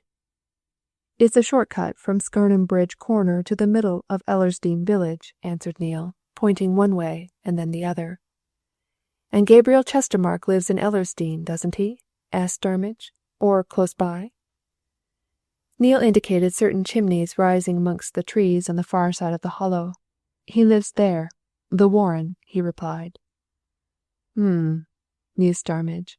"I wonder if this poor fellow was making his way there, to see him." "How should he, a stranger, know of this short cut?" demurred Neil. "I don't think that's very likely." "That's true, unless he'd had it pointed out to him," rejoined Starmidge. "It's odd, anyway, that his body should be found halfway, as it were, between Gabriel Chestermarke's place and Joseph Chestermarke's house, isn't it now?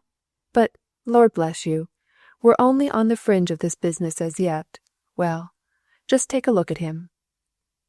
Neil walked within the group of bystanders, feeling an intense dislike and loathing of the whole thing. In obedience to Starmidge's wish, he looked steadily at the dead man and turned away. "You don't know him? Never saw him during the 5 years you were at the bank?" whispered the detective. "Think. Make certain now." "Never saw him in my life," declared Neil, stepping back. "I neither know him nor anything about him." "I wanted you to make sure," said Starmidge. "I thought you might, possibly, recollect him as somebody who'd called at the bank during your time." "No," said Neil. "Certainly not. I've never set eyes upon him until now. Of course, he's Hollis, I suppose?" "Oh, without a doubt," answered Polke, who caught Neil's question as he came up. "He's Hollis, right enough. Mr. Neil, here's a difficulty. It's a queer thing, but there isn't one of us here who knows if this spot is in Scarnham or in Ellersdeane. Do you? Is it within our borough boundary, or is it in Ellersdeane parish? The Ellersdeane policeman there doesn't know, and I'm sure I don't. It's a point of importance, because the inquest'll have to be held in the parish in which the body was found." The Ellersdeane constable who had followed Polke suddenly raised a finger and pointed across the heather. "Here's a gentleman coming as might know, Mr. Polke," he said. "Mr. Chestermarke." Neil and Starmidge turned sharply, to see the banker advancing quickly from the adjacent road. A cab, drawn up a little distance off, showed that he had driven out to hear the latest news. Polke stepped forward to meet the newcomer. Gabriel greeted him in his usual impassive fashion.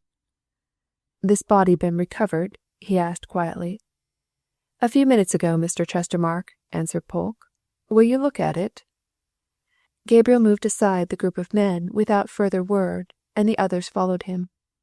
He looked steadily at the dead man's face and withdrew. "Not known to me," he said, in answer to an inquiring glance from Polke. "Hollis, I suppose. Of course." He went off again as suddenly as he had come, and Starmidge drew Neale aside. "Mr. Neale," he whispered, with a nearer approach to excitement than Neale had yet seen in him, "did you see Gabriel Chestermarke's eyes? He's a liar. As sure as my name's Starmidge, he's a liar. Mr. Neale, he knows that dead man." Chapter 18. The Incomplete Check. Neale, startled and amazed by this sudden outburst on the part of a man whom up to that time he had taken to be unusually cool-headed and phlegmatic, did not immediately answer. He was watching the Ellersdeane constable, who was running after Gabriel Chestermarke's rapidly retreating figure. He saw Gabriel stop, listen to an evident question, and then lift his hand and poke to various features of the hollow. The policeman touched his helmet and came back to Polke. "Mr. Chestermarke, sir, says the moorland is in 3 parishes," he reported pantingly. "From Scarnham Bridge corner to Ellersdeane Tower yonder is in the Scarnham parish. This side of the hollow is in Ellersdeane. Everything beyond the tower is in Middlethorpe." "Then we're in Scarnham," said Polke. "He'll have to be taken down to the town mortuary. We'd better see to it at once. What are you going to do, Starmidge?" he asked, as the detective turned away with Neale. "I'll take this short cut back," said Starmidge. "I want to go to the post office."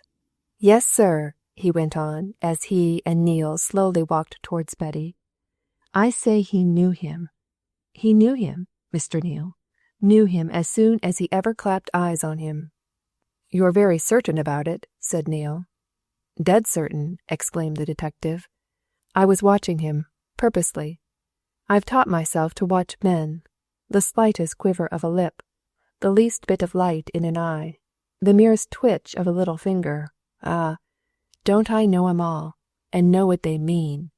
And when Gabriel Chestermarke stepped up to look at that body, I was watching that face of his as I've never watched mortal man before." "And you saw what?" asked Neale. "I saw recognition," said Starmidge. "Recognition, sir. I'll stake my reputation as a detective officer that Mr. Gabriel Chestermarke has seen that dead man before. He mayn't know him personally, he may never have spoken to him, but he knew him. He'd seen him." "Will your conviction of that help at all?" inquired Neale. "It'll help me," replied the detective quickly.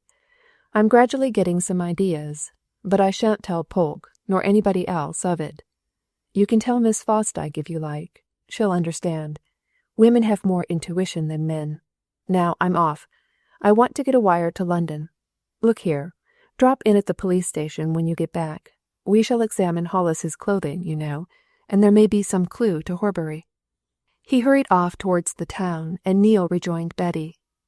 And as they slowly followed the detective, he told her what Starmidge had just said with such evident belief, and Betty understood, as Starmidge had prophesied, and she grew more thoughtful than ever. "When are we going to find a way out of all this miserable business?" she suddenly exclaimed. "Are we any nearer a solution because of what just happened? Does that help us to finding out what's become of my uncle?" "I suppose one thing's sure to lead to another," said Neale. "That seems to be the detective's notion, anyhow. If Starmidge is so certain that Gabriel Chestermarke knew Hollis, he'll work that for all it's worth. It's my opinion, whatever that's worth, that Hollis came down here to see the Chestermarkes. Did he see them? There's the problem. If one could only find out that." "I wish you and I could do something apart from the police," suggested Betty. "Isn't there anything we could do?" Neale pointed ahead to the high roof of Joseph Chestermarke's house across the river. "There's one thing I'd like to do, "If I could," he answered. "I'd just like to know all the secrets of that place. That there are some I'm as certain as that we're crossing this moor. You see that queer-shaped structure, sort of conical chimney, sticking up amongst the trees in Joseph Chestermarke's garden? That's a workshop, or a laboratory, or something, in which Joseph spends his leisure moments. I'd like to know what he does there, but nobody knows. Nobody is ever allowed in that house, nor in the garden. I don't know a single soul in all Scarnham that's ever been inside either. I'm perfectly certain Mr. Horbury was never asked there. Once Joseph's across his thresholds, back or front, there's an end of him till he comes out again."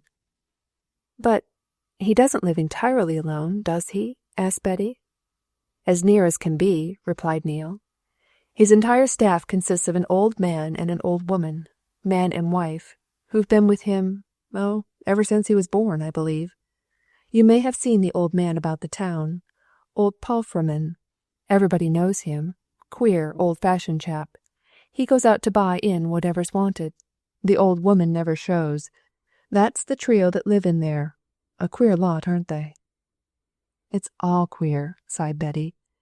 "But now that this unfortunate man's body's been found, Wally, do you think it possible he was thrown down that mine? That would mean murder." "If he were thrown down there, already dead," answered Neil grimly, "it would not only mean murder, but more than one person was concerned in it. We shall know more when they've examined the body and searched the clothing. I'm going round to the police station when I've seen you back to the hotel. I'm hoping they'll find something that'll settle the one point that's so worrying." "Which point?" asked Betty. "The real critical point, in my opinion," answered Neil.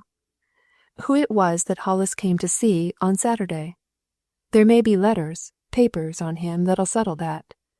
And if once we know that, that will make a difference, because then... "What then?" demanded Betty. "Then the police can ask that person if Hollis did meet him," exclaimed Neil. "And they can ask, too, what that person did with Hollis. Solve that, and we'll see daylight." But Betty shook her head with clear indications of doubt as to the validity of this theory. "No," she said, "it won't come off, Wally. If there's been foul play, the guilty people will have had too much cleverness to leave any evidences on their victim. I don't believe they'll find anything on Hollis that'll clear things up. Daylight isn't coming from that quarter." "Where are we to look for it, then?" asked Neil dismally. "It's somewhere far back," declared Betty. "I felt that all along. The secret of this affair isn't in anything that's been done here and lately. It's in something deep down, and how to get at it and to find out about my uncle, I don't know." Neil felt it worse than idle to offer more theories. Speculation was becoming useless. He left Betty at the Scarnham Arms and went round to the police station to meet Starmidge. Together they went over to the mortuary, and before noon they knew all that medical examination and careful searching could tell them about the dead man. Hollis, said the police surgeon, and another medical man who had been called in to assist him, bore no marks of violence other than those which were inevitable in the case of a man who had fallen 70 feet. His neck was broken. He must have died instantaneously. There was nothing to show that there had been any struggle previous to his fall. Had such a struggle taken place, the doctors would have expected to find certain signs and traces of it on the body. There were none.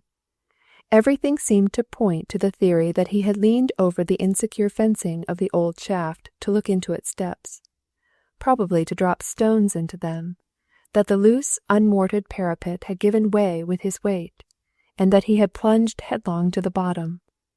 He might have been pushed in, from behind, of course, but that was conjecture. Under ordinary circumstances, agreed both doctors, everything would have seemed to point to accident.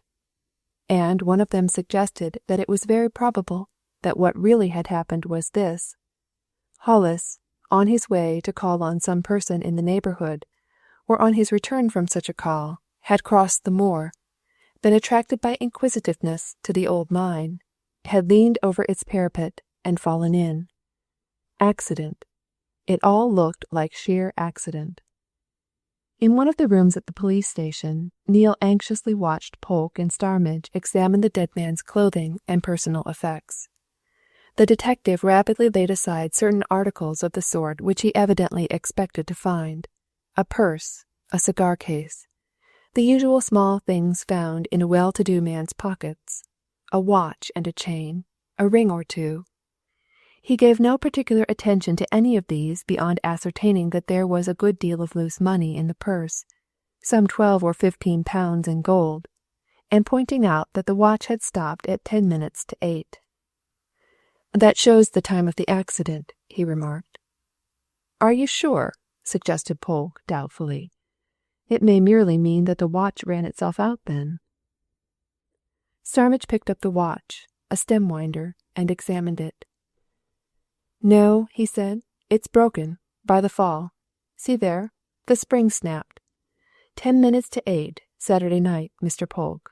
That's when this affair happened. Now then, this is what I want." From an inner pocket of the dead man's smart morning coat he drew a morocco leather letter case, and carefully extracted the papers from it. With Neil looking on at one side and Polke at the other, Starmidge examined every separate paper. Nothing that he found bore any reference to Scarnham. There were 1 or 2 bills, from booksellers, made out to Frederick Hollis, Esquire. There was a folded playbill, which showed that Mr. Hollis had recently been to a theatre, and, because of some penciled notes in its margins, had taken an unusual interest in what he saw there. There were 2 or 3 letters from correspondents who evidently shared with Mr. Hollis a taste for collecting old books and engravings. There were some cuttings from newspapers. They, too, related to collecting. And Neil suddenly got an idea. "I say," he exclaimed, "Mr. Horbury was a bit of a collector of that sort of thing, as you probably saw from his house. This man may have run down to see him about some affair of that sort." But at that moment Starmidge unfolded a slip of paper which he had drawn from an inner pocket of the letter case. He gave one glance at it, and laid it flat on the table before his companions. "No," he said, "that's probably what brought Hollis down to Scarnham. A cheque for £10,000, and incomplete." The 3 men bent wonderingly over the bit of pink paper. Neil's quick eyes took in its contents at a glance. "London, May 12th, 1912. Vanderkiste, Milnew and Company, 563 Lombard Street, E.C. Pay blank or order the sum of £10,000 blank." "That's extraordinary," exclaimed Neil. "Date and amount filled in, and the names of payee and drawer omitted. What does it mean?" "Ah," said Starmidge, "when we know that, Mr. Neil, we shall know a lot. But I'm pretty sure of one thing. Mr. Hollis came down here intending to pay somebody £10,000, and he wasn't exactly certain who that somebody was." "Good," muttered Polke. "Good. That looks like it." "So," said Starmidge, "he didn't fill in either the name of the payee or his own name until he was sure. See, Mr. Neil?" "Why did he fill in the amount?" remarked Neil sceptically.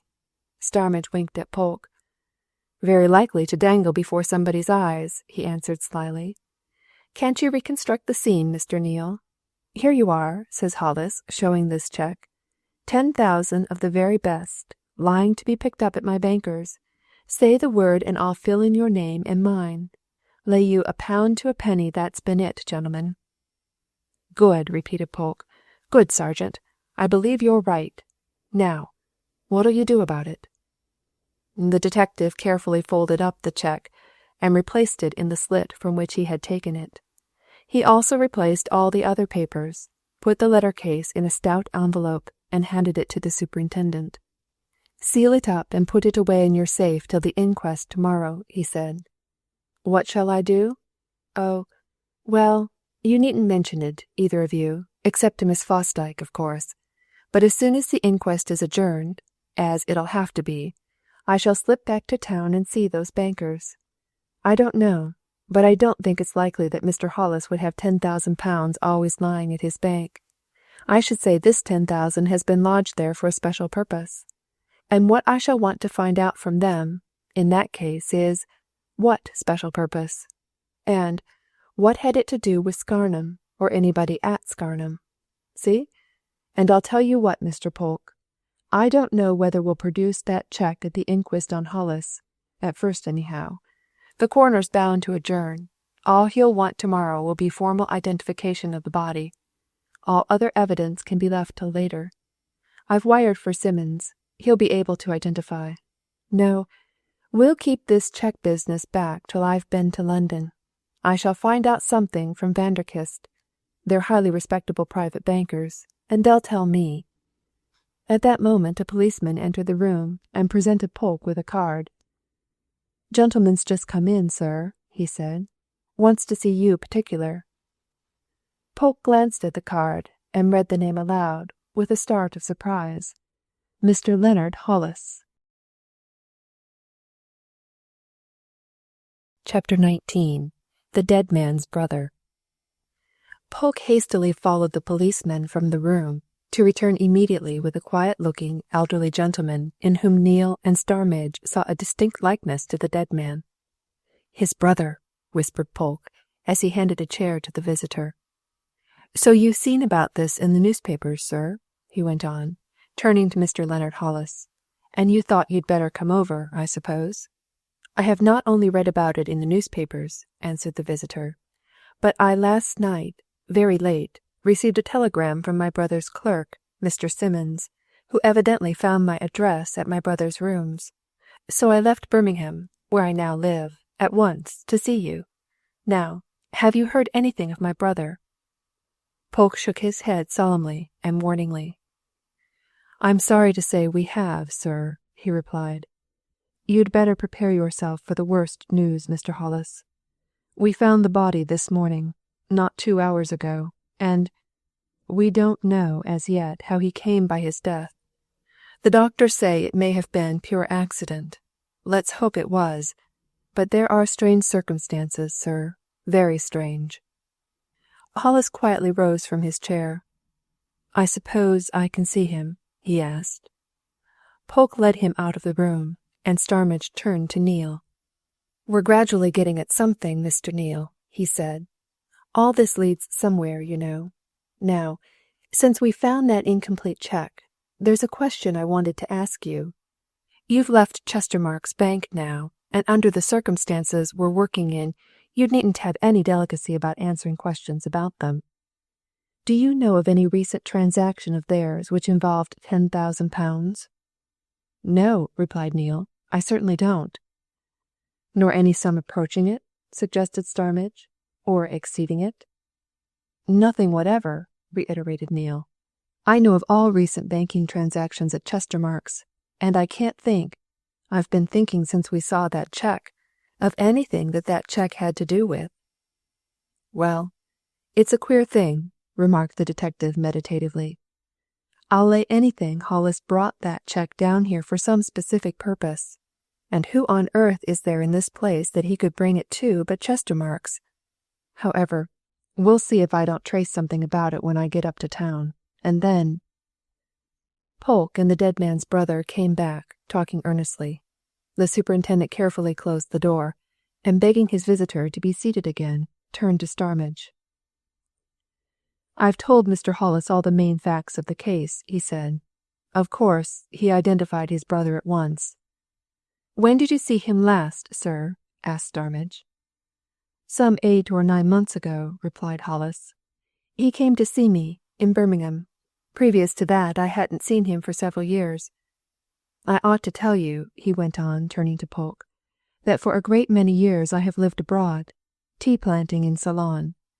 I came back to England about a year ago, and eventually settled down at Edgbaston.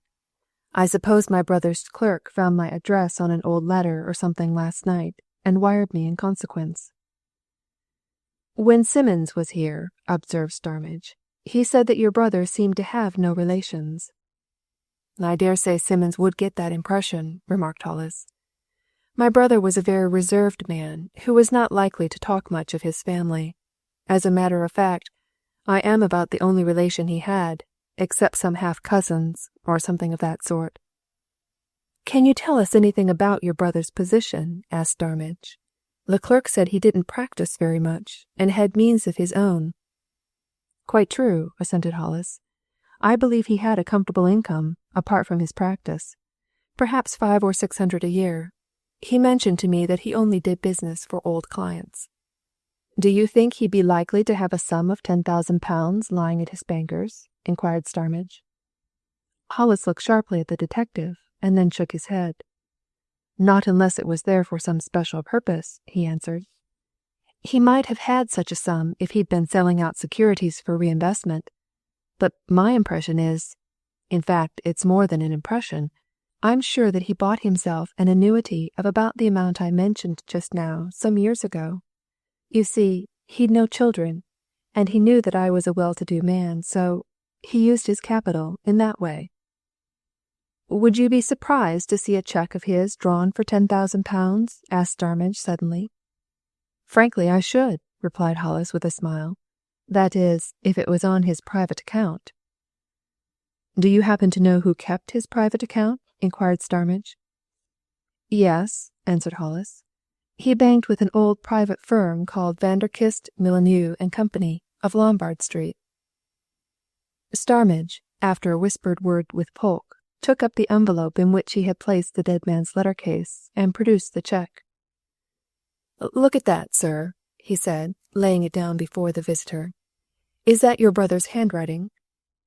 "His handwriting? Oh, yes," exclaimed Hollis. "Most certainly, but there's no signature." "No, and there's no name of any payee," said Starmidge. "That's where the mystery comes in. But this, and this letter case and its contents, was found on him, and there's no doubt he came down to Scarnham intending to pay that cheque to somebody. You can't throw any light on that, sir?" The visitor, who continued to regard the cheque with evident amazement, at last turned away from it and glanced at his three companions. "Well," he said, "I don't know that I can. But one principal reason why I hurried here after getting Simmons's telegram last night is this. In the newspapers there's a good deal of mention of Mr. John Horbury, manager of a bank in this town. He, too, you tell me, has disappeared. Now, I happen to possess a remarkably good memory, and it was at once stirred by seeing that name. My brother Frederick and I were at school together at Selborne Grammar School, you know, quite 35 or 6 years ago. One of our schoolmates was a John Horbury, and he came from this place, Scarnham." The three listeners looked at each other, and Neil started, as if at some sudden remembrance, and he spoke quickly. "I've heard Mr. Horbury speak of his school days at Selborne," he said, "and, now I come to think of it, he had some books with the school coat of arms on the sides, prizes." "Just so," remarked Hollis. "I remember Jack Horbury very well indeed, though I never saw him after I left school, nor heard of him either, until I saw all this news about him in the papers. Of course, your missing bank manager is the John Horbury my brother and I were at school with, and I take it that the reason my brother came down to Scarnham last Saturday was to see John Horbury." Starmidge had been listening to all this with close attention. He was now more than ever convinced that he was at last on some track, but so far he could not see many steps ahead. Nevertheless, his next step was clearly enough discernible. "You say you saw your brother some 8 or 9 months ago, sir," he remarked. "Did he mention Mr. Horbury to you at that time?" "No, he didn't," replied Hollis. "Did he ever, recently I mean, ever mention his name to you in a letter?" asked Starmidge. "No, never.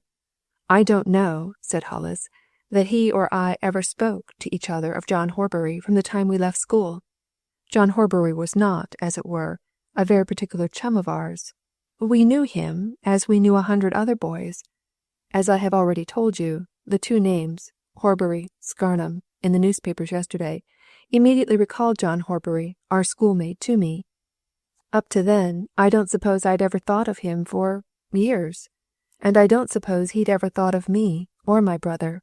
Yet, I feel sure my brother came here to see him, for business reasons, I suppose." The odd thing about that, Mr. Hollis, remarked Polke, is that we can't find the slightest reason, either from anybody here or from your brother's clerk in London, why your brother should come to see Horbury, whether for business or for any other purpose. And as to his remembering Mr. Frederick Hollis, well, here's Mr. Neale. Mr. Horbury was his guardian, and Mr. Neale, of course, has known him all his life. Now, Mr. Neale has never heard him mention Mr. Frederick Hollis by name at any time. And there's now staying in the town Mr. Horbury's niece, Miss Fosdyke. She, too, never heard her uncle speak of any Mr. Hollis. Then, as to business, the partners at Chestermarke's Bank declare that they know nothing whatever of your brother. Mr. Gabriel, the senior partner, has seen the poor gentleman and didn't recognize him. So, we at any rate are as wise as ever. We don't know what your brother came here for." Hollis bowed his head in full acceptance of the superintendent's remarks. But he looked up at Starmidge and smiled. "Exactly," he said. "I quite understand you, Mr. Polke, but I am convinced that my brother came here to see John Horbury. Why he came, I know no more than you do, but I hope to know." "You'll stay in the town a bit, sir," suggested Polke. "You'll want to make arrangements for your poor brother's funeral, of course. Aught that we can do, sir, to help, shall be done." "I'm much obliged to you, Mr. Polke," replied Hollis. "Yes, I shall certainly stay in Scarnham. In fact," he went on, rising and looking quietly from one man to the other, "I shall stay in Scarnham until I, or you, or somebody have satisfactorily explained how my brother came to his death. I shall spare neither effort nor money to get at the truth. That's my determination." "There's somebody else in like case with you, Mr. Hollis," observed Polke. "Miss Fosdyke's just as concerned about her uncle as you are about your brother. She declares she'll spend a fortune on finding him, or finding out what's happened to him. It was Miss Fosdyke insisted on having Detective Sergeant Starmidge down at once." Hollis quietly scrutinized the detective. "Well," he asked, "and what do you make of it?" But Starmidge was not in the mood for saying anything more just then, and he put his questioner off, asking him, at the same time, to keep the matter of the cheque to himself. Presently Hollis went away with Neale, to whom he wished to talk, and Starmidge, after a period of what seemed to be profound thought, turned to Polke. "Superintendent," he said earnestly, "with your leave, I'd like to try an experiment." "What experiment?" demanded Polke. Starmidge pointed to the £10,000 cheque, which was still lying on the table. "I'd like to take that cheque across to Chestermarke's Bank and show it to the partners," he answered. "Good heavens! Why?" exclaimed Polke. "I thought you didn't want anybody to know about it." "Never mind. I have an idea," said the detective. "I'd just like them to see it, anyway, and," he added with a wink, "I'd like to see them when they do see it." "You know best," said Polke. "If you think it well, do it." Starmidge put the cheque in an envelope and walked over to the bank. He was shown into the partners' room almost immediately, and the two men glanced at him with evident curiosity. "Sorry to trouble you, gentlemen," said Starmidge in his politest manner. "There is a little matter you might help us in. We've been searching this unfortunate gentleman's clothing, you know, for papers and so on, and in his letter case we found this." He had the cheque ready behind his back, and he suddenly brought it forward, and laid it immediately before the partners, on Gabriel's desk, at the same time stepping back so that he could observe both men. "Queer, isn't it, gentlemen?" he remarked quietly. "Incomplete." Gabriel Chestermarke, in spite of his habitual control, started. Joseph, bending nearer to the desk, made a curious sound of surprise. A second later they both looked at Starmidge, each as calm as ever. "Well?" said Gabriel. "You don't know anything about that, gentlemen?" asked Starmidge, affecting great innocence. "Nothing," answered Gabriel. "Of course not," murmured Joseph, a little derisively. "I thought you might recognize that handwriting," suggested Starmidge, using one of his previously invented excuses. "No," replied Gabriel, "don't know it." "From Adam's writing," added Joseph. "You know the name of the bankers, I suppose, gentlemen?" asked the detective. "Vanderkiste? Oh, yes," assented Gabriel. "Well-known city firm. But I don't think we've ever done business with them," he added, turning to his nephew. "Never," replied Joseph, "in my time at any rate." Starmidge picked up the cheque and carefully replaced it in its envelope. "Much obliged to you, gentlemen," he said, retreating towards the door. "Oh, you'll be interested in hearing, no doubt, that the dead man's brother, Mr. Leonard Hollis of Birmingham, has come. He's identified the body." "And what does he think, or suggest?" asked Joseph, glancing out of the corners of his eyes at Starmidge. "Has he any suggestions or ideas?" "He thinks his brother came here to meet Mr. Horbury," answered Starmidge. "That's so evident that it's no news," remarked Joseph. "Perhaps he can suggest where Horbury's to be found." Starmidge bowed and went out and straight back to Polke. He handed him the cheque and the letter case. "Lock 'em up," he said. "Now then, listen. You can do all that's necessary about that inquest. I'm off to town. Sit down and I'll tell you why. And what I tell you, keep to yourself." That evening Starmidge, who had driven quietly across the country from Scarnham to Ecclesborough, joined a London express at the Midland station in the big town. The carriages were unusually full, and he had some difficulty in finding the corner seat that he particularly desired. But he got one at last at the very end of the train, and he had only just settled himself in it when he saw Gabriel Chestermarke hurry past. Starmidge put his head out of the window and watched. Gabriel entered a first-class compartment in the next coach.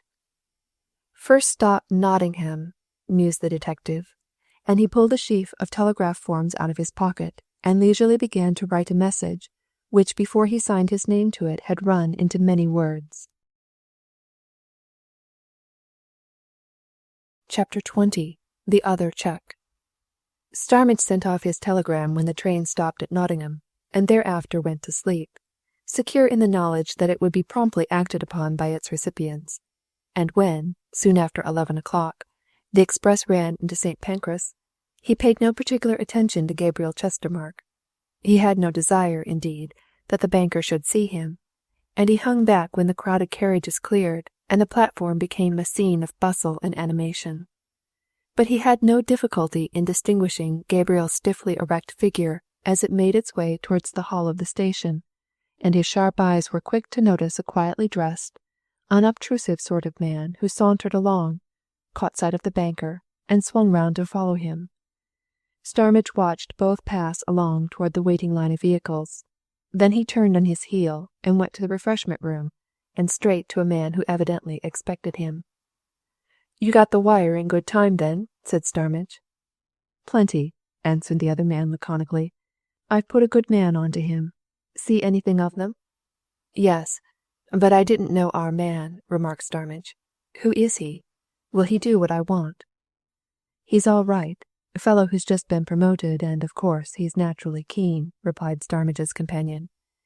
"Name of Gandam. That was a pretty good and full description of the man you want followed, Starmidge," he went on with a smile. "You didn't leave much out." "I didn't want him to be overlooked, and I didn't want to show up myself," said Starmidge. "I noticed that our man spotted him quick. Now, look here. I'll be at headquarters first thing tomorrow morning, and I want this chap Gandam's report, 9:30 sharp. Now we'll have a drink, and I'll get home." "Good case, this?" asked the other man, as they pledged each other. "Getting on with it?" "Tell you more tomorrow," answered Starmidge. "When, and if, I know more. 9:30, mind." But when Starmidge met his companion of the night before at 9:30 next morning, it was to find him in conversation with the other man, and to see dissatisfaction on the countenances of both. And Starmidge, a naturally keen observer, knew what had happened. He frowned as he looked at Gandam. "You don't mean to say he slipped you?" he exclaimed. "I don't know about slipped," muttered Gandam. "I lost him anyway, Mr. Starmidge, and I don't see how I can be blamed either. Perhaps you might have done it differently, but—" "Tell about it," interrupted Starmidge. "What happened?" "I spotted him, of course, from your description, as soon as he got off the train," replied Gandam. "No mistaking him. Naturally, he's an extra good one to watch. He'd no luggage, not even a handbag. I followed him to the taxicabs. I was close by when he stepped into one, and I heard what he said. Stage door, Adalbert Theatre. Off he went. I followed in another taxi. I stopped mine and got out just in time to see him walk up the entry to the stage door. He went in. It was then 11:30. They were beginning to close. I waited and waited until at last they closed the stage door. I'd take my oath he'd never come out. Never." Starmidge made a face of intense disgust. "No, of course he hadn't," he exclaimed. "He'd gone out at the front. I suppose that never struck you? I know that stage door of the Adalbert. It's up a passage. If you'd stood at the end of that passage, man, you could have kept an eye on the front and stage door at the same time. But of course it never struck you that a man could go in at the back of a place and come out at the front, did it? Well, that's off for the present, and so am I." Vexed and disappointed that Gabriel Chestermarke had not been tracked to wherever he was staying in London, Starmidge went out, hailed a taxicab, and was driven down to the city. He did not particularly concern himself about Gabriel's visit to the stage door of the Adalbert Theatre. It was something, after all, to know he had gone there. If need arose, he might be traced from that theatre, in which, very possibly, he had some financial interest. What Starmidge had desired to ascertain was the banker's London address. He had already learned in Scarnham that Gabriel Chestermarke was constantly in London for days at a time. He must have some permanent address at which he could be found, and Starmidge foresaw that he might wish to find him, perhaps in a hurry. But just then his chief concern was with another banking firm, Vanderkists. He walked slowly along Lombard Street until he came to the house, a quiet, sober, eminently respectable-looking old business place, quite unlike the palatial affairs in which the great banking corporations of modern origin carry on their transactions. There was no display of marble and plaster and plate glass and mahogany and heavy plethoric fittings. A modest brass plate affixed to the door was the only sign and announcement that banking business was carried on within. Equally old-fashioned and modest was the interior, and Starmidge was quick to notice that the clerks were all elderly or middle-aged men, solemn and grave as undertakers. The presentation of the detective's official card procured him speedy entrance to a parlour in which sat two old gentlemen, who were evidently greatly surprised to see him. They were so much surprised indeed as to be almost childishly interested, and Starmidge had never had such attentive listeners in his life as these two elderly city men, to whom crime and detection were as unfamiliar as higher finance was to their visitor. They followed Starmidge's story point by point, nodding every now and then as he drew their attention to particular passages, and the detective saw that they comprehended all he said. He made an end at last, and Mr. Vanderkist, a white-bearded, benevolent-looking gentleman, looked at Mr. Molyneux, a little rosy-faced man, and shook his head. "It would be an unusual thing, certainly," he observed, "for Mr. Frederick Hollis to have £10,000 laying here to his credit. Mr. Hollis was an old customer. We knew him very well, but he didn't keep a lot of money here. We knew his circumstances. He bought himself a very nice annuity some years ago, and it was paid to his account here twice a year. But £10,000! Mr. Molyneux leaned forward. "We don't know if Frederick Hollis paid any large amount in lately, you know," he observed. "Hadn't you better summon Linthwaite?" "Our manager," remarked Mr. Vanderkist, as he touched a bell. "Ah, yes, of course, he'll know. Mr. Linthwaite," he continued, as another elderly man entered the room, "can you tell us what Mr. Frederick Hollis's balance in our hands is?" "I have just been looking it up, sir," replied the manager, "in consequence of this sad news in the papers. 10,879.54, Mr. Vanderkist." £10,879, 5 shillings and 4 pence, repeated Mr. Vanderkist. "Ah, an unusually large amount, I think, Mr. Linthwaite." "Just so, sir," agreed the manager. "The reason is that rather more than a week ago Mr. Hollis called here himself with a cheque for £10,000, which he paid into his account, explaining to me that it had been handed to him for a special purpose, and that he should draw a cheque for his own against it, for the very same amount, very shortly." "Ah," remarked Mr. Vanderkist. "Has the cheque which he paid in been cleared?" "We cleared it at once," replied the manager. "Oh, yes. But the cheque which Mr. Hollis spoke of drawing against it has not come in, and now, of course—" "Just so," said Mr. Vanderkist. Now that he's dead, of course, his cheque is no good. That will do. Thank you, Mr. Linthwaite." He turned and looked at Starmidge when the manager had withdrawn. "That explains matters," he said. "The £10,000 had been paid to Mr. Frederick Hollis for a special purpose." "But by whom?" asked Starmidge. "That's precisely what I want to know. The knowledge will help me. I don't know how much it mayn't help me. For there's no doubt about it, gentlemen. Hollis went down to Scarnham to pay £10,000 to somebody on somebody else's account. He was, I am sure, as it were, ambassador for somebody. Who was, and is, that somebody? Almost certainly the person who gave Hollis the cheque your manager has just mentioned, and whose £10,000 is, as a matter of fact, still lying in your hands. Who is that person? What bank was the cheque drawn on? Let me have an answer to both questions, and—" The two old gentlemen exchanged looks, and Mr. Molyneux quietly rose and left the room. In his absence, Mr. Vanderkiste shook his head at the detective. "A very, very queer case, officer," he remarked. "An extraordinary case, sir," agreed Starmidge. "Before we get to the end of it, there'll be some strange revelations, Mr. Vanderkiste." So I should imagine," assented the old gentleman. "Very remarkable proceedings altogether. We shall be deeply interested in hearing how matters progress. Of course, this affair of the £10,000 is very curious. Mr. Molyneux came back with a slip of paper, which he handed to the detective. "That gives you the information you want," he said. Starmidge read aloud what the manager had written down on his principal's instructions. "Drawer, Helen Lester," he read. "Bank, London and Universal, Pall Mall Branch." He looked up at the two partners. "I suppose you gentlemen don't know who this Mrs. or Miss Helen Lester is?" he inquired. "No, not at all," answered Mr. Molyneux. "Nor does Linthwaite. I thought Mr. Hollis might have told him something about that special purpose, but he told him nothing." "You'll have to go to the London and Universal people," observed Mr. Vanderkiste. "They, of course, will know all about this customer." Molyneux looked inquiringly after his partner. "Don't you think that, as there are almost certain to be some complications in this matter, Linthwaite had better go with Detective Starmidge?" he suggested. "The situation, as regards the £10,000, is a somewhat curious one. This Miss or Mrs. Lester will want to recover it. Now, according to what Mr. Starmidge tells us, nobody, so far as he's aware, is in possession of any facts, papers, letters, anything relating to it. I think there should be some consultation between ourselves and the other bank which is concerned." "Excellent suggestion," agreed Mr. Vanderkiste.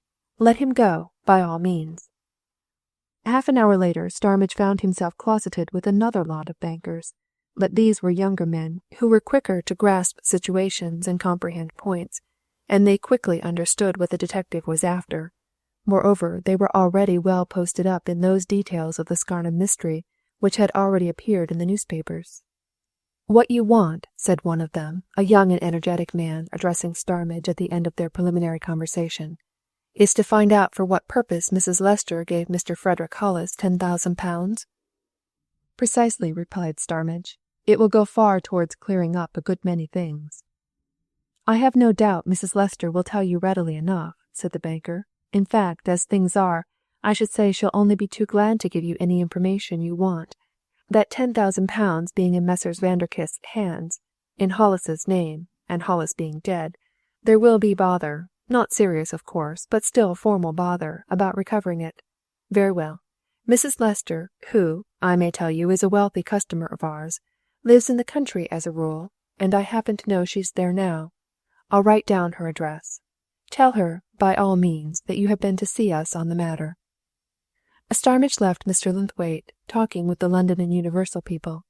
He himself, now that he had got the desired information, had no more to say. Outside the bank he opened the slip of paper which had just been handed to him, and saw that another journey lay before him. Mrs. Lester lived at Lowdale Court, near Chesham. Chapter 21. About cent per cent. Starmidge, lingering a moment on the steps of the bank, to consider whether he would go straight to Chesham or repair to headquarters for a consultation with his superior, was suddenly joined by the manager who had just given him his information. You are going down to Lowdale Court? Asked the manager. During the morning, yes, answered Starmidge. If it will be of any help to you, said the manager, I'll ring up Mrs. Lester on the telephone and let her know you're coming. She's rather a nervous woman, and it will pave the way for you if I give you a sort of introduction. Besides, he paused, and looked at the detective with an inquiring air. Don't you think Mrs. Lester had better be warned, at once, not to speak of this matter until she's seen you? You think she may be approached? Asked Starmidge. The manager wagged his head and smiled knowingly. I think there's something so very queer about this affair that Mrs. Lester ought to be seen at once, he said. She shall be, answered Starmidge. Tell her I'll be down there within 2 hours. I'll motor there. Thank you for your suggestion. Now I'll just run to headquarters and then be straight off. He hailed a passing taxicab and drove to New Scotland Yard, where he was presently closeted with a high personage in deep and serious consultation, the result of which was that by 12 o'clock, Starmidge and a fellow officer, one Easleby, in whom he had great confidence, were spinning away towards the beech-clad hills of Buckinghamshire, and discussing the features and probabilities of the queer business which took them there. Before 2, they were in the pleasant valley which lies between Chenies and Chesham, and pulling up at the door of a fine old Jacobean house, which, set in the midst of delightful lawns and gardens, looked down on the windings of the river Chess. And practical as both men were, and well experienced in their profession, it struck both as strange that they should come to such a quiet and innocent-looking place to seek some explanation of a mystery which surely had some connection with crime. The 2 detectives were immediately shown into a morning-room in which sat a little middle-aged lady in a widow's cap and weeds, who looked at her visitors half timidly, half welcomingly. She sat by a small table on which lay a heap of newspapers, and Starmidge's sharp eyes saw at once that she had been reading the published details of the Scarnham affair. You have no doubt been informed by your bankers that we were coming, ma'am? Began Starmidge, when he and Easleby had seated themselves near Mrs. Lester. The manager there was good enough to say he'd telephone you. Mrs. Lester, who had been curiously inspecting her callers and appeared somewhat relieved to find that they were quite ordinary-looking beings, entirely unlike her own preconceived notions of detectives, bowed her head. Yes, she answered. My bankers telephoned that an officer from Scotland Yard would call on me this morning, and that I was to speak freely to him, and in confidence, but I really don't quite know what it is that I am to talk to you about, though I suppose I can guess. This, ma'am, answered Starmidge, bending towards the pile of newspapers and tapping a staring headline with his finger. I see you've been reading it up. I have been in charge of this affair since Monday last, and I came up to town last night about it, specially. You will have read in this morning's paper that the body of Mr. Frederick Hollis was found at Scarnham yesterday? Yes, said Mrs. Lester with a sigh. I have read of that. Of course, I knew Mr. Hollis. He was an old friend of my husband. I saw him last week. But what took Mr. Hollis down to Scarnham? I have been in the habit of seeing Mr. Hollis constantly, regularly, but I never even heard him mention Scarnham, nor any person living at Scarnham. There are many persons mentioned in these newspaper accounts, continued Mrs. Lester, in connection with this affair whose names I never heard before, yet they are mentioned as if Mr. Hollis had something to do with them. Why did he go there? That, ma'am, is precisely what we want to find out from you, replied Starmidge, with a side glance at his fellow detective. It's just what we've come for. He was watching Mrs. Lester very closely as he spoke, and he saw that up to that moment she had certainly no explanation in her own mind as to the reason of this police visit. But what can I tell you? She exclaimed. As I have said, I don't know why Frederick Hollis went to Scarnham. He never mentioned Scarnham to me when he was here last week." "Let me tell you something that's not in the papers yet, ma'am," said Starmidge. "I think it will explain matters to you. When we examined Mr. Hollis's effects at Scarnham yesterday morning, after the finding of his body, we found in his letter case a cheque for £10,000. Starmidge stopped suddenly. Mrs. Lester had started, and her pale face had grown paler. Her eyes dilated as she looked at the two men. "A cheque," she exclaimed, "for £10,000 on him? And whose cheque?" "It was a very curious cheque, ma'am," replied Starmidge. "It was drawn on Mr. Hollis's bankers, Vanderkiste, Milleneux and Company of Lombard Street. It was dated. It was filled in for £10,000, in words and figures. But it was not signed, and it was not made out to anybody. No name of payee, you understand, ma'am. No name of payer. But it is very evident that Mr. Hollis made out that cheque intending to pay it to somebody. What we want to know is, who is, or was, that somebody? I came up to town to try to find that out. I went to Mr. Hollis's bankers this morning. They told me that last week Mr. Hollis paid into his account there a cheque for £10,000, drawn by Helen Lester, and told their manager that he should be drawing a cheque for his own against it in a day or two. I then went to your bank, ma'am, saw your bankers, and got your address. Now, Mrs. Lester, there's no doubt whatever that the cheque which we found on Mr. Hollis is the cheque he spoke of to Vanderkiste's manager. And we want you, if you please, to tell us two things. For what purpose did you give Mr. Hollis £10,000? To whom was he to pay it? Tell us, ma'am, and we shall have gone a long way to clearing this affair, and it's more serious than you'd think." Mrs. Lester, who had listened to Starmidge with absorbed and almost frightened attention, looked anxiously at both men before she replied to the detective's direct inquiry. "You will respect my confidence, of course?" she asked at last. "Whatever I say to you will be kept in strict confidence?" "Whatever you tell us, Mrs. Lester," answered Starmidge, "we shall have to report to our superiors at the Criminal Investigation Department. You may rely on their discretion, fully, but if there is any secret in this, ma'am, it will all have to come out, now that it's an affair of police investigation. Far better tell us here and now."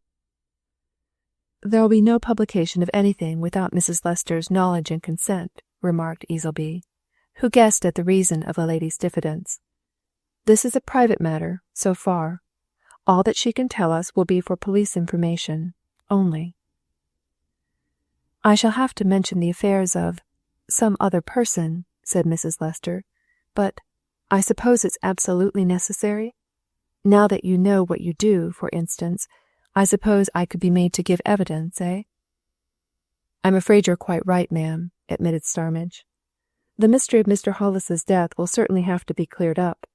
Now that this cheque affair is out, you could be called as a witness at the inquest. Better tell us, ma'am, and leave things to us." Mrs. Lester, after a moment's reflection, looked steadily at her visitors. "Very well," she answered. "I suppose I had better. Indeed, I have been feeling, ever since my bankers rang me up this morning, that I should have to tell you, though I still can't see how anything that I can tell you has to do, that is precisely, with Mr. Hollis's visit to Scarnham. Yet, it may, perhaps must have. The fact is, I recently called in Mr. Hollis, as an old friend, to give me some advice. I must tell you that my husband died last year, now about 8 months ago. We have an only son, who is an officer in the army." "You had better give us his name and regiment, ma'am," suggested Starmidge. Mrs. Lester hesitated a little. "Very well," she said at last. "He is Lieutenant Guy Lester, of the 55th Lancers. Stationed where? At present at Maychester. Now I have got to tell you what is both painful and unpleasant for me to tell. My husband, though a very kind father, was a very strict one. When our son went into the army, his father made him a certain yearly allowance which he himself considered a very handsome one. But my husband," continued Mrs. Lester with a faint smile, "had been engaged in commercial pursuits all his life, until a year or two before his death, and he did not know that the expenses and the style of living in a crack cavalry regiment are what they are. More than once Guy asked his father to increase his allowance considerably. His father always refused. He was a strict and, in some ways, a very hard man about money. And so, my son had recourse to a money-lender." Starmidge, who was sitting close by his fellow detective, pressed his elbow against Easleby's sleeve. At last they were getting at something. "Just so, ma'am," he said encouragingly. "Nothing remarkable in all this so far. Quite an everyday matter, I assure you. Nothing for you to distress yourself about either. All that can be kept quiet." "Well," continued Mrs. Lester, "my son borrowed money from a money-lender in London, expecting, of course, to pay it back on his father's death. I must tell you that my husband married very late in life. He was quite 30 years my senior. No doubt this money-lender acquainted himself with Mr. Lester's age and state of health." "He would, ma'am, he would," agreed Starmidge. "He'd take particular good care of that, ma'am," added Easleby. "They always do, in such cases." "Yes," said Mrs. Lester. "But you see, when my husband died, he did not leave Guy anything at all. He left everything to me, so Guy had nothing to pay the money-lender with. Then, of course, the money-lender began to press him, and in the end Guy was obliged to come and tell me about it.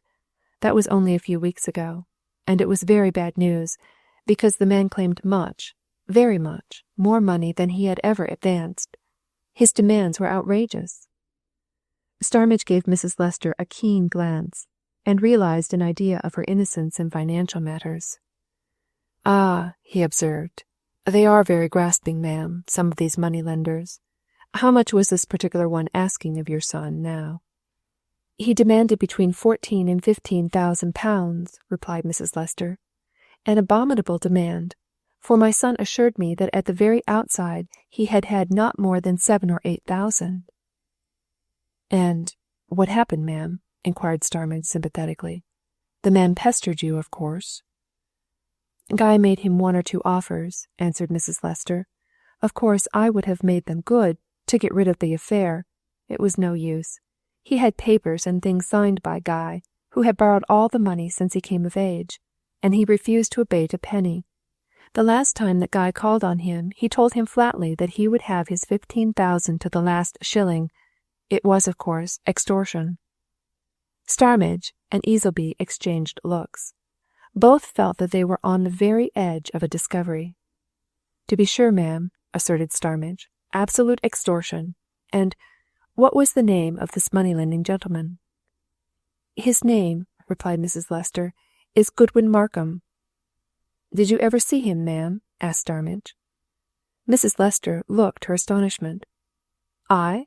she exclaimed. "No, never." "Did your son ever describe him to you? His personal appearance, I mean," inquired Starmidge. Mrs. Lester shook her head. "No," she replied. "Indeed, I have heard my son say that he never saw Markham himself but once. He did his business, I suppose you would call it, with the manager, who always said, when this recent pressing began, that he was powerless. He could only do what Mr. Markham bade him to do." "Precisely," said Starmidge. "There generally is a manager whose chief business is to say that sort of thing, ma'am. Dear me! And where, ma'am, is this Mr. Goodwin Markham's office? You know that, no doubt." "Oh, yes, it is in Conduit Street, off New Bond Street," replied Mrs. Lester. "Of course you never went there?" asked Starmidge. "No, of course not. All was done through your son, until you called in Mr. Hollis. Now, when did you call in Mr. Hollis, Mrs. Lester? The date's important." "About a fortnight ago," replied Mrs. Lester. "I sent for him. I told him all about it. I asked his advice. At his suggestion I gave him a cheque for 10,000 pounds. He said he would make an endeavour to settle the whole thing for that amount, and have everything cleared up. He took the cheque away with him. Between then, that day when he was here and you gave him the cheque, asked Starmidge. "And last Saturday, when we know Mr. Hollis went to Scarnham, did you hear of or from Mr. Hollis at all?" "Only in this way," replied Mrs. Lester. "When he left me, he said that before approaching Markham as intermediary, he should like to see Guy and hear what his account of the transactions was, and that he would ask my son to come up to town from Maychester and meet him. I heard from Guy at the end of last week, last Saturday morning as a matter of fact, that he had been to town, that he had lunched with Mr. Hollis at Mr. Hollis's club, and that after discussing the whole affair, Mr. Hollis had said that he would make a determined effort to settle the matter at once. And after that," concluded Mrs. Lester, "I heard no more or anything until I read of the Scarnham affair in the newspapers." "And now that you have read it, ma'am, and have heard what I have to tell," said Starmidge, "do you connect it in any way with Mr. Guy Lester's affair?" Mrs. Lester looked puzzled.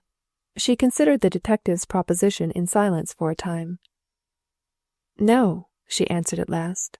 "Really, I don't."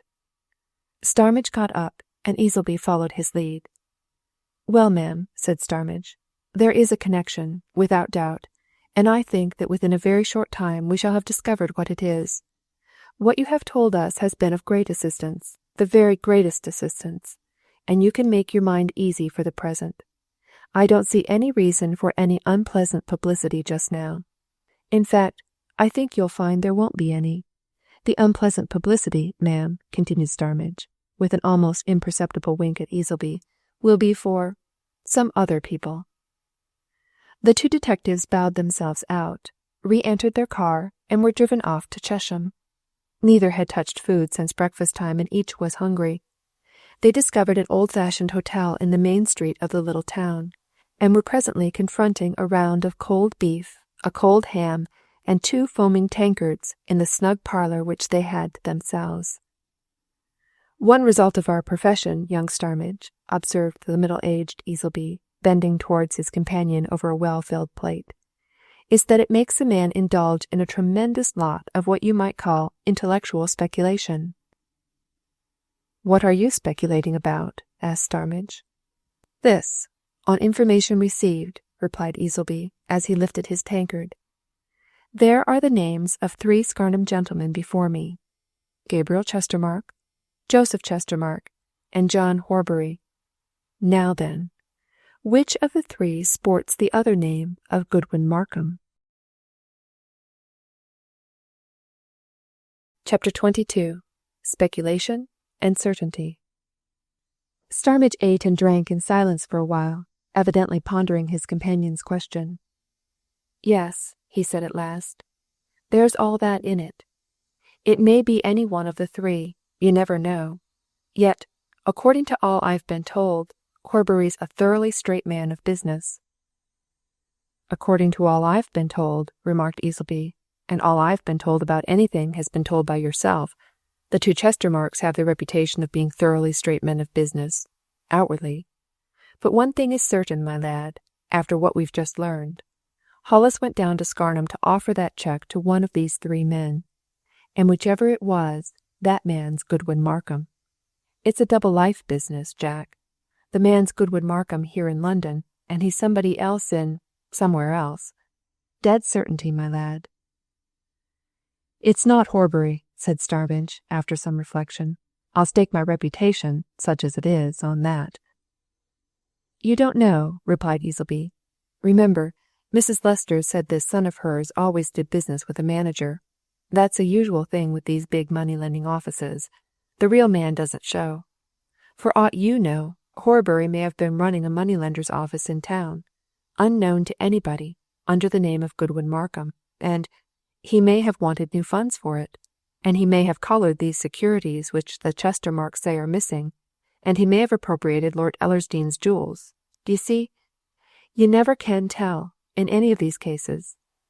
You see, my lad, you've been going, all along, on the basis, the supposition, that Horbury is an innocent man, and the victim of foul play, but he may be a guilty man. Lord bless you, I don't attach any importance to reputation and character, not I. It isn't 10 years since Jim Chambers and myself had a case in point. A bank manager, who was a churchwarden, Sunday school teacher, This, that, and t'other, in the way of piety and respectability. All a cloak to cover as clever a bit of thievery and fraud as ever I heard of. He got 10 years, that chap, and he ought to have been hanged. As I say, you never can make certain. Hollis may have found out that Goodwin Markham of Conduit Street was in reality John Horbury of Scarnham, and then— "I'll tell you what," interrupted Starmidge, who had been thinking as well as listening. "There's a very sure and certain way of finding out who Goodwin Markham is. Do you remember? Mrs. Lester said her son had only seen him once. Well, once is enough. He'd remember him. We must go to Maychester right away and see this young Lester and get him to describe the man he saw." "Good notion, of course," assented Easleby. "Where is Maychester now?" "Essex," replied Starmidge. "That would certainly be a solver," said Easleby. "But there's something else we could do, following up your special line of thought.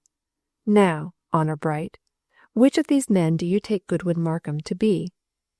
"Gabriel Chestermarke," answered Starmidge promptly. "It's established that he's constantly in London, as much in London as in Scarnham. Gabriel Chestermarke, certainly, with, no doubt, Joseph in collusion. The probability is that they run the money-lending office in Conduit Street under the name of Goodwin Markham. They're within the law." "What about the Moneylenders Act?" asked Easleby. "Compulsory registration, you know." "It's this way," explained Starmidge. "The object of that act was to enable a borrower to know for certain who it was that was lending him the money he borrowed, so registration was made compulsory.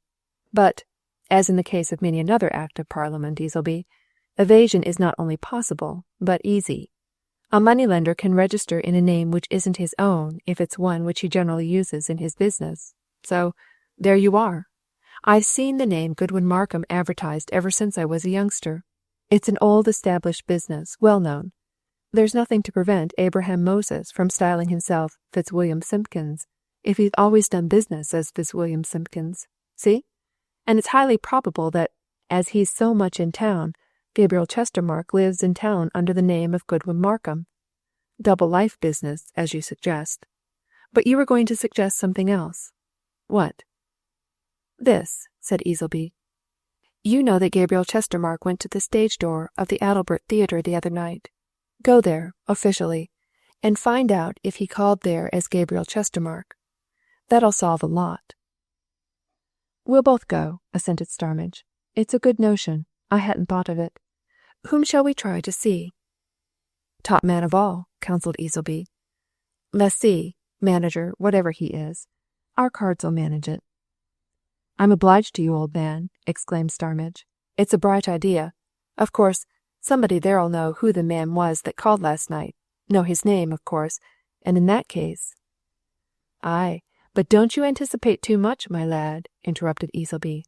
"There's no doubt that Gandam traced your Gabriel Chestermarke to the stage door of the Adalbert Theatre and lost him there. But you know, for anything you know, Mr. Gabriel Chestermarke, banker of Scarnham, may have had legitimate and proper business at that theatre.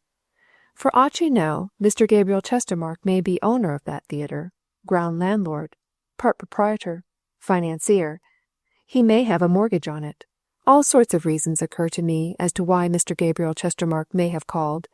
He might be a personal friend of the manager's, or the principal actor's, called to take him out to supper. D'ye see, on his arrival in town? So, whoever we see there, you want to go guardedly, eh?" "I'll tell you what," said Starmidge. "I'll leave it to you. I'll go with you, of course, but you manage it." "Right, my lad," assented Easleby. "All I shall want'll be a copy of this morning's newspaper, to lead up from." One of the London morning journals had been making a great feature of the Scarnham affair from the moment Parkinson, on Starmidge's inspiration, had supplied the press with its details, and it had that day printed an exhaustive resume of the entire history of the case, brought up to the discovery of Frederick Hollis's body. Easleby bought a copy of this issue as soon as he and Starmidge returned to town, and carefully blue-penciled the cross-headed columns and the staring capitals above them. With the folded paper in his hand, and Starmidge at his heel, he repaired to the stage door of the Adalbert Theatre at 7:45, when the actors and actresses were beginning to pass in for their evening's work, and thrust his hand into the glass-fronted cage in which the stage doorkeeper sat. "A word with you, mister," whimpered Easleby. "A quiet word, you understand. Me and my friend here are from the Yard, New Scotland Yard, you know, and we've an inquiry to make. Our cards, d'ye see? I shall ask you to take 'em inside in a minute, but first, a word with you. Do you remember a gentleman coming here last night, late, who nodded to you and walked straight in? Little stiffly built gentleman, very pale face, holds himself well up, what?" "I know him," answered the doorkeeper, much impressed by the official cards which Easleby held before his nose.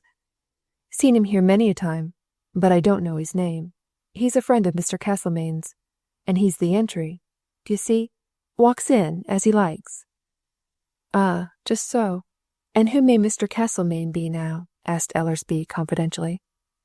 "Mr. Castlemaine?" replied the doorkeeper. "Why, he's the lessee, of course. The boss." "Ah, the boss, is he?" said Easleby. "Much obliged to you, sir. Well, now then, just take these 2 cards to Mr. Castlemaine, will you? And ask him if he'll be good enough to see their owners for a few minutes on very important private business." The doorkeeper departed up a dark passage, and Easleby pointed Starmidge to a playbill which hung framed on the wall behind them. "There you are," he said, indicating a line near the big capitals at the top. "Lessee and manager, Mr. Leopold Castlemaine. That's our man. Fancy name, of course. Real name Tom Smith or Jim Johnson, you know. But, Lord bless you, what's in a name? Haven't we got a case in point?" "There's a good deal in what's in a name in our case, old man," retorted Starmidge. "You're off it there." Easleby was about to combat this reply when a boy appeared and intimated that Mr. Castlemaine would see the gentleman at once, and the 2 detectives followed up one passage and down another, and round corners and across salons and foyers, until they were shown into a snug room, half office, half parlour, very comfortably furnished and ornamented, wherein, at a desk, and alone, sat a gentleman in evening dress, whose countenance, well fed though it was, seemed to be just then clouded with suspicion and something that looked very like anxiety. He glanced up from the cards which lay before him to the 2 men who had sent them in, and silently pointed them to chairs near his own. "Good evening, sir," said Easleby with a polite bow.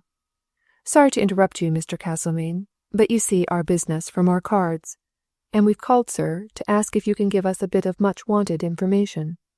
I don't know, sir," continued Easleby, laying the blue-pencilled newspaper on the lessee's desk, "if you've read in the papers any account of the affair which is here called the Scarnham mystery."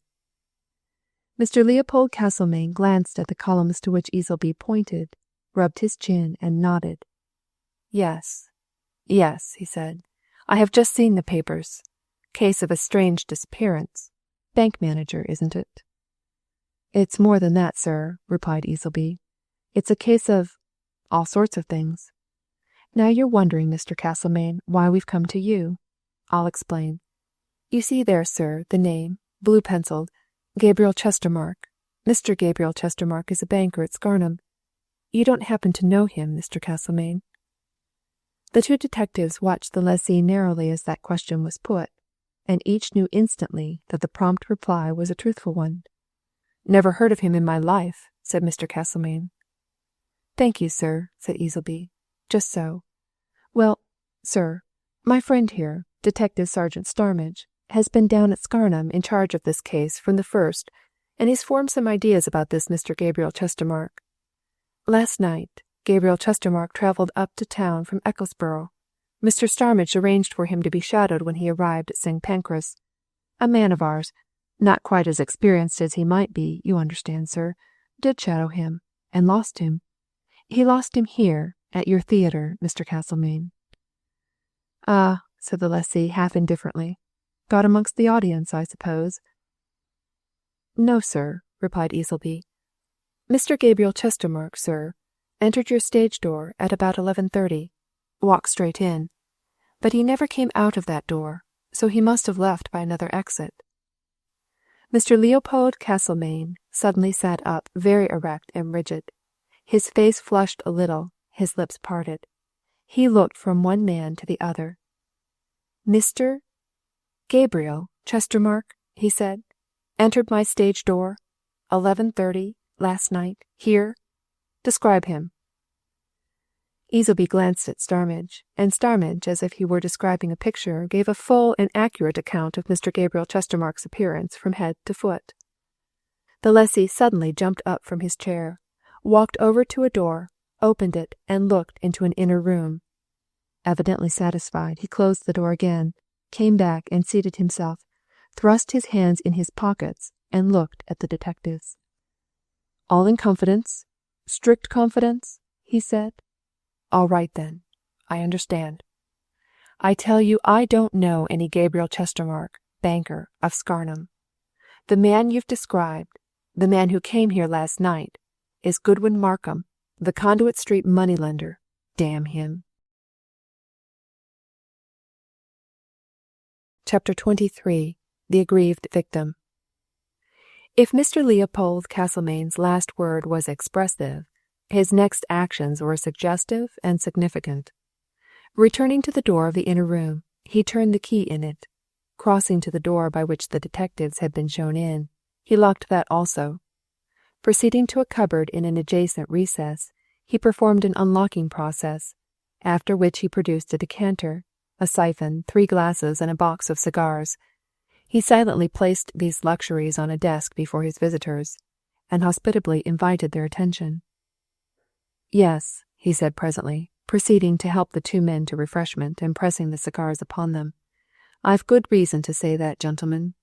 Goodwin Markham, indeed. I ought to know him. If I don't look out, that devil of a bloodsucker is going to ruin me. He is, so." Easleby gave Starmidge an almost imperceptible wink as he lighted a cigar. It was evident that Mr. Leopold Castlemaine was not only willing to talk, but was uncommonly glad to have somebody to talk to. Indeed, his moody countenance began to clear as his tongue became unloosed. He was obviously at that stage when a man is thankful to give confidences to any fellow creature. "I've done business with gentlemen of your profession before," he went on, nodding to his visitors over the rim of his tumbler, "and I know you're to be trusted. Naturally, you'll hear a good many queer things and queer secrets in your line of life. As you come to me in confidence, I'll tell you a thing or two in confidence. It may help you, if you're certain that the man you're wanting is the man who came here last night. Do you want him?" "We may do," replied Easleby. "We don't know yet. Mr. Starmidge here is much disposed to think that we shall. But let's be clear, sir. We're all 3 agreed that we're talking about the same man. Starmidge has accurately described a certain man who, without a doubt, entered your stage door about 11:30 last night, and left with me by the box-office door in the front street a few minutes later," murmured the lessee. "That's how it was." "Just so," agreed Easleby. "Now, Starmidge up to now has only known that man as Mr. Gabriel Chestermarke, senior partner in Chestermarke's Bank at Scarnham, while you, up till now, have only known him as Goodwin Markham, moneylender, financial agent, and so on, of Conduit Street," interrupted Castlemaine, "and known him a lot too much for my peace, I can tell you. Of course we're talking about the same man. I can quite believe he runs a double show. I know that he's a great deal away from town. It's very rarely that he's to be found at Conduit Street. Very, very rarely indeed. He's a clever manager there, who sees everybody and does everything. And I know that he's quite 2/3 of his time away from his own house, so, of course, he's got to put it in somewhere else." "His own house?" said Starmidge, catching at an idea which presented himself. "You know where he lives in London, then, Mr. Castlemaine?" "Do I know where my own mother lives?" exclaimed the lessee. "I should think I do. He's a neighbour of mine. Lives close by me, up Primrose Hill way. Nice little bachelor establishment he has. Oakfield Villa. Spent many an evening there with him. Sunday evenings, of course.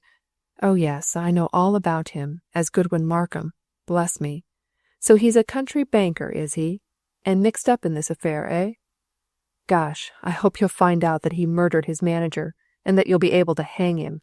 I'd treat the town to a free show if you could hang him in public on my stage.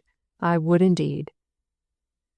"You were going to tell us something, sir," suggested Easleby. "Something that you thought might help us." "I hope it will help you. "And me too," responded Castlemaine, who was obviously incensed and truculent. "'Pon my honour, when I got your cards, I wondered if I'd been sleepwalking last night and had gone and done for this man. I really did.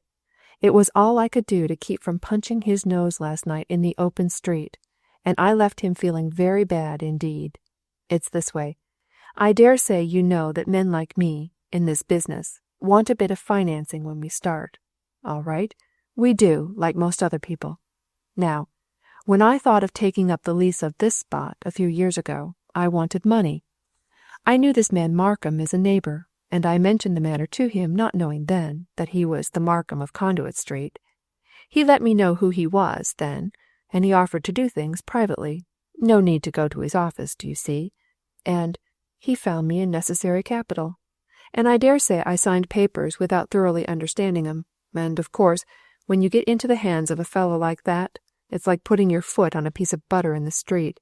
You're down before you know what's happened. But I ain't down yet, my boys," concluded Mr. Castlemaine, drinking off the contents of his glass and replenishing it.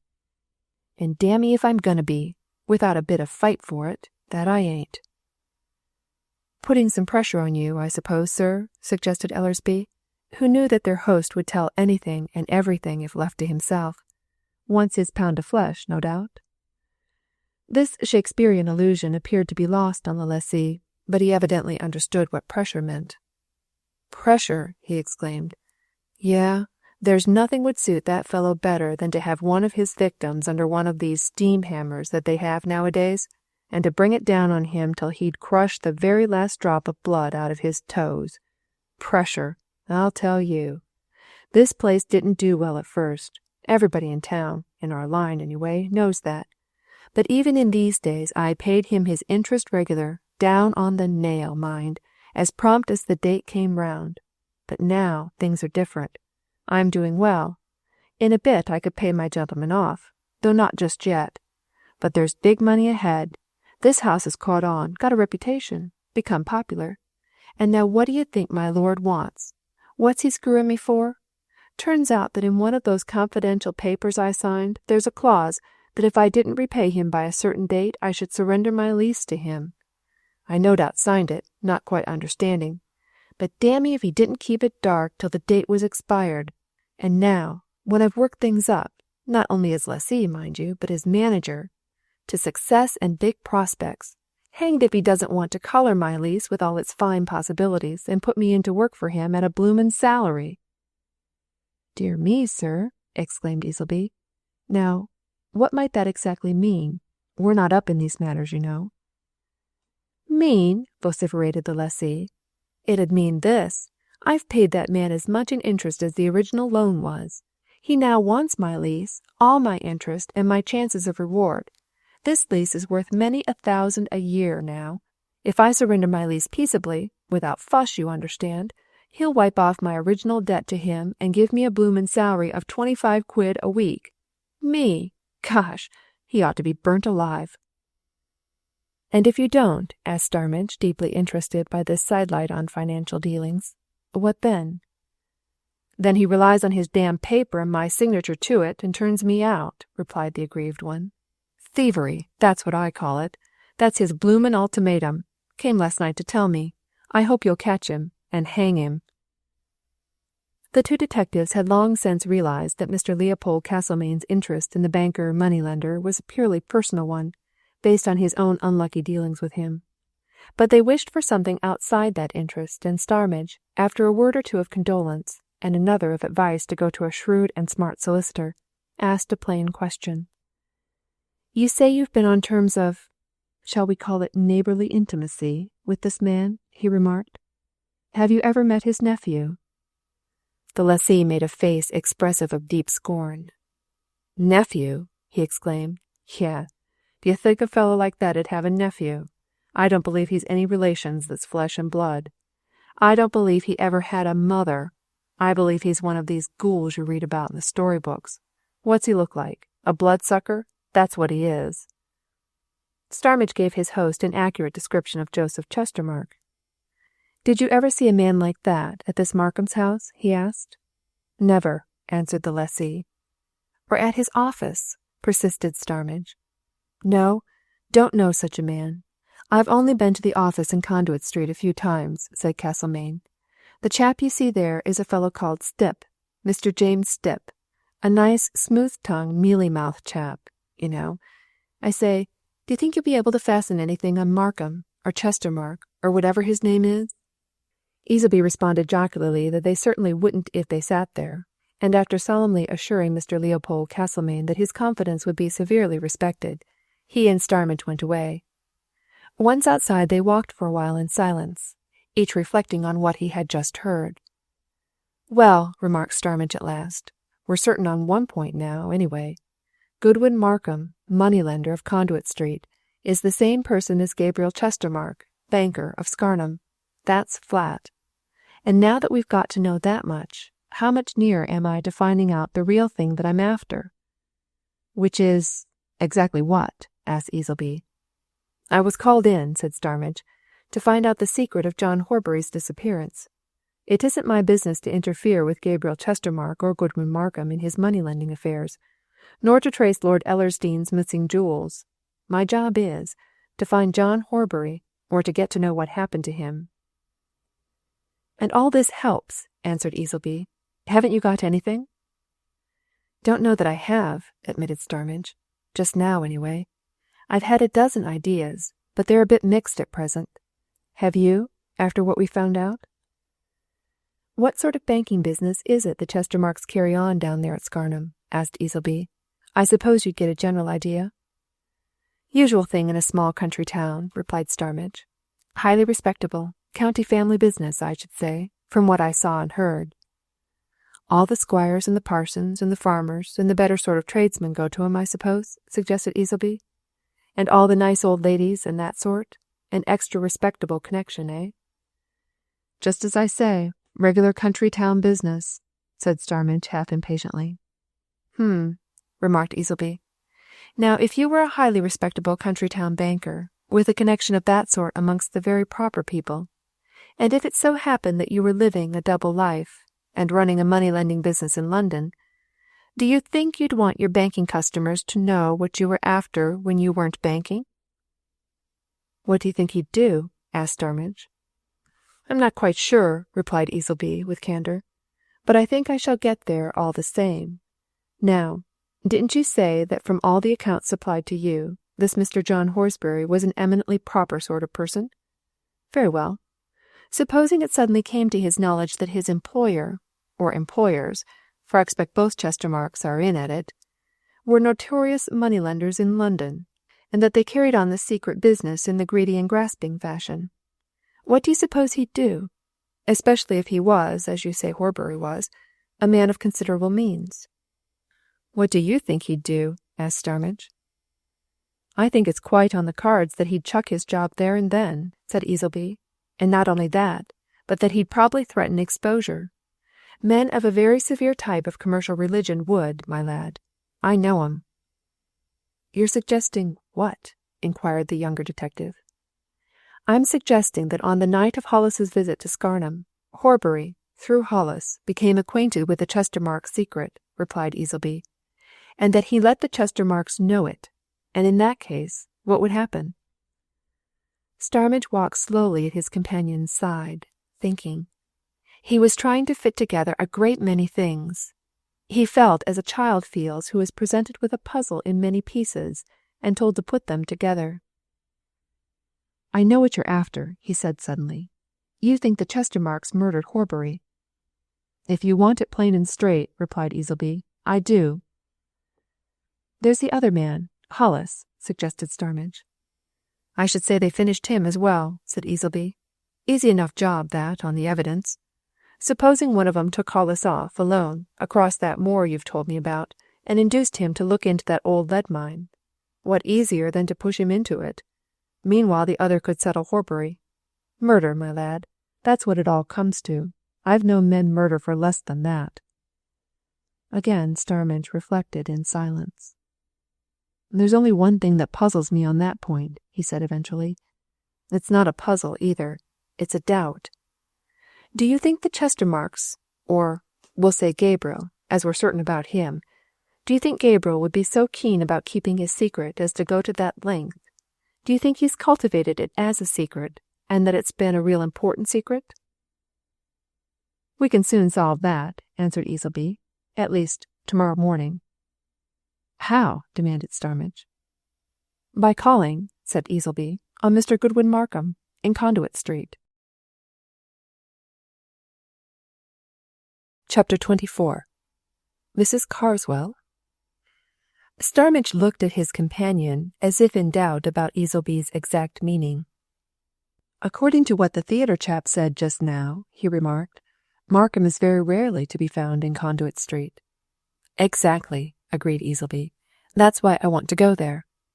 Starmidge shook his head. "Don't follow," he said. "Make it clear." Easleby tapped his fellow detective's arm. "You said just now, would Gabriel Chestermarke be so keen about keeping his secret as to go to any length in keeping it?" he answered. "Now I say we can solve that by calling at his office. His manager, as Castlemaine told us, is one Stipp, Mr. Stipp. I propose to see Mr. Stipp. You and I must be fools if, inside 10 minutes, we can't find out if Stipp knows that Goodwin Markham is Gabriel Chestermarke. We will find out. And if we find out that Stipp doesn't know that, if we find that Stipp is utterly unaware that there is such a person as Gabriel Chestermarke, or, at any rate, that he doesn't connect Gabriel Chestermarke with Goodwin Markham, why, then—" He ended with a dry laugh and waved his hand, as if the matter were settled, but Starmidge had a love of precision, and liked matters to be put in plain words. "Well, and what then?" he demanded. "What then?" exclaimed Easleby. "Why, then we shall know for a certainty that Gabriel Chestermarke is keen about his secret. If he keeps it from the man who does his business for him here in London, he'd go to any length to keep it safe if it was threatened by his manager at Scarnham. Is that clear, my lad?"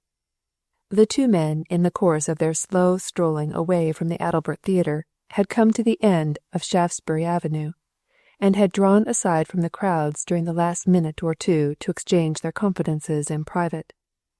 Starmidge looked meditatively at the thronging multitudes of Piccadilly Circus, and watched them a while before he answered his companion's last observation. "I don't want to precipitate matters," he said at last. "I don't want an anticlimax. Suppose we found Markham, or Chestermarke, there, or supposing he came in." "Excellent, in either case," replied Easleby. "Serve our purpose equally well. If he's there, you betray the greatest surprise at seeing him. You can act up to that. If he should come in, you're equally surprised, see? We haven't gone there about any Chestermarke, you know. We aren't going to let it out there that we know what we do know. Not likely." "What have we gone there for, then?" asked Starmidge. "We've gone there to say that Mrs. Helen Lester of Lowdale Court, near Chesham, has informed us, the police, that she placed a certain sum of money in the hands of her friend, Mr. Frederick Hollis, for the purpose of clearing off a debt contracted by her son, Lieutenant Lester, with Mr. Goodwin Markham. That Mr. Hollis had been found dead under strange circumstances at Scarnham, and that we should be vastly obliged to Mr. Markham if he can give us any information or light on the matter or hints about it," replied Easleby. "That, of course, is what we shall say, and all that we shall say, to Mr. James Stipp. If, however, we find Gabriel Chestermarke there, well, then, we shall say nothing, at first. We shall leave him to do the same. It'll be his job to begin." "All right," assented Starmidge after a moment's reflection. "We'll try it. Meet you tomorrow morning, then, the corner of Conduit Street and New Bond Street, say at 10:30. Now I'm going home." Starmidge, being a bachelor, tenanted a small flat in Westminster within easy reach of headquarters. He repaired to it immediately on leaving Easleby, intent on spending a couple of hours in ease and comfort before retiring to bed. But he had scarcely put on his slippers, lighted his pipe, mixed a whisky and soda, and picked up a book, when a knock at his outer door sent him to open it, and to find Gandam standing in the lobby. Gandam glanced at him with a smile which was half apologetic and half triumphant. "I've been to the office after you, Mr. Starmidge," he said. "They gave me your address, so I came on here. Starmidge saw that the man was full of news, and he motioned him to enter and led him to his sitting-room. "You've heard something, then?" he asked. "Seen something, Mr. Starmidge," answered Gandam, taking the chair which Starmidge pointed to. "I'm afraid I didn't hear anything. I wish I had." Starmidge gave his visitor a drink and dropped into his own easy-chair again. "Chestermarke, of course," he suggested. "Well, what?" "I happened to catch sight of him this evening," replied Gandam. "Sheer accident it was, but there's no mistaking him. 6:30 I was coming along Piccadilly, and I saw him leaving the Camellia Club. What sort of club's that now?" asked Starmidge. "Social club. Men about town, sporting men, actors, journalists, so on," replied Gandam. "I know a bit about it. Had a case relating to it not long ago. Well, he went along Piccadilly, and, of course, I followed him. I wasn't going to lose sight of him after that setback of last night, Mr. Starmidge. He crossed the Circus and went into the Café Monaco. I followed him in there. Do you know that downstairs saloon there?" "I know it," assented Starmidge. "He went straight down to it," continued Gandam, "and as I knew that he didn't know me, I presently followed. When I got down, he'd taken a seat at a table in a quiet corner, and the waiter was bringing him a glass of sherry. There was a bit of talk between 'em. Chestermarke seemed to be telling the waiter that he was expecting somebody, and he'd wait a bit before giving an order. So I sat down, in another corner, and as I judged it was going to be a longish job, I ordered a bit of dinner. Of course I kept an eye on him, quietly. He read a newspaper, smoked a cigarette, and sipped his sherry. And at last, perhaps 10 minutes after he'd got in, a woman came down the stairs, looked round, and went straight over to where he was sitting." "Describe her," said Starmidge. "Tallish, good figure, very good-looking, well-dressed, but quietly," replied Gandam. "Had a veil on when she came in, but lifted it when she sat down by Chestermarke. What I should call a handsome woman, Mr. Starmidge, and, I should say, about 35 to 40. Dark hair, dark eyes, taking expression." "Mrs. Carswell for a fiver," thought Starmidge. "Well," he said aloud, "you say she went straight over to him?"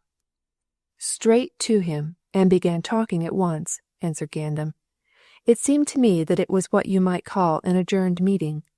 They began talking as if they were sort of taking up a conversation, but she did most of the talking. He ordered some dinner for both of 'em as soon as she came. She talked while they ate.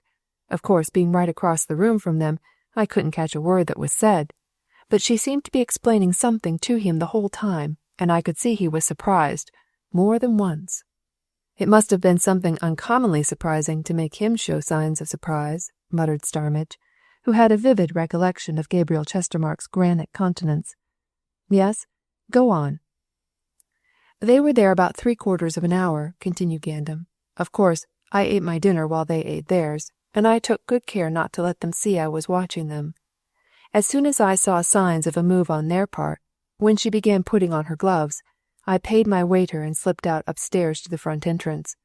I got a taxicab driver to pull up by the curb and wait for me, and told him who I was and what I was after, and that if those two got into a cab he was to follow wherever they went, cautiously. Gave him a description of the man, you know. Then I hung round till they came out. They parted at once. She went off up Regent Street." "I wish you'd had another man with you," exclaimed Starmidge. "I'd give a lot to get a hold of that woman. She's probably the housekeeper who disappeared from the bank, you know." "So I guessed, Mr. Starmidge, but what could I do?" said Gandam. "I couldn't follow both, and it was the man you'd put me on to. I decided, of course, for him. Well, he tried to get my cab. When he found it was engaged, he walked on a bit to the corner of Shaftesbury Avenue and got one there. And of course we followed. A longish follow, too. Right away up to the bank of Regent's Park. You know those detached houses, foot of Primrose Hill? It's one of those. He was a cute chap, my driver, and he contrived to slow down and keep well behind, and yet to see where Chestermarke got out. The name of the house is Oakfield Villa. It's on the gateposts. Of course, I made sure. I sent my man off, and then I hung round some time, passing and repassing once or twice, and I saw Chestermarke in a front room. The blinds were not drawn, and he was in a smoking cap and jacket, so I reckoned he was safe for the night. But I can watch the house all night if you think it's necessary, Mr. Starmidge." "No," answered Starmidge, "not at all. But I'll tell you what. You be there first thing tomorrow morning. Can you hang about without attracting attention?" "Easily," replied Gandam. "Easiest thing in the world. Do you know where a little lodge stands as you go into Primrose Hill, the St. John's Wood side? Well, his house is close by that. On the other side of the road there's a path leading over a bridge into the park, close by the corner of the zoo. I can watch from that path. You can rely on me, Mr. Starmidge. I'll not lose sight of him this time." Starmidge saw that the man was deeply anxious to atone for his mistake of the previous night, and he nodded assent. "All right," he said, "but take another man with you. 2 are better than 1 in a job like that, and Chestermarke might be meeting that woman again. Watch the house carefully tomorrow morning from first thing. Follow him wherever he goes. If he should meet the woman, and they part after meeting, one of you follow her. And listen. I shall be at headquarters at 12 o'clock tomorrow. Contrive to telephone me there as to what you're doing, but don't lose him, or her, if you see her again." "One more thing," said Gandam, as he rose to go. "Supposing he goes off by train, do I follow?" "No," answered Starmidge after a moment's reflection, "but manage to find out where he goes." He sat and thought a long time after his visitor had left, and his thoughts all centred on one fact, the undoubted fact that Gabriel Chestermarke and Mrs. Carswell had met. Chapter 25. The Portrait. The offices of Mr. Goodwin Markham, at which the 2 detectives presented themselves soon after 10:30 next morning, were by no means extensive in size or palatial in appearance. They were situated on the 2nd floor of a building in Conduit Street, and apparently consisted of no more than 2 rooms, which, if not exactly shabby, were somewhat well worn as to furniture and fittings. It was evident, too, that Mr. Goodwin Markham's clerical staff was not extensive. There was a young man clerk and a young woman clerk in the outer office. The first was turning over a pile of circulars at the counter. The second, seated at a typewriter, was taking down a letter which was being dictated to her by a man who, still hatted and overcoated, had evidently just arrived, and was leaning against the mantelpiece with his hands in his pockets. He was a very ordinary, plain-countenanced, sandy-haired, quite commercial-looking man, this, who might have been anything from a stock exchange clerk to a suburban house agent. But there was a sudden alertness in his eye as he turned it on the visitors, which showed them that he was well equipped in mental acuteness, and probably as alert as his features were commonplace. The circular-sorting young man looked up with indifference as Easleby approached the counter, and when the detective asked if Mr. Goodwin Markham could be seen, turned silently and interrogatively to the man who leaned against the mantelpiece. He, interrupting his dictation, came forward again, narrowly but continually eyeing the 2 men. "Mr. Markham is not in town, gentlemen," he said in a quick, businesslike fashion, which convinced Starmidge that the speaker was not uttering any mere excuse. "He was here yesterday for an hour or 2, but he will be away for some days now. Can I do anything for you? His manager." Easleby handed over the 2 professional cards which he had in readiness, and leaned across the counter. "A word or 2 in private," he whispered confidentially. "Business matter."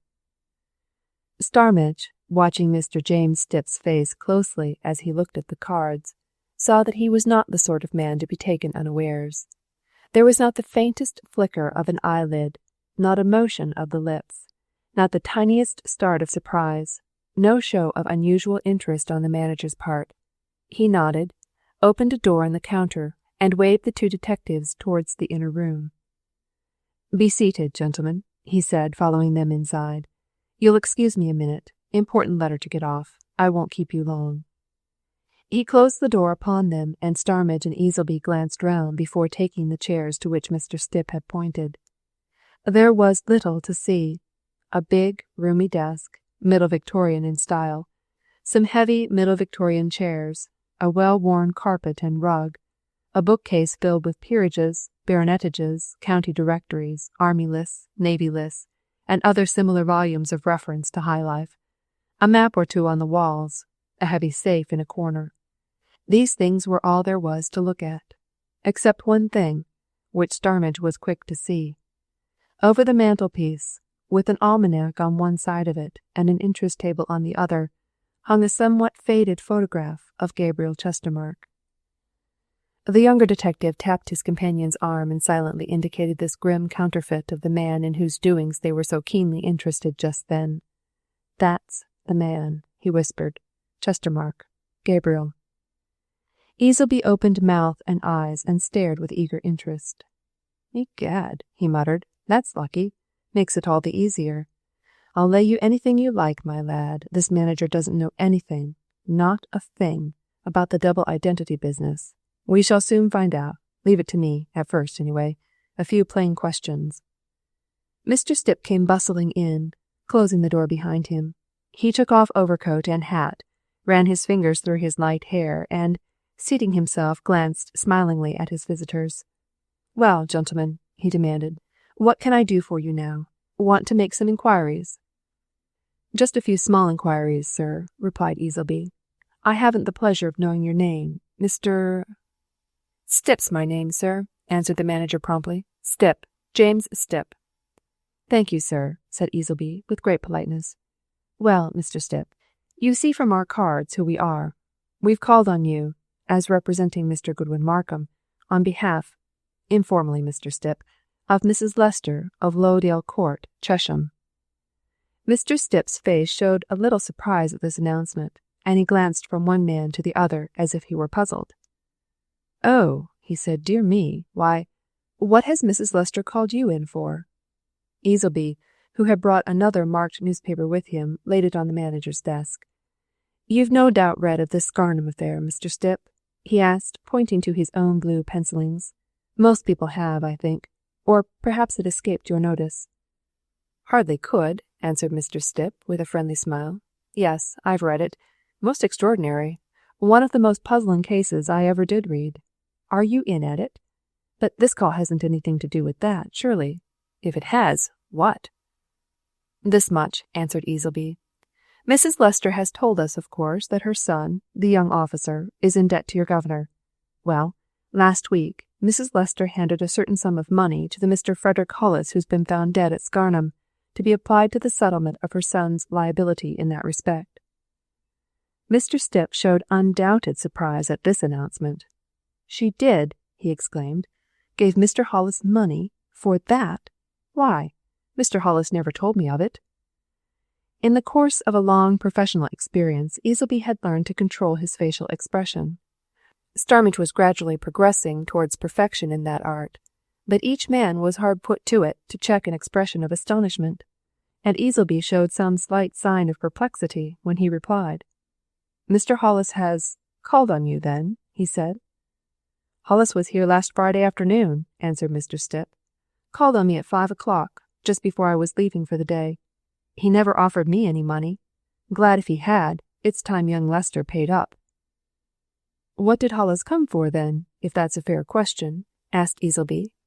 "He came, I should say, to take a look at us, and find out who he'd got to deal with," replied the manager, smiling.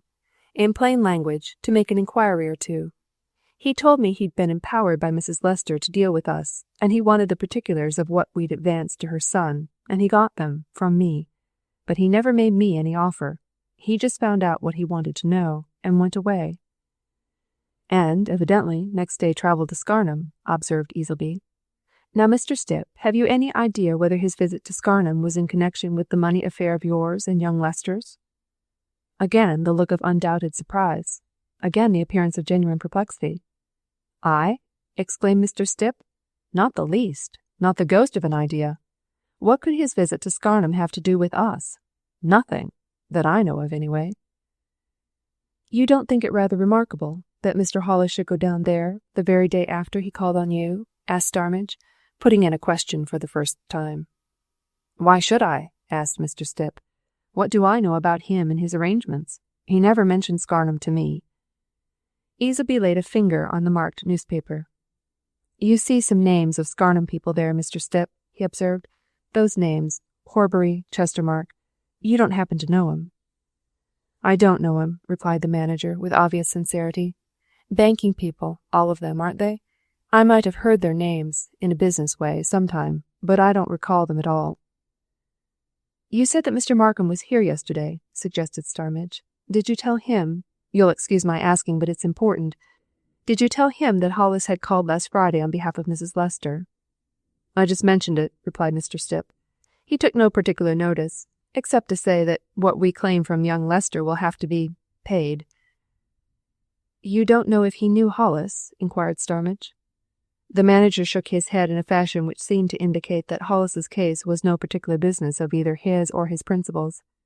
"I don't think he did," he answered. "Never said so, anyhow. But, I say, you'll excuse me now. What is it you're trying to get at? Do you think Hollis went to Scarnham on this business of young Lester's? And if you do, why?"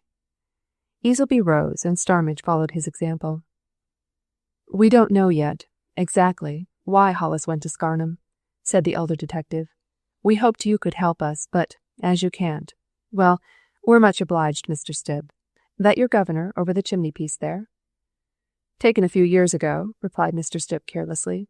"I say, you don't know what Hollis was empowered to offer us, do you?" The two detectives looked at each other, a quiet nod from Starmidge indicating that he left it to Easleby to answer this question. After a moment's reflection, Easleby spoke. "Mr. Hollis was empowered to offer £10,000 in full satisfaction, Mr. Stipp," he said. "And what's more, a cheque for that amount was found on his dead body when it was discovered. Now, sir, you'll understand why we want to know who it was that he went to see at Scarnham."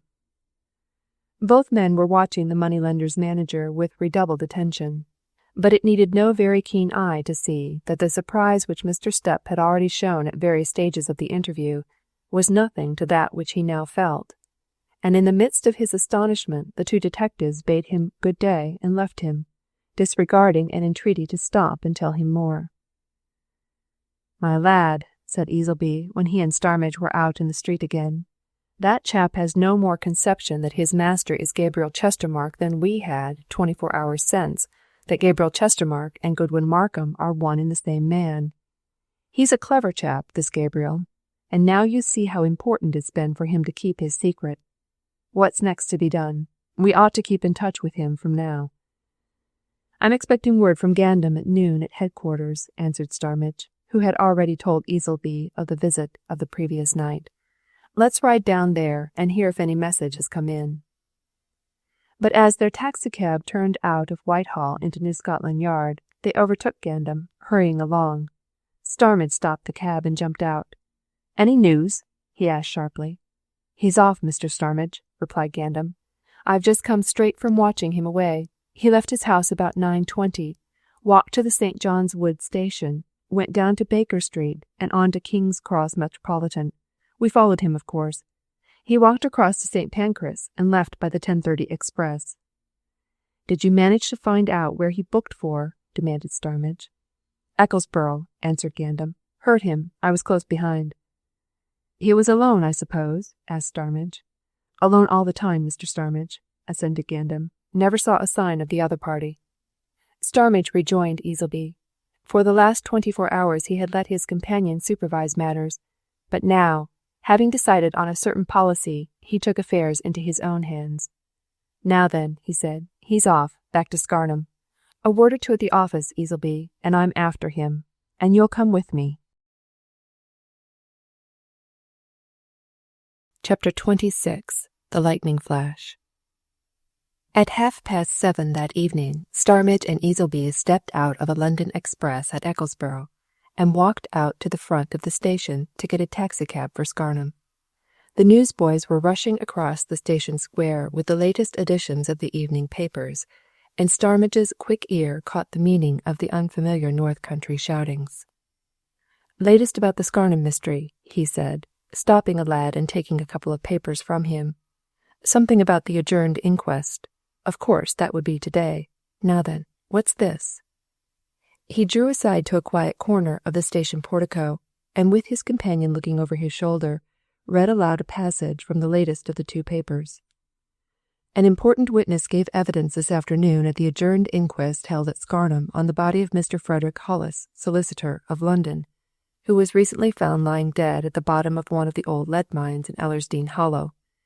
It will be remembered that the circumstance of this discovery, already familiar to our readers, allied with the mysterious disappearance of Mr. John Horbury and the presumed theft of the Countess of Ellersdeane's jewels, seem to indicate an extraordinary crime, and opinion varies considerably in the Scarnham district as to whether Mr. Hollis, the reason of whose visit to Scarnham is still unexplained, fell into the old mine by accident, or whether he was thrown in. At the beginning of the proceedings this afternoon, a shepherd named James Livesey of Ellersdeane, employed by Mr. Marchant, farmer of the same place, was immediately called. He stated in answer to questions put by the coroner that, on Monday morning last, he had gone with his employer to an out-of-the-way part of Northumberland to buy new stock, and in consequence of his absence from home had not heard of the Scarnham affair until his return this morning, when, on Mr. Marchant's advice, he had at once called on the coroner's office to volunteer information. Livesey's evidence, in brief, was as follows. At 9 o'clock last Saturday evening, he was walking home from Scarnham to Ellersdeane by a track which crosses the hollow and cuts into the high road between the town and the village at a point near the Warren, an isolated house which is the private residence of Mr. Gabriel Chestermarke, banker, of Scarnham. As he reached this point, he saw Mr. John Horbury, whom he knew very well by sight, accompanied by a stranger, come out of the hollow by another path, cross the high road, and walk down the lane which leads to the Warren. They were talking very earnestly, but Mr. Horbury saw him and said good night in answer to his own greeting.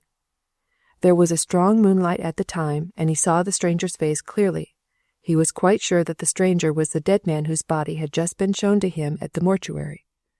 Questioned further, Livesey positively adhered to all his statements. He was certain of the time, certain of the identity of the two gentlemen. He knew Mr. Horbury very well indeed, and had known him for many years. Mr. Horbury had often talked to him when they met in the fields and lanes of the neighbourhood. He had no doubt at all that the dead man he had seen in the mortuary was the gentleman who was with Mr. Horbury on Saturday night. He had noticed him particularly as the two gentlemen passed him, and had wondered who he was. The moon was very bright that night. He saw Mr. Hollis quite plainly. He would have known him again at any time. He was positive that the two gentlemen entered the lane which led to Mr. Gabriel Chestermarke's house. They were evidently making a direct line for it when he first saw them, and they crossed the high road straight to its entrance.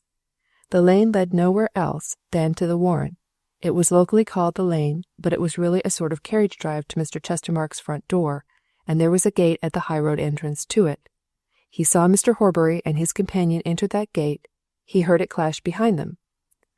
Questioned by Mr. Polke, superintendent of police at Scarnham, Livesey said that when he first saw the two gentlemen they were coming from the direction of Ellersdeane Tower.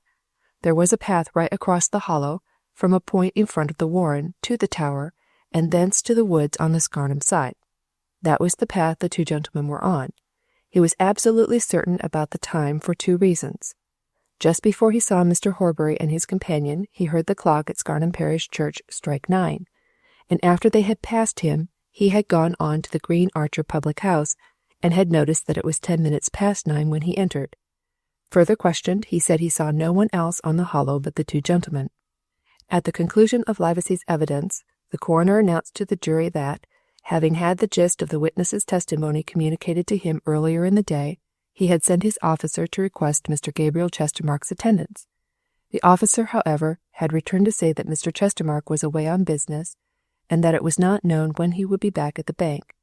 As it was highly important that the jury should know at once if Mr. Horbury and Mr. Hollis called at the Warren on Saturday evening last, he, the coroner, had sent for Mr. Chestermarke's butler, who would doubtless be able to give information on that point. They would adjourn for an hour until the witness attended. "That's the end of it, in that paper," remarked Starmidge. "Let's see if the other has any later news. Ah, here we are. There is more in the stop the press space of this one. Now then."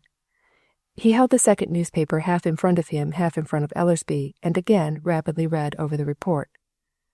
Scarnham, further adjournment. On the coroner's inquiry being resumed at 4 o'clock, Thomas Beavers, butler to Mr. Chestermarke at the Warren, said that so far as he knew, Mr. Horbury did not call on his master on Saturday evening last, nor did any gentleman call who answered the description of Mr. Hollis. It was impossible for anybody to call at the Warren in the ordinary way without his, the butler's, knowledge. As a matter of fact, the witness continued, Mr. Chestermarke was not at home during the greater part of that evening. Mr. Joseph Chestermarke had dined at the Warren at 7 o'clock, and at 8:30 he and his uncle left the house together. Mr. Chestermarke did not return until 11. Asked by Mr. Polke, superintendent of the police, if he knew in which direction Mr. Gabriel and Mr. Joseph Chestermarke proceeded when they went away, the witness said that a short time after they left the house, he, in drawing the curtains of the dining room, saw them walking on a side path at the garden, apparently in close conversation. He saw neither of them until Mr. Gabriel Chestermarke returned home alone at the time he had mentioned. Later. The inquest was further adjourned at the close of this afternoon's proceedings. Before adjourning, the coroner informed the jury that he understood there were rumors in the town to the effect that Mr. Hollis had been strangled before being thrown into the old lead mine.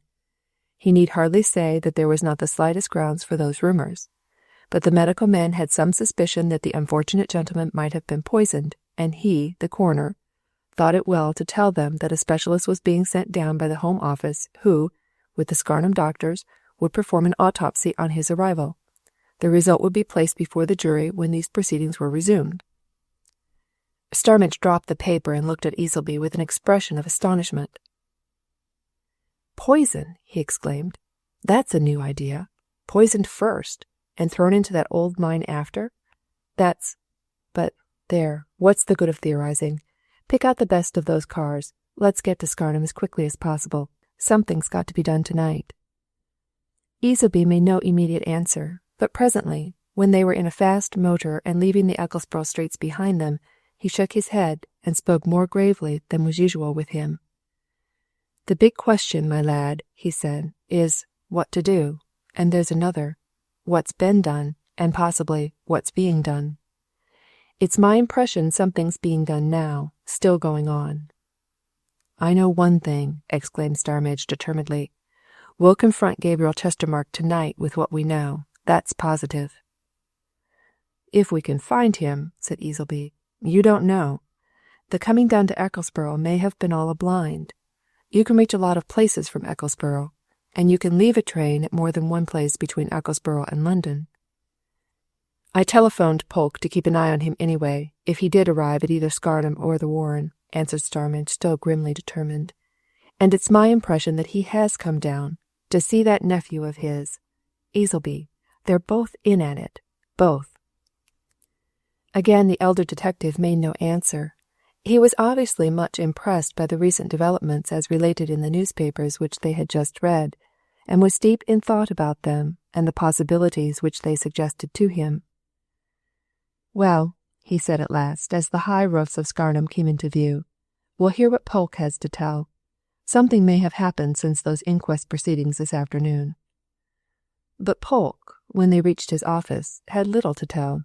Lord Ellersdeane, Betty Fosdyke, and Stephen Hollis were with him, evidently in consultation, and Starmidge at once saw that Betty looked distressed and anxious in no ordinary degree. All turned eagerly on the two detectives, but Starmidge addressed himself straight to Polke with one direct inquiry. "Seen him? Heard of him?" he asked. "Not a word," answered Polke, "nor a sign. If he came down by that train you spoke of, he ought to have been in the town by 4 o'clock at the outside. But he's never been to the bank, and he certainly hadn't arrived at his house 3/4 of an hour ago. And since 10 o'clock this morning, t'other's disappeared too." "What, Joseph?" exclaimed Starmidge. "Just so," replied Polke, with the expression of a man who feels that things are getting far too much for individual effort. "He was in the bank at 8 o'clock this morning. One of my men saw him go in by the back way, Orchard way, you know. The clerk says he went out, that way again, at 10, and he's never been seen since." "His house," said Starmidge. "Have you tried that?" "Know nothing of him there. The old man and old woman say so, at any rate," answered Polke. "He seems to have cleared out. And now here's fresher bother, though I don't know if it's anything to do with this. Mr. Neale's missing. Never been seen since 6 yesterday evening. Miss Fosdyke's anxious." "He was to see me at 9 last night," said Betty. "No one has seen him. His landlady says he never returned home last night. Do you think anything can have happened?" "If anything's happened to Mr. Neale," interrupted Starmidge, "it's all a piece with the rest of it. Now, Superintendent," he went on, turning to Polke, "never mind what news I've brought. We've got to find these two Chestermarkes at once. We must go, some of us, to the Warren, some to Cornmarket. See here, Easleby and I will go on to the Cornmarket now. You get some of your men and follow. If we hear nothing there, then the Warren. But quick!" The two detectives hurried out of the police station. Lord Ellersdeane and Betty, after a word or two with Polke, followed. Outside, Starmidge and Easleby paused a moment, consulting. The Earl stepped forward to speak to them. "As regards Mr. Neale," he began, "Miss Fosdyke thinks you ought to know that—" A sudden searching flash, as of lightning, glared across the open space in front, lighting up the tower of the old church, the high roofs of the ancient houses, and the drifting clouds above them. Then a crash, as of terrible thunder, shook the little town from end to end, and as it died away the street lamps went out, and the tinkle of falling glass sounded on the pavements of the market-place. And in the second of dead silence which followed, a woman's voice, shrill, terrified, shrieking loudly, once, somewhere in the darkness. Chapter 27. The Old Dovecot. On the previous evening, Wallington Neale, who had spent most of the day with Betty Fosdyke, endeavouring to gain some further light on the disappearance of her uncle, had left her at 8 o'clock in order to keep a business appointment. He was honorary treasurer of the Scarnham Cricket Club. The weekly meeting of the committee of which important institution was due that night at the Hope and Anchor Inn, an old tavern in the Cornmarket. Thither Neale repaired, proposing to rejoin Betty at 9 o'clock. There was little business to be done at the meeting. By 8:45 it was all over, and Neale was going away. As he walked down the long sanded passage which led from the committee room to the front entrance of the inn, old Robert Walford, the landlord, came out of the bow-windowed bar parlour, beckoning him, with a mystery-suggesting air, to follow, and led him into a private room, the door of which he carefully closed. Walford, a shrewd-eyed, astute old fellow, well known in Scarnham for his business abilities and his penetration, chiefly into other people's affairs, looked at Neale with a mingled expression of meaning and inquiry. "Mr. Neale," he whispered, glancing round at the panelling of the old parlour in which they stood, as if he feared that the ancient boards might conceal eavesdroppers, "I wanted a word with you, in private. How's this here affair going? Is aught being done? Is aught being found out? Is that detective chap any good? Him from London, I mean. Is there aught new since this morning?" "Not to my knowledge, Mr. Walford," answered Neale, who knew well that the old innkeeper was hand in glove with the Scarnham police, and invariably kept himself well primed with information about their doings. "I should think you know nearly everything, just as much as I do, more perhaps." The landlord poked a stout forefinger into Neale's waistcoat. "Aye," he said, "aye, so I do. As to what you might call surface matter, Mr. Neale, but about the main thing, which, in my opinion, is the whereabouts of John Horbury? Does yon young lady at the Scarnham Arms know aught more about her uncle? Do you? Does anybody? Is there aught behind, like? Aught that hasn't come out on the top?" "I don't know of anything," replied Neale. "I wish I did. Miss Fosdyke's very anxious indeed about her uncle. She'd give anything or do anything to get news of him. It's all rot, you know, to say he's run away. It's my impression he's never gone out of Scarnham or the neighbourhood. But where he is, and whether dead or alive, is beyond my comprehension," he concluded, shaking his head. "If he's alive, why don't we hear something, or find out something?" Walford gave his companion a quick glance out of his shrewd old eyes. "He might be under such circumstances as wouldn't admit of that there, Mr. Neale," he said. "But come, I've got something to tell you, something that I found out not half an hour ago. I was going on to tell Polke about it at once, but I remembered that you were in the house at this cricket club meeting, so I thought you'd do instead. You can tell Polke. I'm in a bit of a hurry myself. You know it's Wymington races tomorrow, and I'm off there tonight, at once, to meet a man that I do a bit of business with in these matters. We make a book together, d'ye see, so I can't stop. But come this way." He led Neale out into the long sanded passage, and down through the rear of the old house, into a big stable yard, enclosed by various shaped buildings, more or less in an almost worn-out and dilapidated condition, whose roofs and gables showed picturesquely against the sky, faintly lighted by the waning moon. To one of these, a tower-like erection considerably higher than the rest, the old landlord pointed. "I suppose you know that these back premises of mine look partly over Joseph Chestermarke's garden," he whispered. "They do, anyway.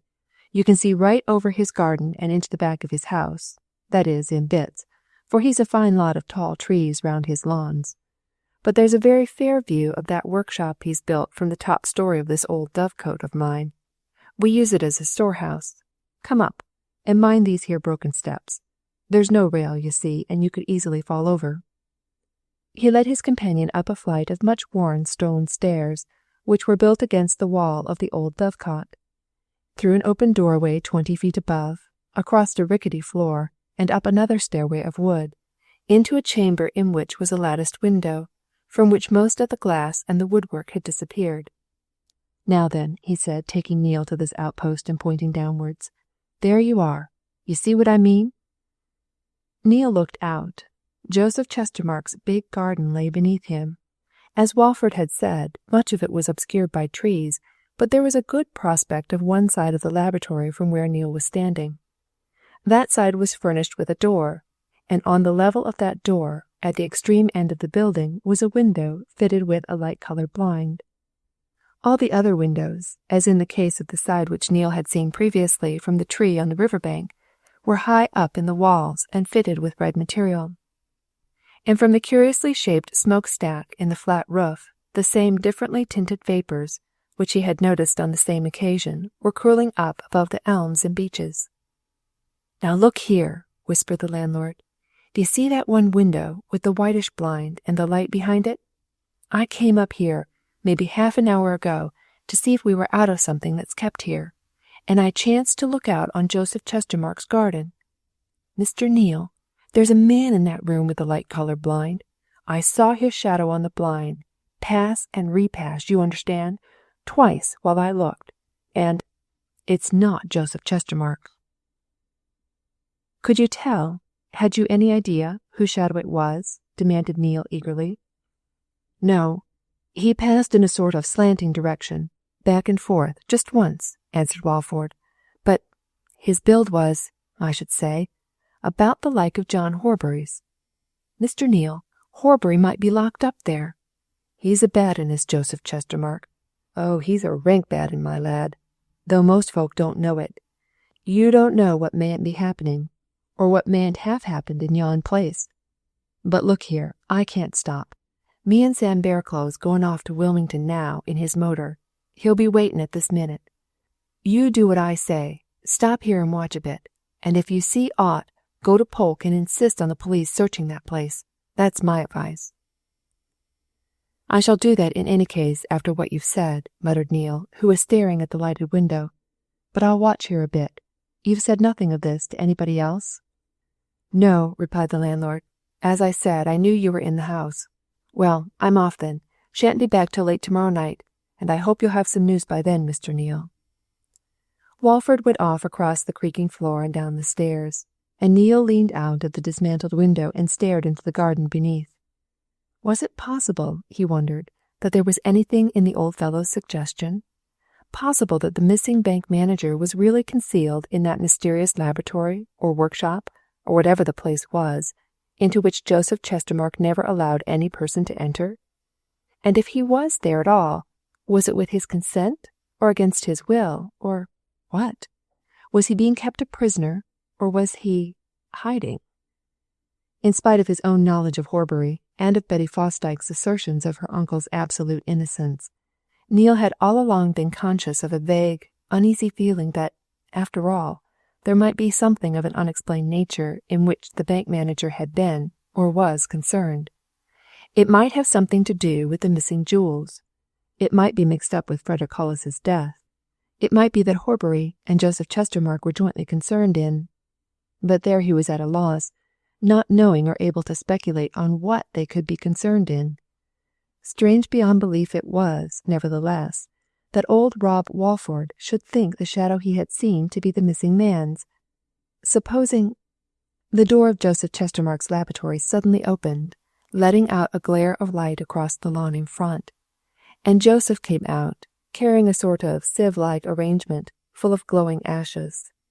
He went away to some distant part of the garden with his burden, came back, disappeared, reappeared with more ashes, went again down to the garden, and each time he left the door wide open. A sudden notion, which he neglected to think over, flashed into Neil's mind. He left the upper chamber of the old dovecot, made his way down the stairs to the yard beneath, turned the corner of the buildings, and by the aid of some loose timber which lay piled against it, climbed to the top of Joseph Chestermarke's wall. A moment of hesitation, and then he quietly dropped to the other side, noiselessly, on the soft mould of the border. From behind a screen of laurel bushes he looked out on the laboratory at close quarters. Joseph was still coming and going with his sieve. Now that Neil saw him at a few yards' distance, he saw that the junior partner and amateur experimenter was evidently cleaning out his furnace. The place into which he threw the ashes was at the far end of the garden. At least 3 minutes was occupied in each journey, and, yielding to sudden impulse, when Joseph made his next excursion and had his back fairly turned, Neil crossed the lawn in 6 agile and stealthy strides, and within a few seconds had slipped within the door and behind it. A moment later, and he knew he was trapped. Joseph came back and did not enter. Neil heard him fling the sieve on the gravel. Then the door was pulled to with a metallic bang from without, and the same action which closed it also cut off the electric light. Chapter 28. Soundproof. It needed no more than a moment's reflection to prove to Neil that he had made a serious mistake in obeying that first impulse. Joseph Chestermarke had gone away, probably for the night, and there had been something in the metallic clang of that closing door, something in the sure and certain fashion in which it had closed into its frame, something in the utter silence which had followed the sudden extinction of the light, which made the captive feel that he might have beat upon door or wall as hard and as long as he pleased, without attracting any attention. The place into which he had come of his own free will was no ordinary place. Already he felt that he was in a trap out of which it was not going to be easy to escape.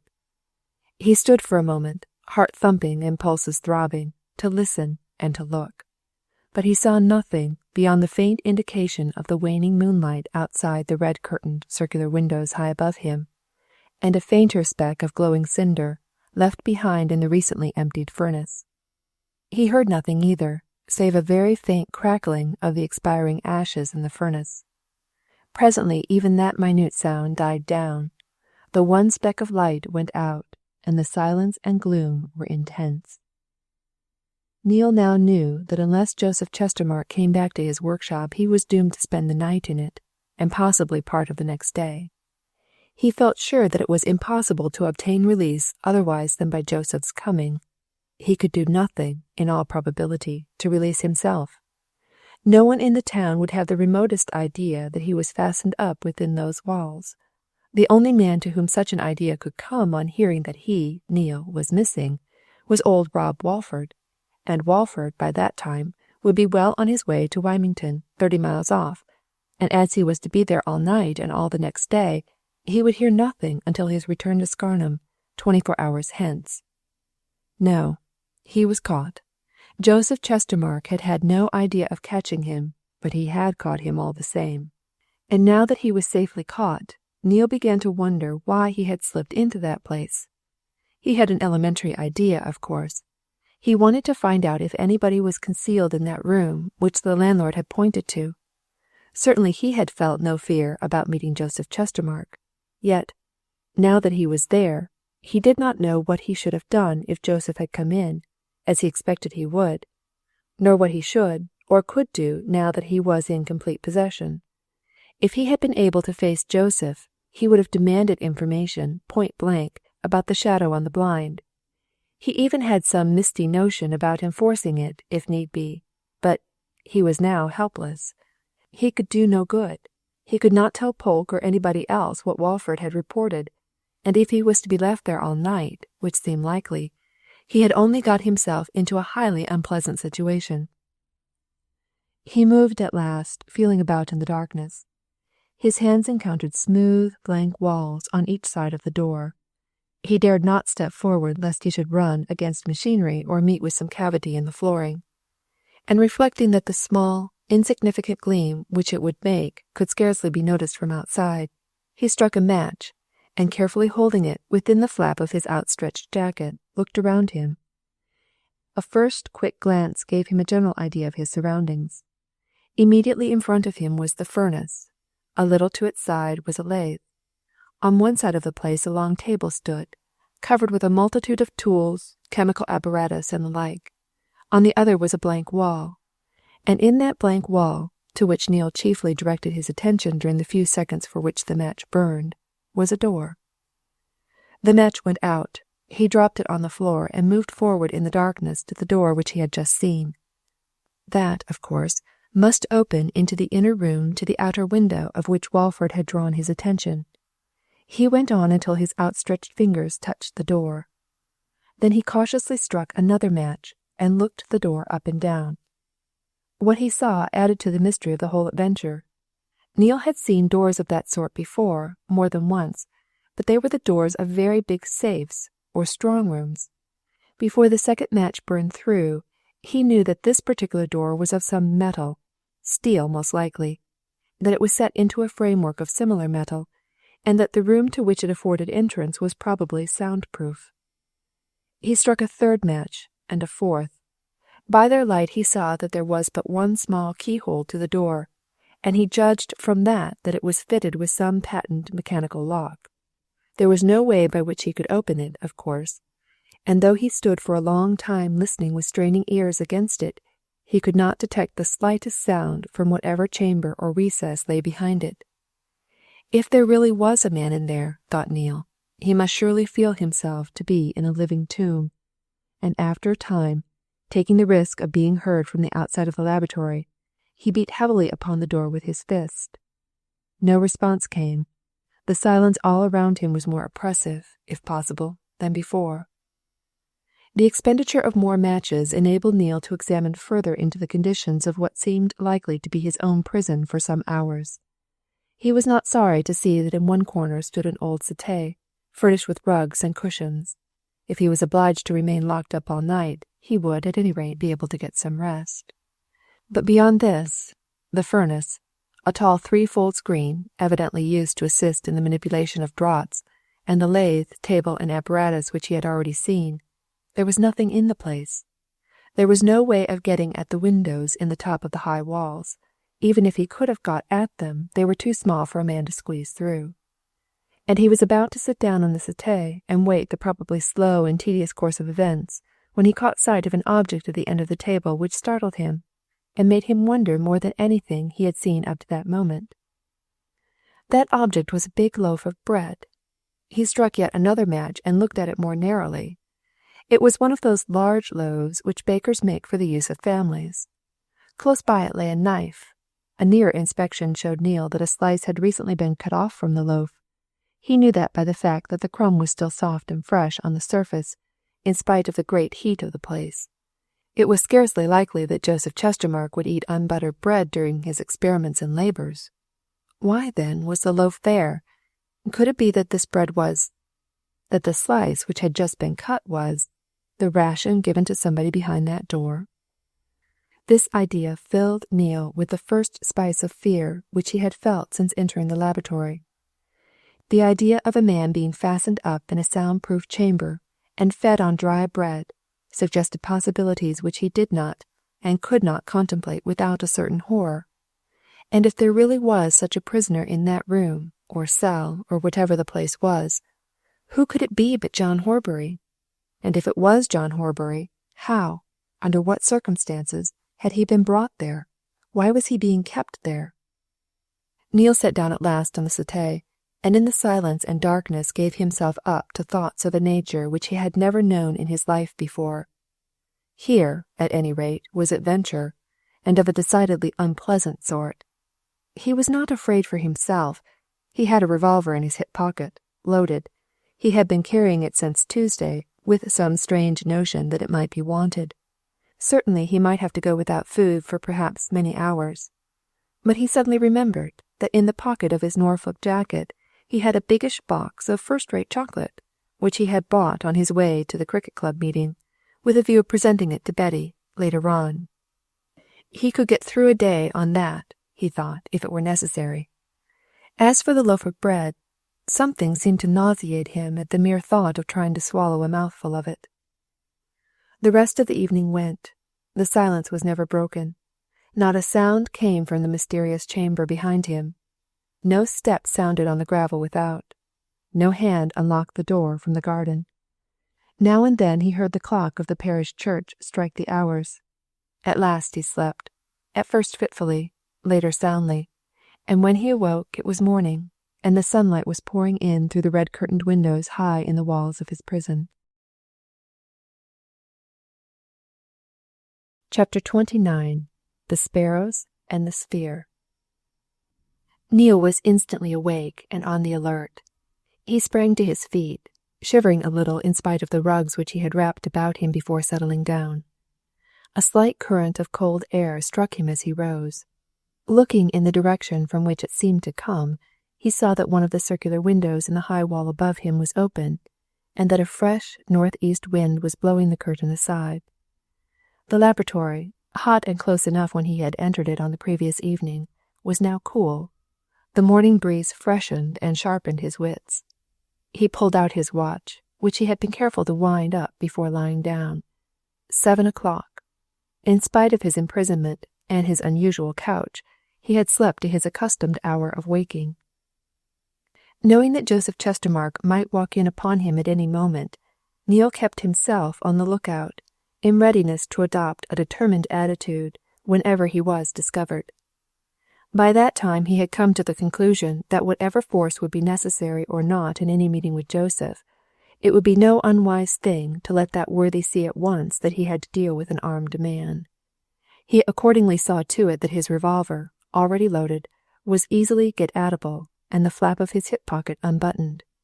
Under the circumstances, he was not going to be slow in producing that revolver in suggestive, if not precisely menacing, fashion.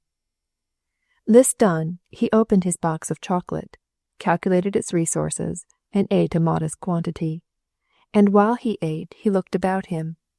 In the morning light, everything in his surroundings showed clearly that his cursory inspection of the night before had been productive of definite conclusions. There was no doubt whatever of the character of the mysterious door set so solidly and closely in its framework in the blank wall. The door of the strong-room at Chestermarke Bank was not more suggestive of security. He went over to the outer door when he had eaten his chocolate and examined that at his leisure. That, in lesser degree, was set into the wall as strongly as the inner one. He saw no means of opening it from the inside. It was evidently secured by a patent mechanical lock, of which Joseph Chestermarke presumably carried the one key. He turned from it to look more closely at a shelf of books and papers, which projected from the wall above the table. Papers and books were all of a scientific nature, most of them relating to experimental chemistry, some to mechanics. He noticed that there were several books on poisons. His glance fell from those books to the various bottles and phials on the table, fashioned of dark-coloured glass and three-cornered in shape, which he supposed to contain poisonous solutions. So Joseph dabbled in toxicology, did he? Thought Neil.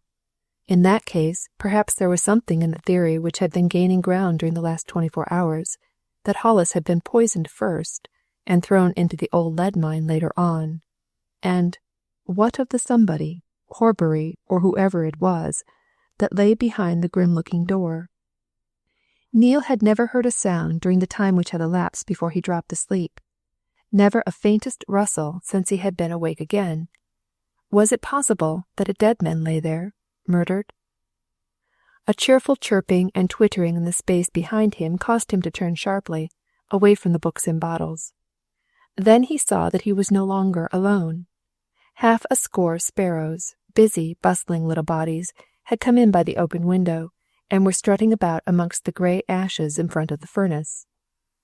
Neil's glance suddenly fell on the loaf of bread, close at hand, on the edge of the table, and of the knife which lay by it.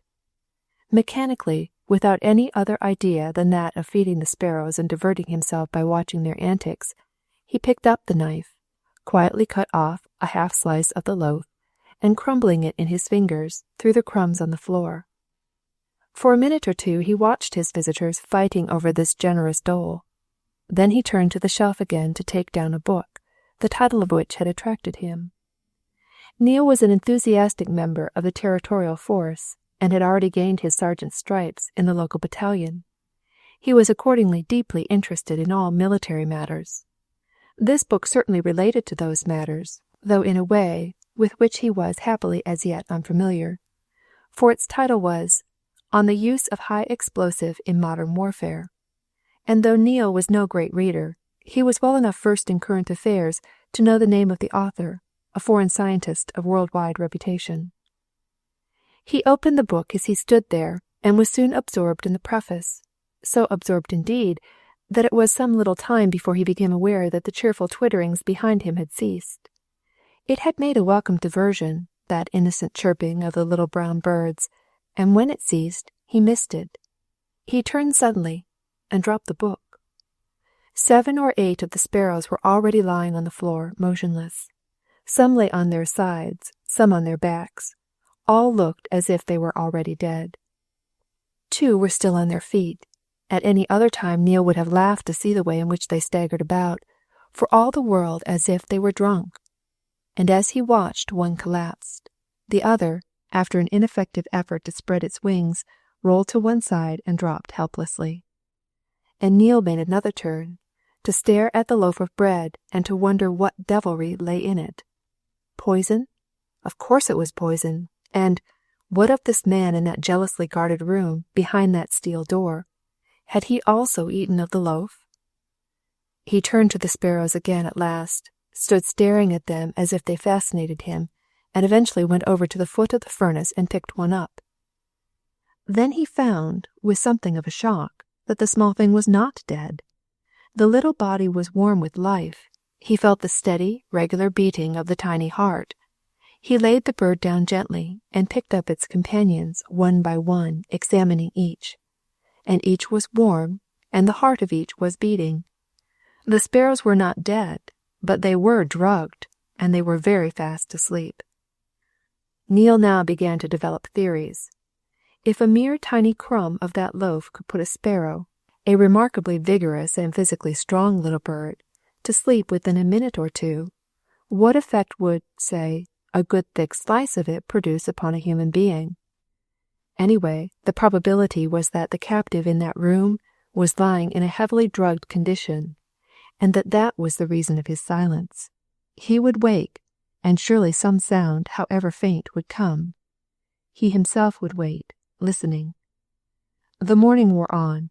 He waited, watched, listened. No one came. Nothing happened. He ate more of his chocolate. He read the book on explosives. It interested him deeply, so deeply that in spite of his anxiety, his hunger, his uncertainty as to what might happen sooner or later, he became absorbed in it, and once more he was called from its pages by the sparrows. The sparrows were coming to life. After lying stupefied for some 4 or 5 hours, they were showing signs of animation. One by one they were moving, staggering to their feet, beginning to chirp. As he watched them, first one, then the other got the use of its wings, and finally, with one consent, they flew off to the open window to disappear. Thereafter, Neil listened more keenly than ever for any sound from that mysterious room. But no sound came. The afternoon passed wearily away. The light began to fail, and at last he had to confess to himself that the waiting, the being always on the alert, the enforced seclusion and detention, the desire for proper food and drink, especially the latter, was becoming too much for him, and that his nerves were beginning to suffer. Was Joseph Chestermarke never coming? Had he gone off somewhere, possibly leaving a dead man behind, whose body was only a few yards away? There was no spark of comfort visible save one. Old Rob Walford would be home late that night from Wilmington. Sooner or later he would hear of Neil's disappearance, and he would sharpen his naturally acute wits and come to the right conclusion. Yet that might be as far off as tomorrow. As the darkness came, Neil, now getting desperate for want of food, was suddenly startled by 2 sounds which, coming abruptly, at almost the same time, made him literally jump. One, the first, was a queer thump, thump, thump, which seemed to be both close at hand and yet 1,000 miles away. The second was Joseph Chestermarke's voice in the garden outside, heard clearly through the open window. He was bidding somebody to tell a cab driver to wait for him at the foot of the bridge. The next minute, Neil heard a key plunged into the outer door. Before it turned, he, following out a scheme which he had decided on during his long watch, had leaped behind the screen that stood near the furnace. Ere the door could open, he was safely hidden, and in that second he heard the thumping repeated, and knew that it came from the inner room. The electric light blazed up as Joseph Chestermarke strode in. He put the door to behind him without quite closing it, and walked into the middle of the laboratory, feeling in his waistcoat pocket for something as he advanced. And Neil, peering at him through the high screen, felt afraid of him for the first time in his life. For the junior partner had shaved off his beard and mustache, and the face, which was thus clearly revealed, and on which the bright light shone vividly, was one of such mean and malevolent cruelty that the watcher felt himself turn sick with dread. Joseph went straight to the door in the far wall, unlocked it with a twist of the key which he had brought from his pocket, and walked in. The click of an electric light switch followed, and Neil stared hard and nervously into the hitherto hidden room. But he saw nothing but Joseph Chestermarke, standing, hands planted on his sides, staring at something hidden by the door. Next instant Joseph spoke, menacingly, sneeringly. "So you're round again from one of your long sleeps, are you?" he said. "That's lucky. Now then, have you come to your senses?" Neil thought his heart would burst as he waited for the unseen man's voice. But before he heard any voice, he heard something which turned his blood cold with horror. The clanking, plain, unmistakable, of a chain. Whoever was in there was chained like a dog, and following on that metallic sound came a very weary moan. "Come on now," said Joseph. "None of that. Are you going to sign that paper? Speak now." It seemed to Neil an age before an answer came, but it came at last, and in Horbury's voice. But what a changed voice! Thin, weak, weary, the voice of a man slowly being done to death. "How long are you going to keep me here?" it asked. "How long?" "Sign that paper on the table there, and you'll be out of this within 24 hours, replied Joseph. "And, listen you'll have good food, and wine, within 10 minutes. Come on now." Further silence was followed by another moan, and at the sound of that, Neil, whose teeth had been clenched firmly for the last minute or two, slipped his hand round to the pocket in which the revolver lay. "Don't be a damned fool," said Joseph. "Sign and have done with it. There's the pen. Sign. You could have signed any time the last week and been free. Get it done, damn you. I tell you, get it done. It's your last chance. I'm off tonight. If I leave you here, it's in your grave. Nobody'll ever come near this place for weeks. You'll be dead. Starved to death, mind. Long before that. Do you hear me? Come on now. Sign." Neil half drew the revolver from his pocket, but as he was about to step from behind the screen, a sudden step sounded on the gravel outside the outer door, and he shrank back, watching. The door opened, was thrown back with some violence, and at the same instant Joseph darted from the inner room, livid with anger, to confront Gabriel Chestermarke. That the younger man had not expected to encounter the elder was instantly evident to Neil. Joseph drew back, step by step, watching his uncle, until his back was against the door through which he had just rushed. His hand went out behind him and pulled the door to, heavily, and as it closed he spoke, and Neil knew that there was fear in his voice. What is it?" he got out. "When did you come in here? Why—" Gabriel Chestermarke had come to a halt in the middle of the floor, and he was standing very still. His face was paler than ever, and his eyes burned in their deep-set sockets like live coals. And suddenly he lifted a forefinger and pointed it straight at his nephew. "Thief!" he said with a quietness which was startlingly impressive to the excited spectator. Thief! Thief and liar, and murderer for aught I know. But you are found out. Scoundrel! You stole those securities. You stole those jewels. Don't trifle. Don't attempt to dispute. I know. You got the jewels last Saturday night. You took those securities at the same time. You may have murdered that man Hollis for anything I know to the contrary. Probably you did, but no fencing with me. Now speak. Where are the jewels? Where are those securities? And where is Horbury? Answer, without lying.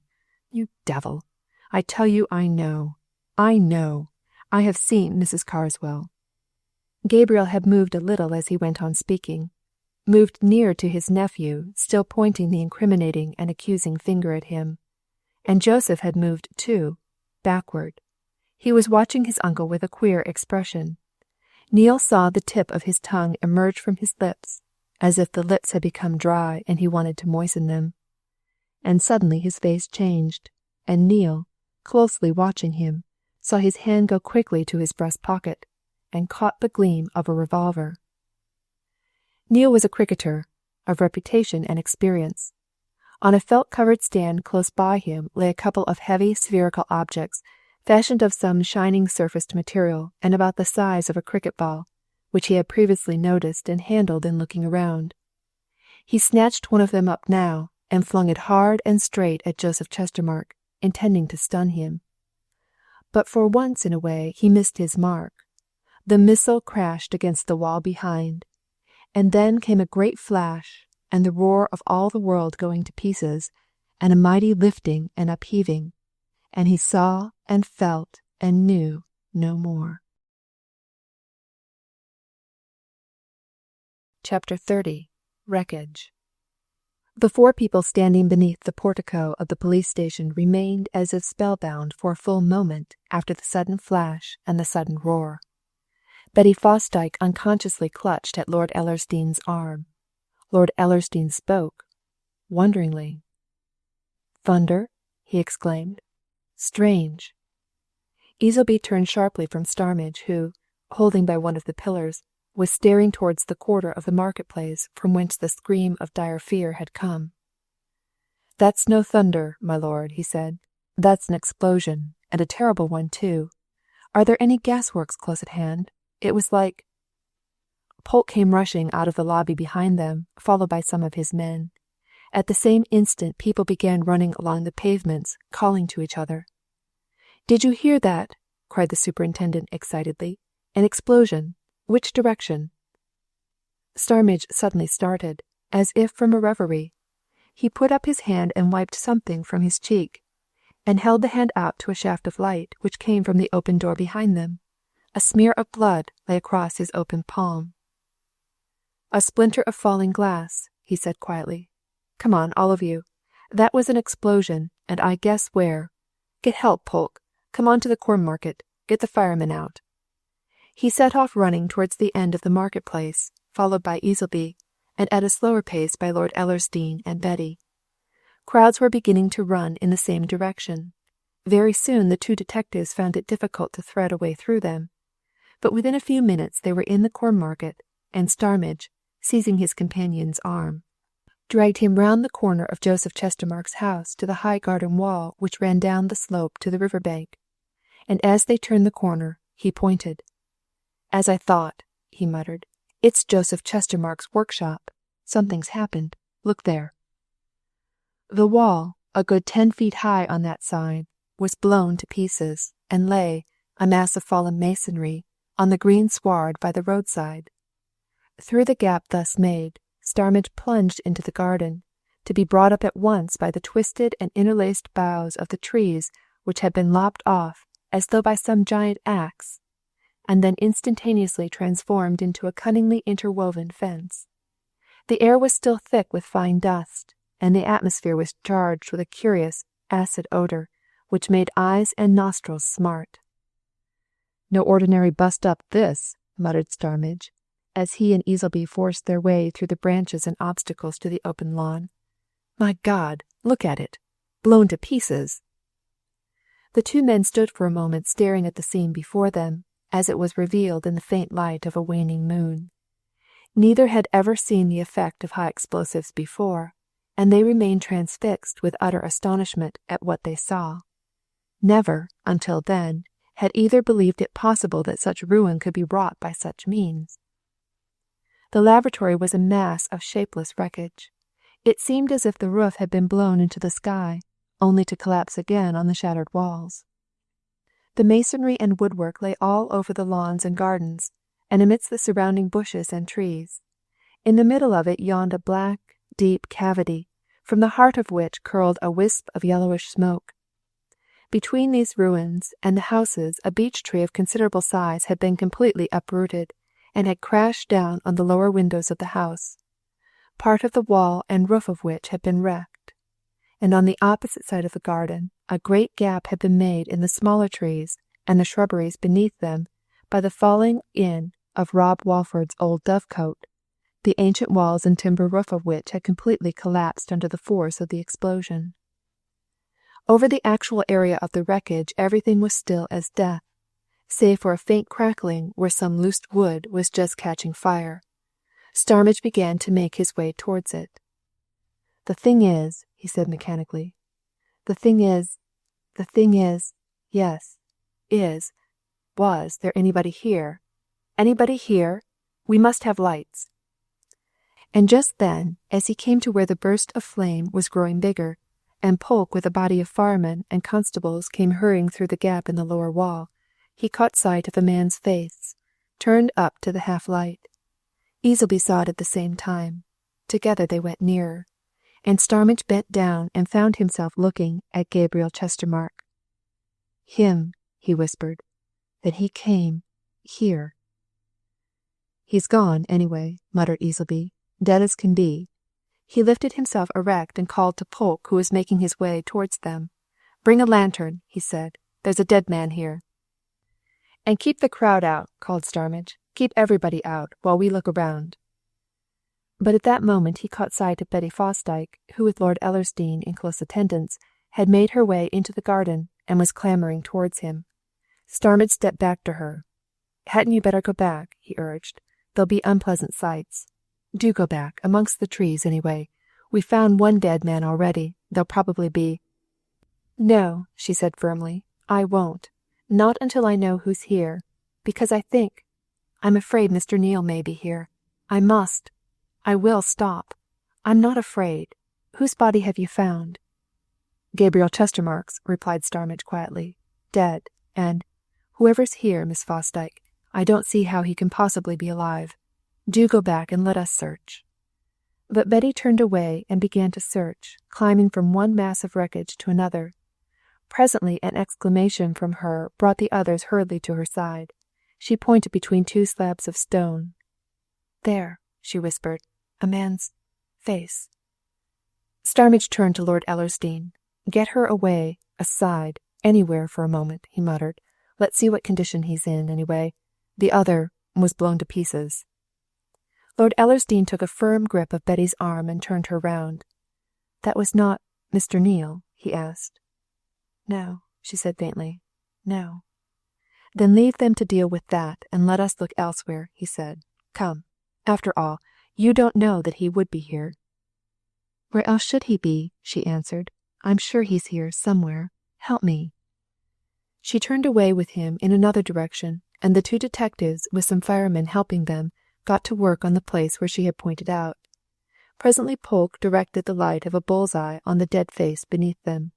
He broke into an exclamation of amazement. "Who's this?" he demanded. "Look." One of the firemen bent closer and suddenly glanced up at the superintendent. "It's young Chestermarke, sir," he said. "He must have shaved his beard off, but it's him." They took out what was to be found of Joseph Chestermarke at that particular spot, and went on to search for the rest of him, and for anything else. And eventually they came across Neale, unconscious but alive. His partial protection by the projecting iron walls of the furnace had saved him. He had evidently been carried back with them when the explosion occurred, and wedged between them and the outer wall of the laboratory. He came round to find a doctor administering restoratives to him on one side, and Betty Fosdyke kneeling at the other, and suddenly he remembered, and made a great shift to speak.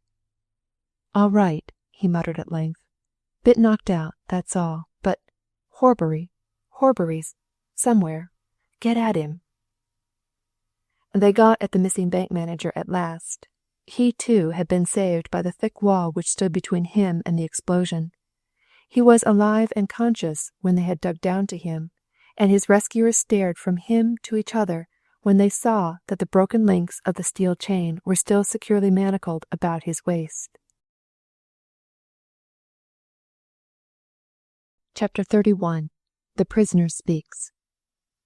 It was not until a week later that Neil, with a bandaged head and one arm in a sling, and Betty Fosdyke, inexpressibly thankful that the recent terrible catastrophe had at any rate brought relief in its train, were allowed to visit Horbury for their first interview of more than a few minutes' duration. Neil had made a quick recovery. Beyond the fracture of a small bone in his arm, some cuts on his head, and a general shock to his system, he was little worse for his experience. But the elder victim had suffered more severely. He had suffered, too, from a week's ill treatment and starvation. Nevertheless, he managed an approving smile when the two young people were brought to his bedside, and he looked at them afterwards in a narrow and scrutinizing fashion, which made Betty redden and grow somewhat conscious. "Not more than 3/4 of an hour at the most, the nurse said," she remarked as they sat down at the bedside. "So if you have anything to say, Uncle John, you must get it said within that." "One can say a lot within 3/4 of an hour, my dear," answered the invalid. "There is something I wanted to say," he went on, glancing at Neil. "I suppose there has been an inquest on the two Chestermarkes?" "Adjourned, until you're all right," replied Neil. "You and I, of course, are the two important witnesses. You, principally. You know everything. I only came in at the end." "I suppose there are, and have been, all sorts of rumours," said Horbury. "I don't see how anybody but myself could know all that happened in this horrible business. Hollis, for instance. Have they come up to any conclusion about his death?" "None," replied Neil. "All that's known is that he was found at the bottom of one of the old lead mines. We," he added, nodding at Betty, "were there when he was taken out." Horbury's face clouded. "And I," he said, shaking his head, "was there when... But I'll tell you two all about it. I should like to go over it all again, before the inquest is resumed. Not that I've forgotten it," he went on with a shudder. "I will never do that. It's all like a bad dream. You remember the Saturday night when this all began, Neil? If I had had any idea of what was to happen during the next week... That night, between 5:30 and 6 o'clock, I was rung up on the telephone. Greatly to my surprise, I found the caller to be Frederick Hollis, an old schoolmate of mine, whom I had only seen once. I'll tell you when later, since we were all at school together. Hollis said he had come down specially from London to see me. He was at the station hotel, about to have some food, and would like to meet me later. He said he had reasons for not coming to the bank house. He wished to meet me in some quiet place about the town. I told him to walk along the riverside at 7:30, and I would meet him. And after I had dined, I went through my garden and orchard to meet him coming along. I took him over the footbridge into the woods. Hollis told me an extraordinary story, yet one which did not surprise me as much as you might think. I knew that he was a solicitor in London. He said that only a few days before this interview, a lady friend of his had privately asked his advice. She was a Mrs. Lester, the widow of a man, an old friend of Hollis's, who in his time made a very big fortune. They had an only son, a lad who went into the army, and into a crack cavalry regiment. The father made his son a handsome, but not sufficient allowance. The son, finding it impossible to get it increased, had recourse, after he was of age, to a London moneylender named Goodwin Markham of Conduit Street, from whom, in the course of time, he borrowed some £7,000 or £8,000. Old Lester died. Instead of leaving a handsome fortune to the son, he left every penny he had to his wife. The lad was pressed for repayment. Markham claimed some 15,000 or 16,000. Young Lester was obliged to tell his mother. She urged him to make terms for cash.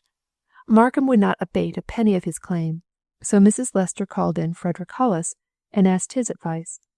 At his suggestion, she gave him a cheque for £10,000, He was to see Markham and endeavour to get a settlement for that sum.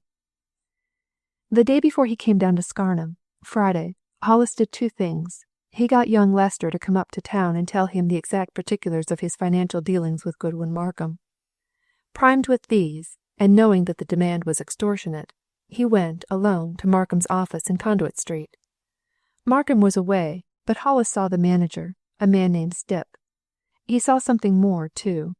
On Stipp's mantelpiece he saw a portrait which he recognized immediately as one of Gabriel Chestermarke. Now, you want to know how Hollis knew Gabriel Chestermarke. In this way. I told you just now that Hollis and I had only met once since our school days, some few years ago. I think the year before you came to the bank, Neil. Hollis came up north on a holiday. He was a bit of an archaeologist. He was looking round the old towns, and he took Scarnham in his itinerary. Knowing that an old schoolmate of his was manager at Chestermarke Bank in Scarnham, he called in to see me. He and I lunched together at the Scarnham Arms. I showed him round the town a bit after bank hours, and as we were standing in the upper room window of the Arms, Gabriel Chestermarke came out of the bank and stood talking to some person in the marketplace for a while. I drew Hollis's attention to him and asked, jocularly, if he had ever seen a more remarkable and striking countenance. He answered that it was one which, once seen, would not be readily forgotten. And he had not forgotten it once he saw the portrait at Markham's office. He knew very well that it was extremely unlikely that so noticeable a man as Gabriel Chestermarke could have a double. Now Hollis was a sharp fellow. He immediately began to suspect things. He talked a while with Stipp and contrived to find out that the portrait over the mantelpiece was that of Goodwin Markham. He also found out that Mr. Goodwin Markham was rarely to be found at his office, that there was no such thing as daily or even weekly attendance there by him. And after mutual desires that the Lester affair should be satisfactorily settled, but without telling Stipp anything about the £10,000, he left the office with a promise to call a few days later. Next day, certain of what he had discovered, Hollis came down to see me, and told me all that I have just told you. It did not surprise me as much as you would think. I knew that for a great many years Gabriel Chestermarke had spent practically half his time in London. I had always felt sure that he had a finger in some business there, and I naturally concluded that he had some sort of pied-à-terre in London as well. One fact had always struck me as peculiar. He never allowed letters to be sent on to him from Scarnham to London. Anything that required his personal attention had to await his return, so that when I heard all that Hollis had to tell, I was not so greatly astonished. In fact, the one thing that immediately occupied my thoughts was Joseph Chestermarke also concerned in the Goodwin Markham money-lending business? He, too, was constantly away at London, or believed to be so. He, too, never had letters sent on to him. Taking everything into consideration, I came to the conclusion that Joseph was in all probability his uncle's partner in the Conduit Street concern, just as he was in the bank at home. Hollis and I walked about the paths in the wood for some time, discussing this affair. I asked at last what he proposed to do. He inquired if I thought the Chestermarkes would be keen about preserving their secret. I replied that in my opinion, seeing that they were highly respectable country town bankers, chiefly doing business with ultra-respectable folk, they would be very sorry indeed to have it come out that they were also money-lenders in London, and evidently very extortionate ones. Hollis then said that that was his own opinion, and it would influence the line he proposed to take. He said that he had a cheque in his pocket, already made out for £10,000, and only requiring filling up the names of the payee and drawer, and that he would like to see Gabriel Chestermarke, tell him what he had discovered, offer him the cheque in full satisfaction of young Lester's liabilities to the Markham concern, and hint plainly that if his offer of it was not accepted, he would take steps which would show that Gabriel Chestermarke and Goodwin Markham were one and the same person. Now, I had no objection to this. I had not told you of it, Neil, but I had already determined to resign my position as manager at Chestermarkes. I had grown tired of it. I was going to resign as soon as I returned from my holiday. So I assented to Hollis's proposal and offered to accompany him to the Warren. I don't mind admitting that I was a little, perhaps a good deal, eager to see how Gabriel would behave when he discovered that his double dealing was found out, and known to me. We therefore set off across Ellersdeane Hollow. I have been told while lying here that some of you found the pipe which you, Betty, gave me last Christmas, lying near the old tower. quite right. I lost it there that night, as I was showing Hollis the view, in the moonlight, from the top of the crags. I meant to pick it up as we returned, but what happened put it completely out of my mind. Hollis and I crossed the moor and the high road and went into the little lane, or carriage drive, which leads to the warren. Halfway down it we met Joseph Chestermarke. He was coming away from the warren, from the garden. He, of course, wanted to know if we were going to see his uncle. I told him that my companion, Mr. Frederick Hollis, a London solicitor, had come specially from town to see Mr. Gabriel Chestermarke, and that, being an old friend of mine, he had first come to see me. Joseph therefore said that we were too late to find his uncle at home.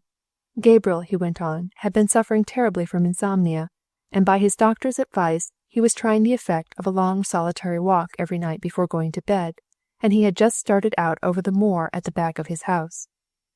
Turning to Hollis, he asked if he could do anything. Was his visit about banking business? Now I determined to settle at once the question as to Joseph's participation in the affairs of the Conduit Street concern. Before Hollis could reply, I spoke. I said, "Mr. Hollis wishes to see your uncle on the affairs of Lieutenant Lester and the Goodwin Markham loans." I watched Joseph closely. The moonlight was full on his face. He started, a little, and he gave me a swift, queer look which was gone as quickly as it came. It meant, "So you know." Then he answered in quite an assured, offhand manner, "Oh, I know all about that, of course. I can deal with it as well as my uncle could. Come back across the moor to my house. We'll have a drink and a cigar and talk it over with Mr. Hollis." I nudged Hollis's arm, and we turned back with Joseph towards Scarnham, crossing the hollow in another direction, by a track which leads straight from a point exactly opposite the warren to the foot of Scarnham Bridge, near the wall of Joseph Chestermarke's house. It is not a very long way, half an hour's sharp walk. We did not begin talking business. As a matter of fact, Hollis began talking about the curious nature of that patch of moorland and about the old lead mines. And when we were nearly halfway, the affair happened which, I suppose, led to all that has happened since. It gave Joseph Chestermarke an opening. Having lost my pipe and being now going in a different direction from that necessary to recover it, I had nothing to smoke. Joseph Chestermarke offered me a cigar. He opened his case. I was taking a cigar from it when Hollis stepped aside to one of the old shafts which stood close by, and resting his hands on the parapet leaned over the coping, either to look down or to drop something down. Before we had grasped what he was doing, certainly before either of us could cry out and warn him, the parapet completely collapsed before him, and he disappeared into the mine. He was gone in a second, with just one scream, and after that we heard nothing. We hurried to the place and got as near as we dared. Joseph Chestermarke dropped on his hands and knees and peered over and listened. There was not a sound, except the occasional dropping of loosened pebbles, and we both knew that in that drop of 70 or 80 feet, Hollis must certainly have met his death. We hastened away to the town to summon assistance. I don't think we'd had any very clear ideas except to tell the police, and to see if we could get one of the fire brigade men to go down. I was in a dreadful state about the affair. I felt as though some blame attached to me. By the time we reached the bridge I felt like fainting, and Joseph suggested that we should go in through his garden door to his workshop. He had some brandy there, he said. It would revive me. He took me in, up the garden, and into the workshop. I dropped down on a couch he had there, feeling very ill. He went to a side table, mixed something which looked and tasted like brandy and soda, brought it to me, and bade me drink it right off. I did so, and within, I should say, a minute, I knew nothing more. The next thing I knew, I awoke in pitch darkness, feeling very ill. It was some little time before I could gather my wits together. Then I remembered what had happened. I felt about. I was lying on what appeared to be a couch or small bed covered with rugs. But there was something strange, apart from the darkness and the silence. Then I discovered that I was chained round my waist, and that the chain had other chains attached to it. I felt along one of them, then along the other. They terminated in rings on a wall. I can't tell you what I felt until daylight came. I knew, however, that I was at Joseph Chestermarke's, perhaps at Gabriel's, mercy. I had discovered their secret. Hollis was out of the way. But what were they going to do with me? Oddly enough, though I had always had a secret dislike of Gabriel, and even some sort of fear of him, believing him to be a cruel and implacable man. It was Joseph that I now feared. It was he who had drugged and trapped me without a doubt. Why? Then I remembered something else. I had told Joseph, but not Gabriel, about my temporary custody of Lady Ellersdeane's jewels, and he knew where they were safely deposited at the bank, in a certain small safe in the strong room of which he had a duplicate key. I found myself, when the light came, in a small room, or cell, in which was a bed, a table, a chair, a dressing table, evidently a retreat for Joseph when he was working in his laboratory at night. But I soon saw that it was also a strong room. I could hear nothing. The silence was terrible, and, eventually, so was my hunger. I could rise, I could even pace about a little, but there was no food there, and no water. I don't know how long it was, nor when it was, that Joseph Chestermarke came, but when he came, he brought his true character with him. I could not have believed that any human being could be so callous, so brutal, so coldly indifferent to another's sufferings. I thought as I listened to him of all I had heard about that ancestor of his who had killed a man in cold blood in the old house at the bank, and I knew that Joseph Chestermarke would kill me with no more compunction, and no less, than he would show in crushing a beetle that crossed his path. His cruelty came out in his frankness. He told me plainly that he had me in his power. Nobody knew where I was. Nobody could get to know. His uncle knew nothing of the Hollis affair. No one knew. No one would be told. His uncle, moreover, believed I had run away with the convertible securities and Lady Ellersdeane's jewels. He, Joseph, would take care that he and everybody should continue to think so. And then he told me cynically that he had helped himself to the missing securities and to the jewels as well. The event of Saturday night, he said, had just given him the chance he wanted, and in a few days he would be out of this country and in another, where his great talent as a chemist and an inventor would be valued and put to grand use. But he was not going empty-handed, not he. He was going with as much as ever he could rake together.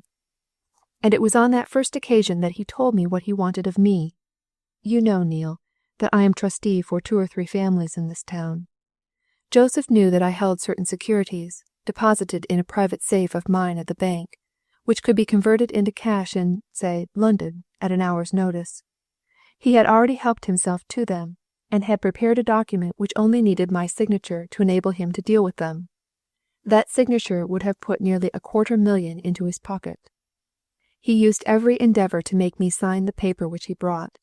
He said that if I would sign, he would leave an ample supply of the best food and drink within my reach, and that I should be released within 36 hours, by which time he would be out of England. When I steadily refused, he had recourse to cruelty. Twice he beat me severely with a dog-whip. Another time he assaulted me with hands and feet, like a madman. And then, when he found physical violence was no good, he told me he would slowly starve me to death. But he was doing that all along. The first 3 days I had nothing but a little soup and dry bread. The remaining part of the time, nothing but dry bread. And during the last 2 days, I knew that there was something in that bread which sent me off into long, continued periods of absolute unconsciousness, and I was glad. That's all. You know the rest, better than I do. I don't know yet how that explosion came about. He had been in to me only a few minutes before it happened, badgering me again to sign that authority, and I felt myself weakening. Flesh and blood were alike at the end of their endurance. Then it came. And as I say, that's all. But there's one thing I wanted to ask you. Have those jewels been found? Yes, replied Neil. They were found, all safe, in a suitcase in Joseph's house, along with a lot of other valuables, money, securities, and so on. He was evidently about to be off. In fact, the luggage was all ready, and so was a cab which he'd ordered, and in which he was presumably going to Ellersdeane. And another thing, said Horbury, turning from one to the other. I heard this morning that you'd left the bank, Neil. What are you going to do? What has happened? Betty looked at Neil warningly, stooped over the invalid, kissed him, rose, and took Neil's unwounded arm. No more talk today, Uncle John, she commanded. Wait until tomorrow. Then, if you're good, we shall perhaps tell you what's going to happen to both of us. End of The Chestermarke Instinct by JS Fletcher.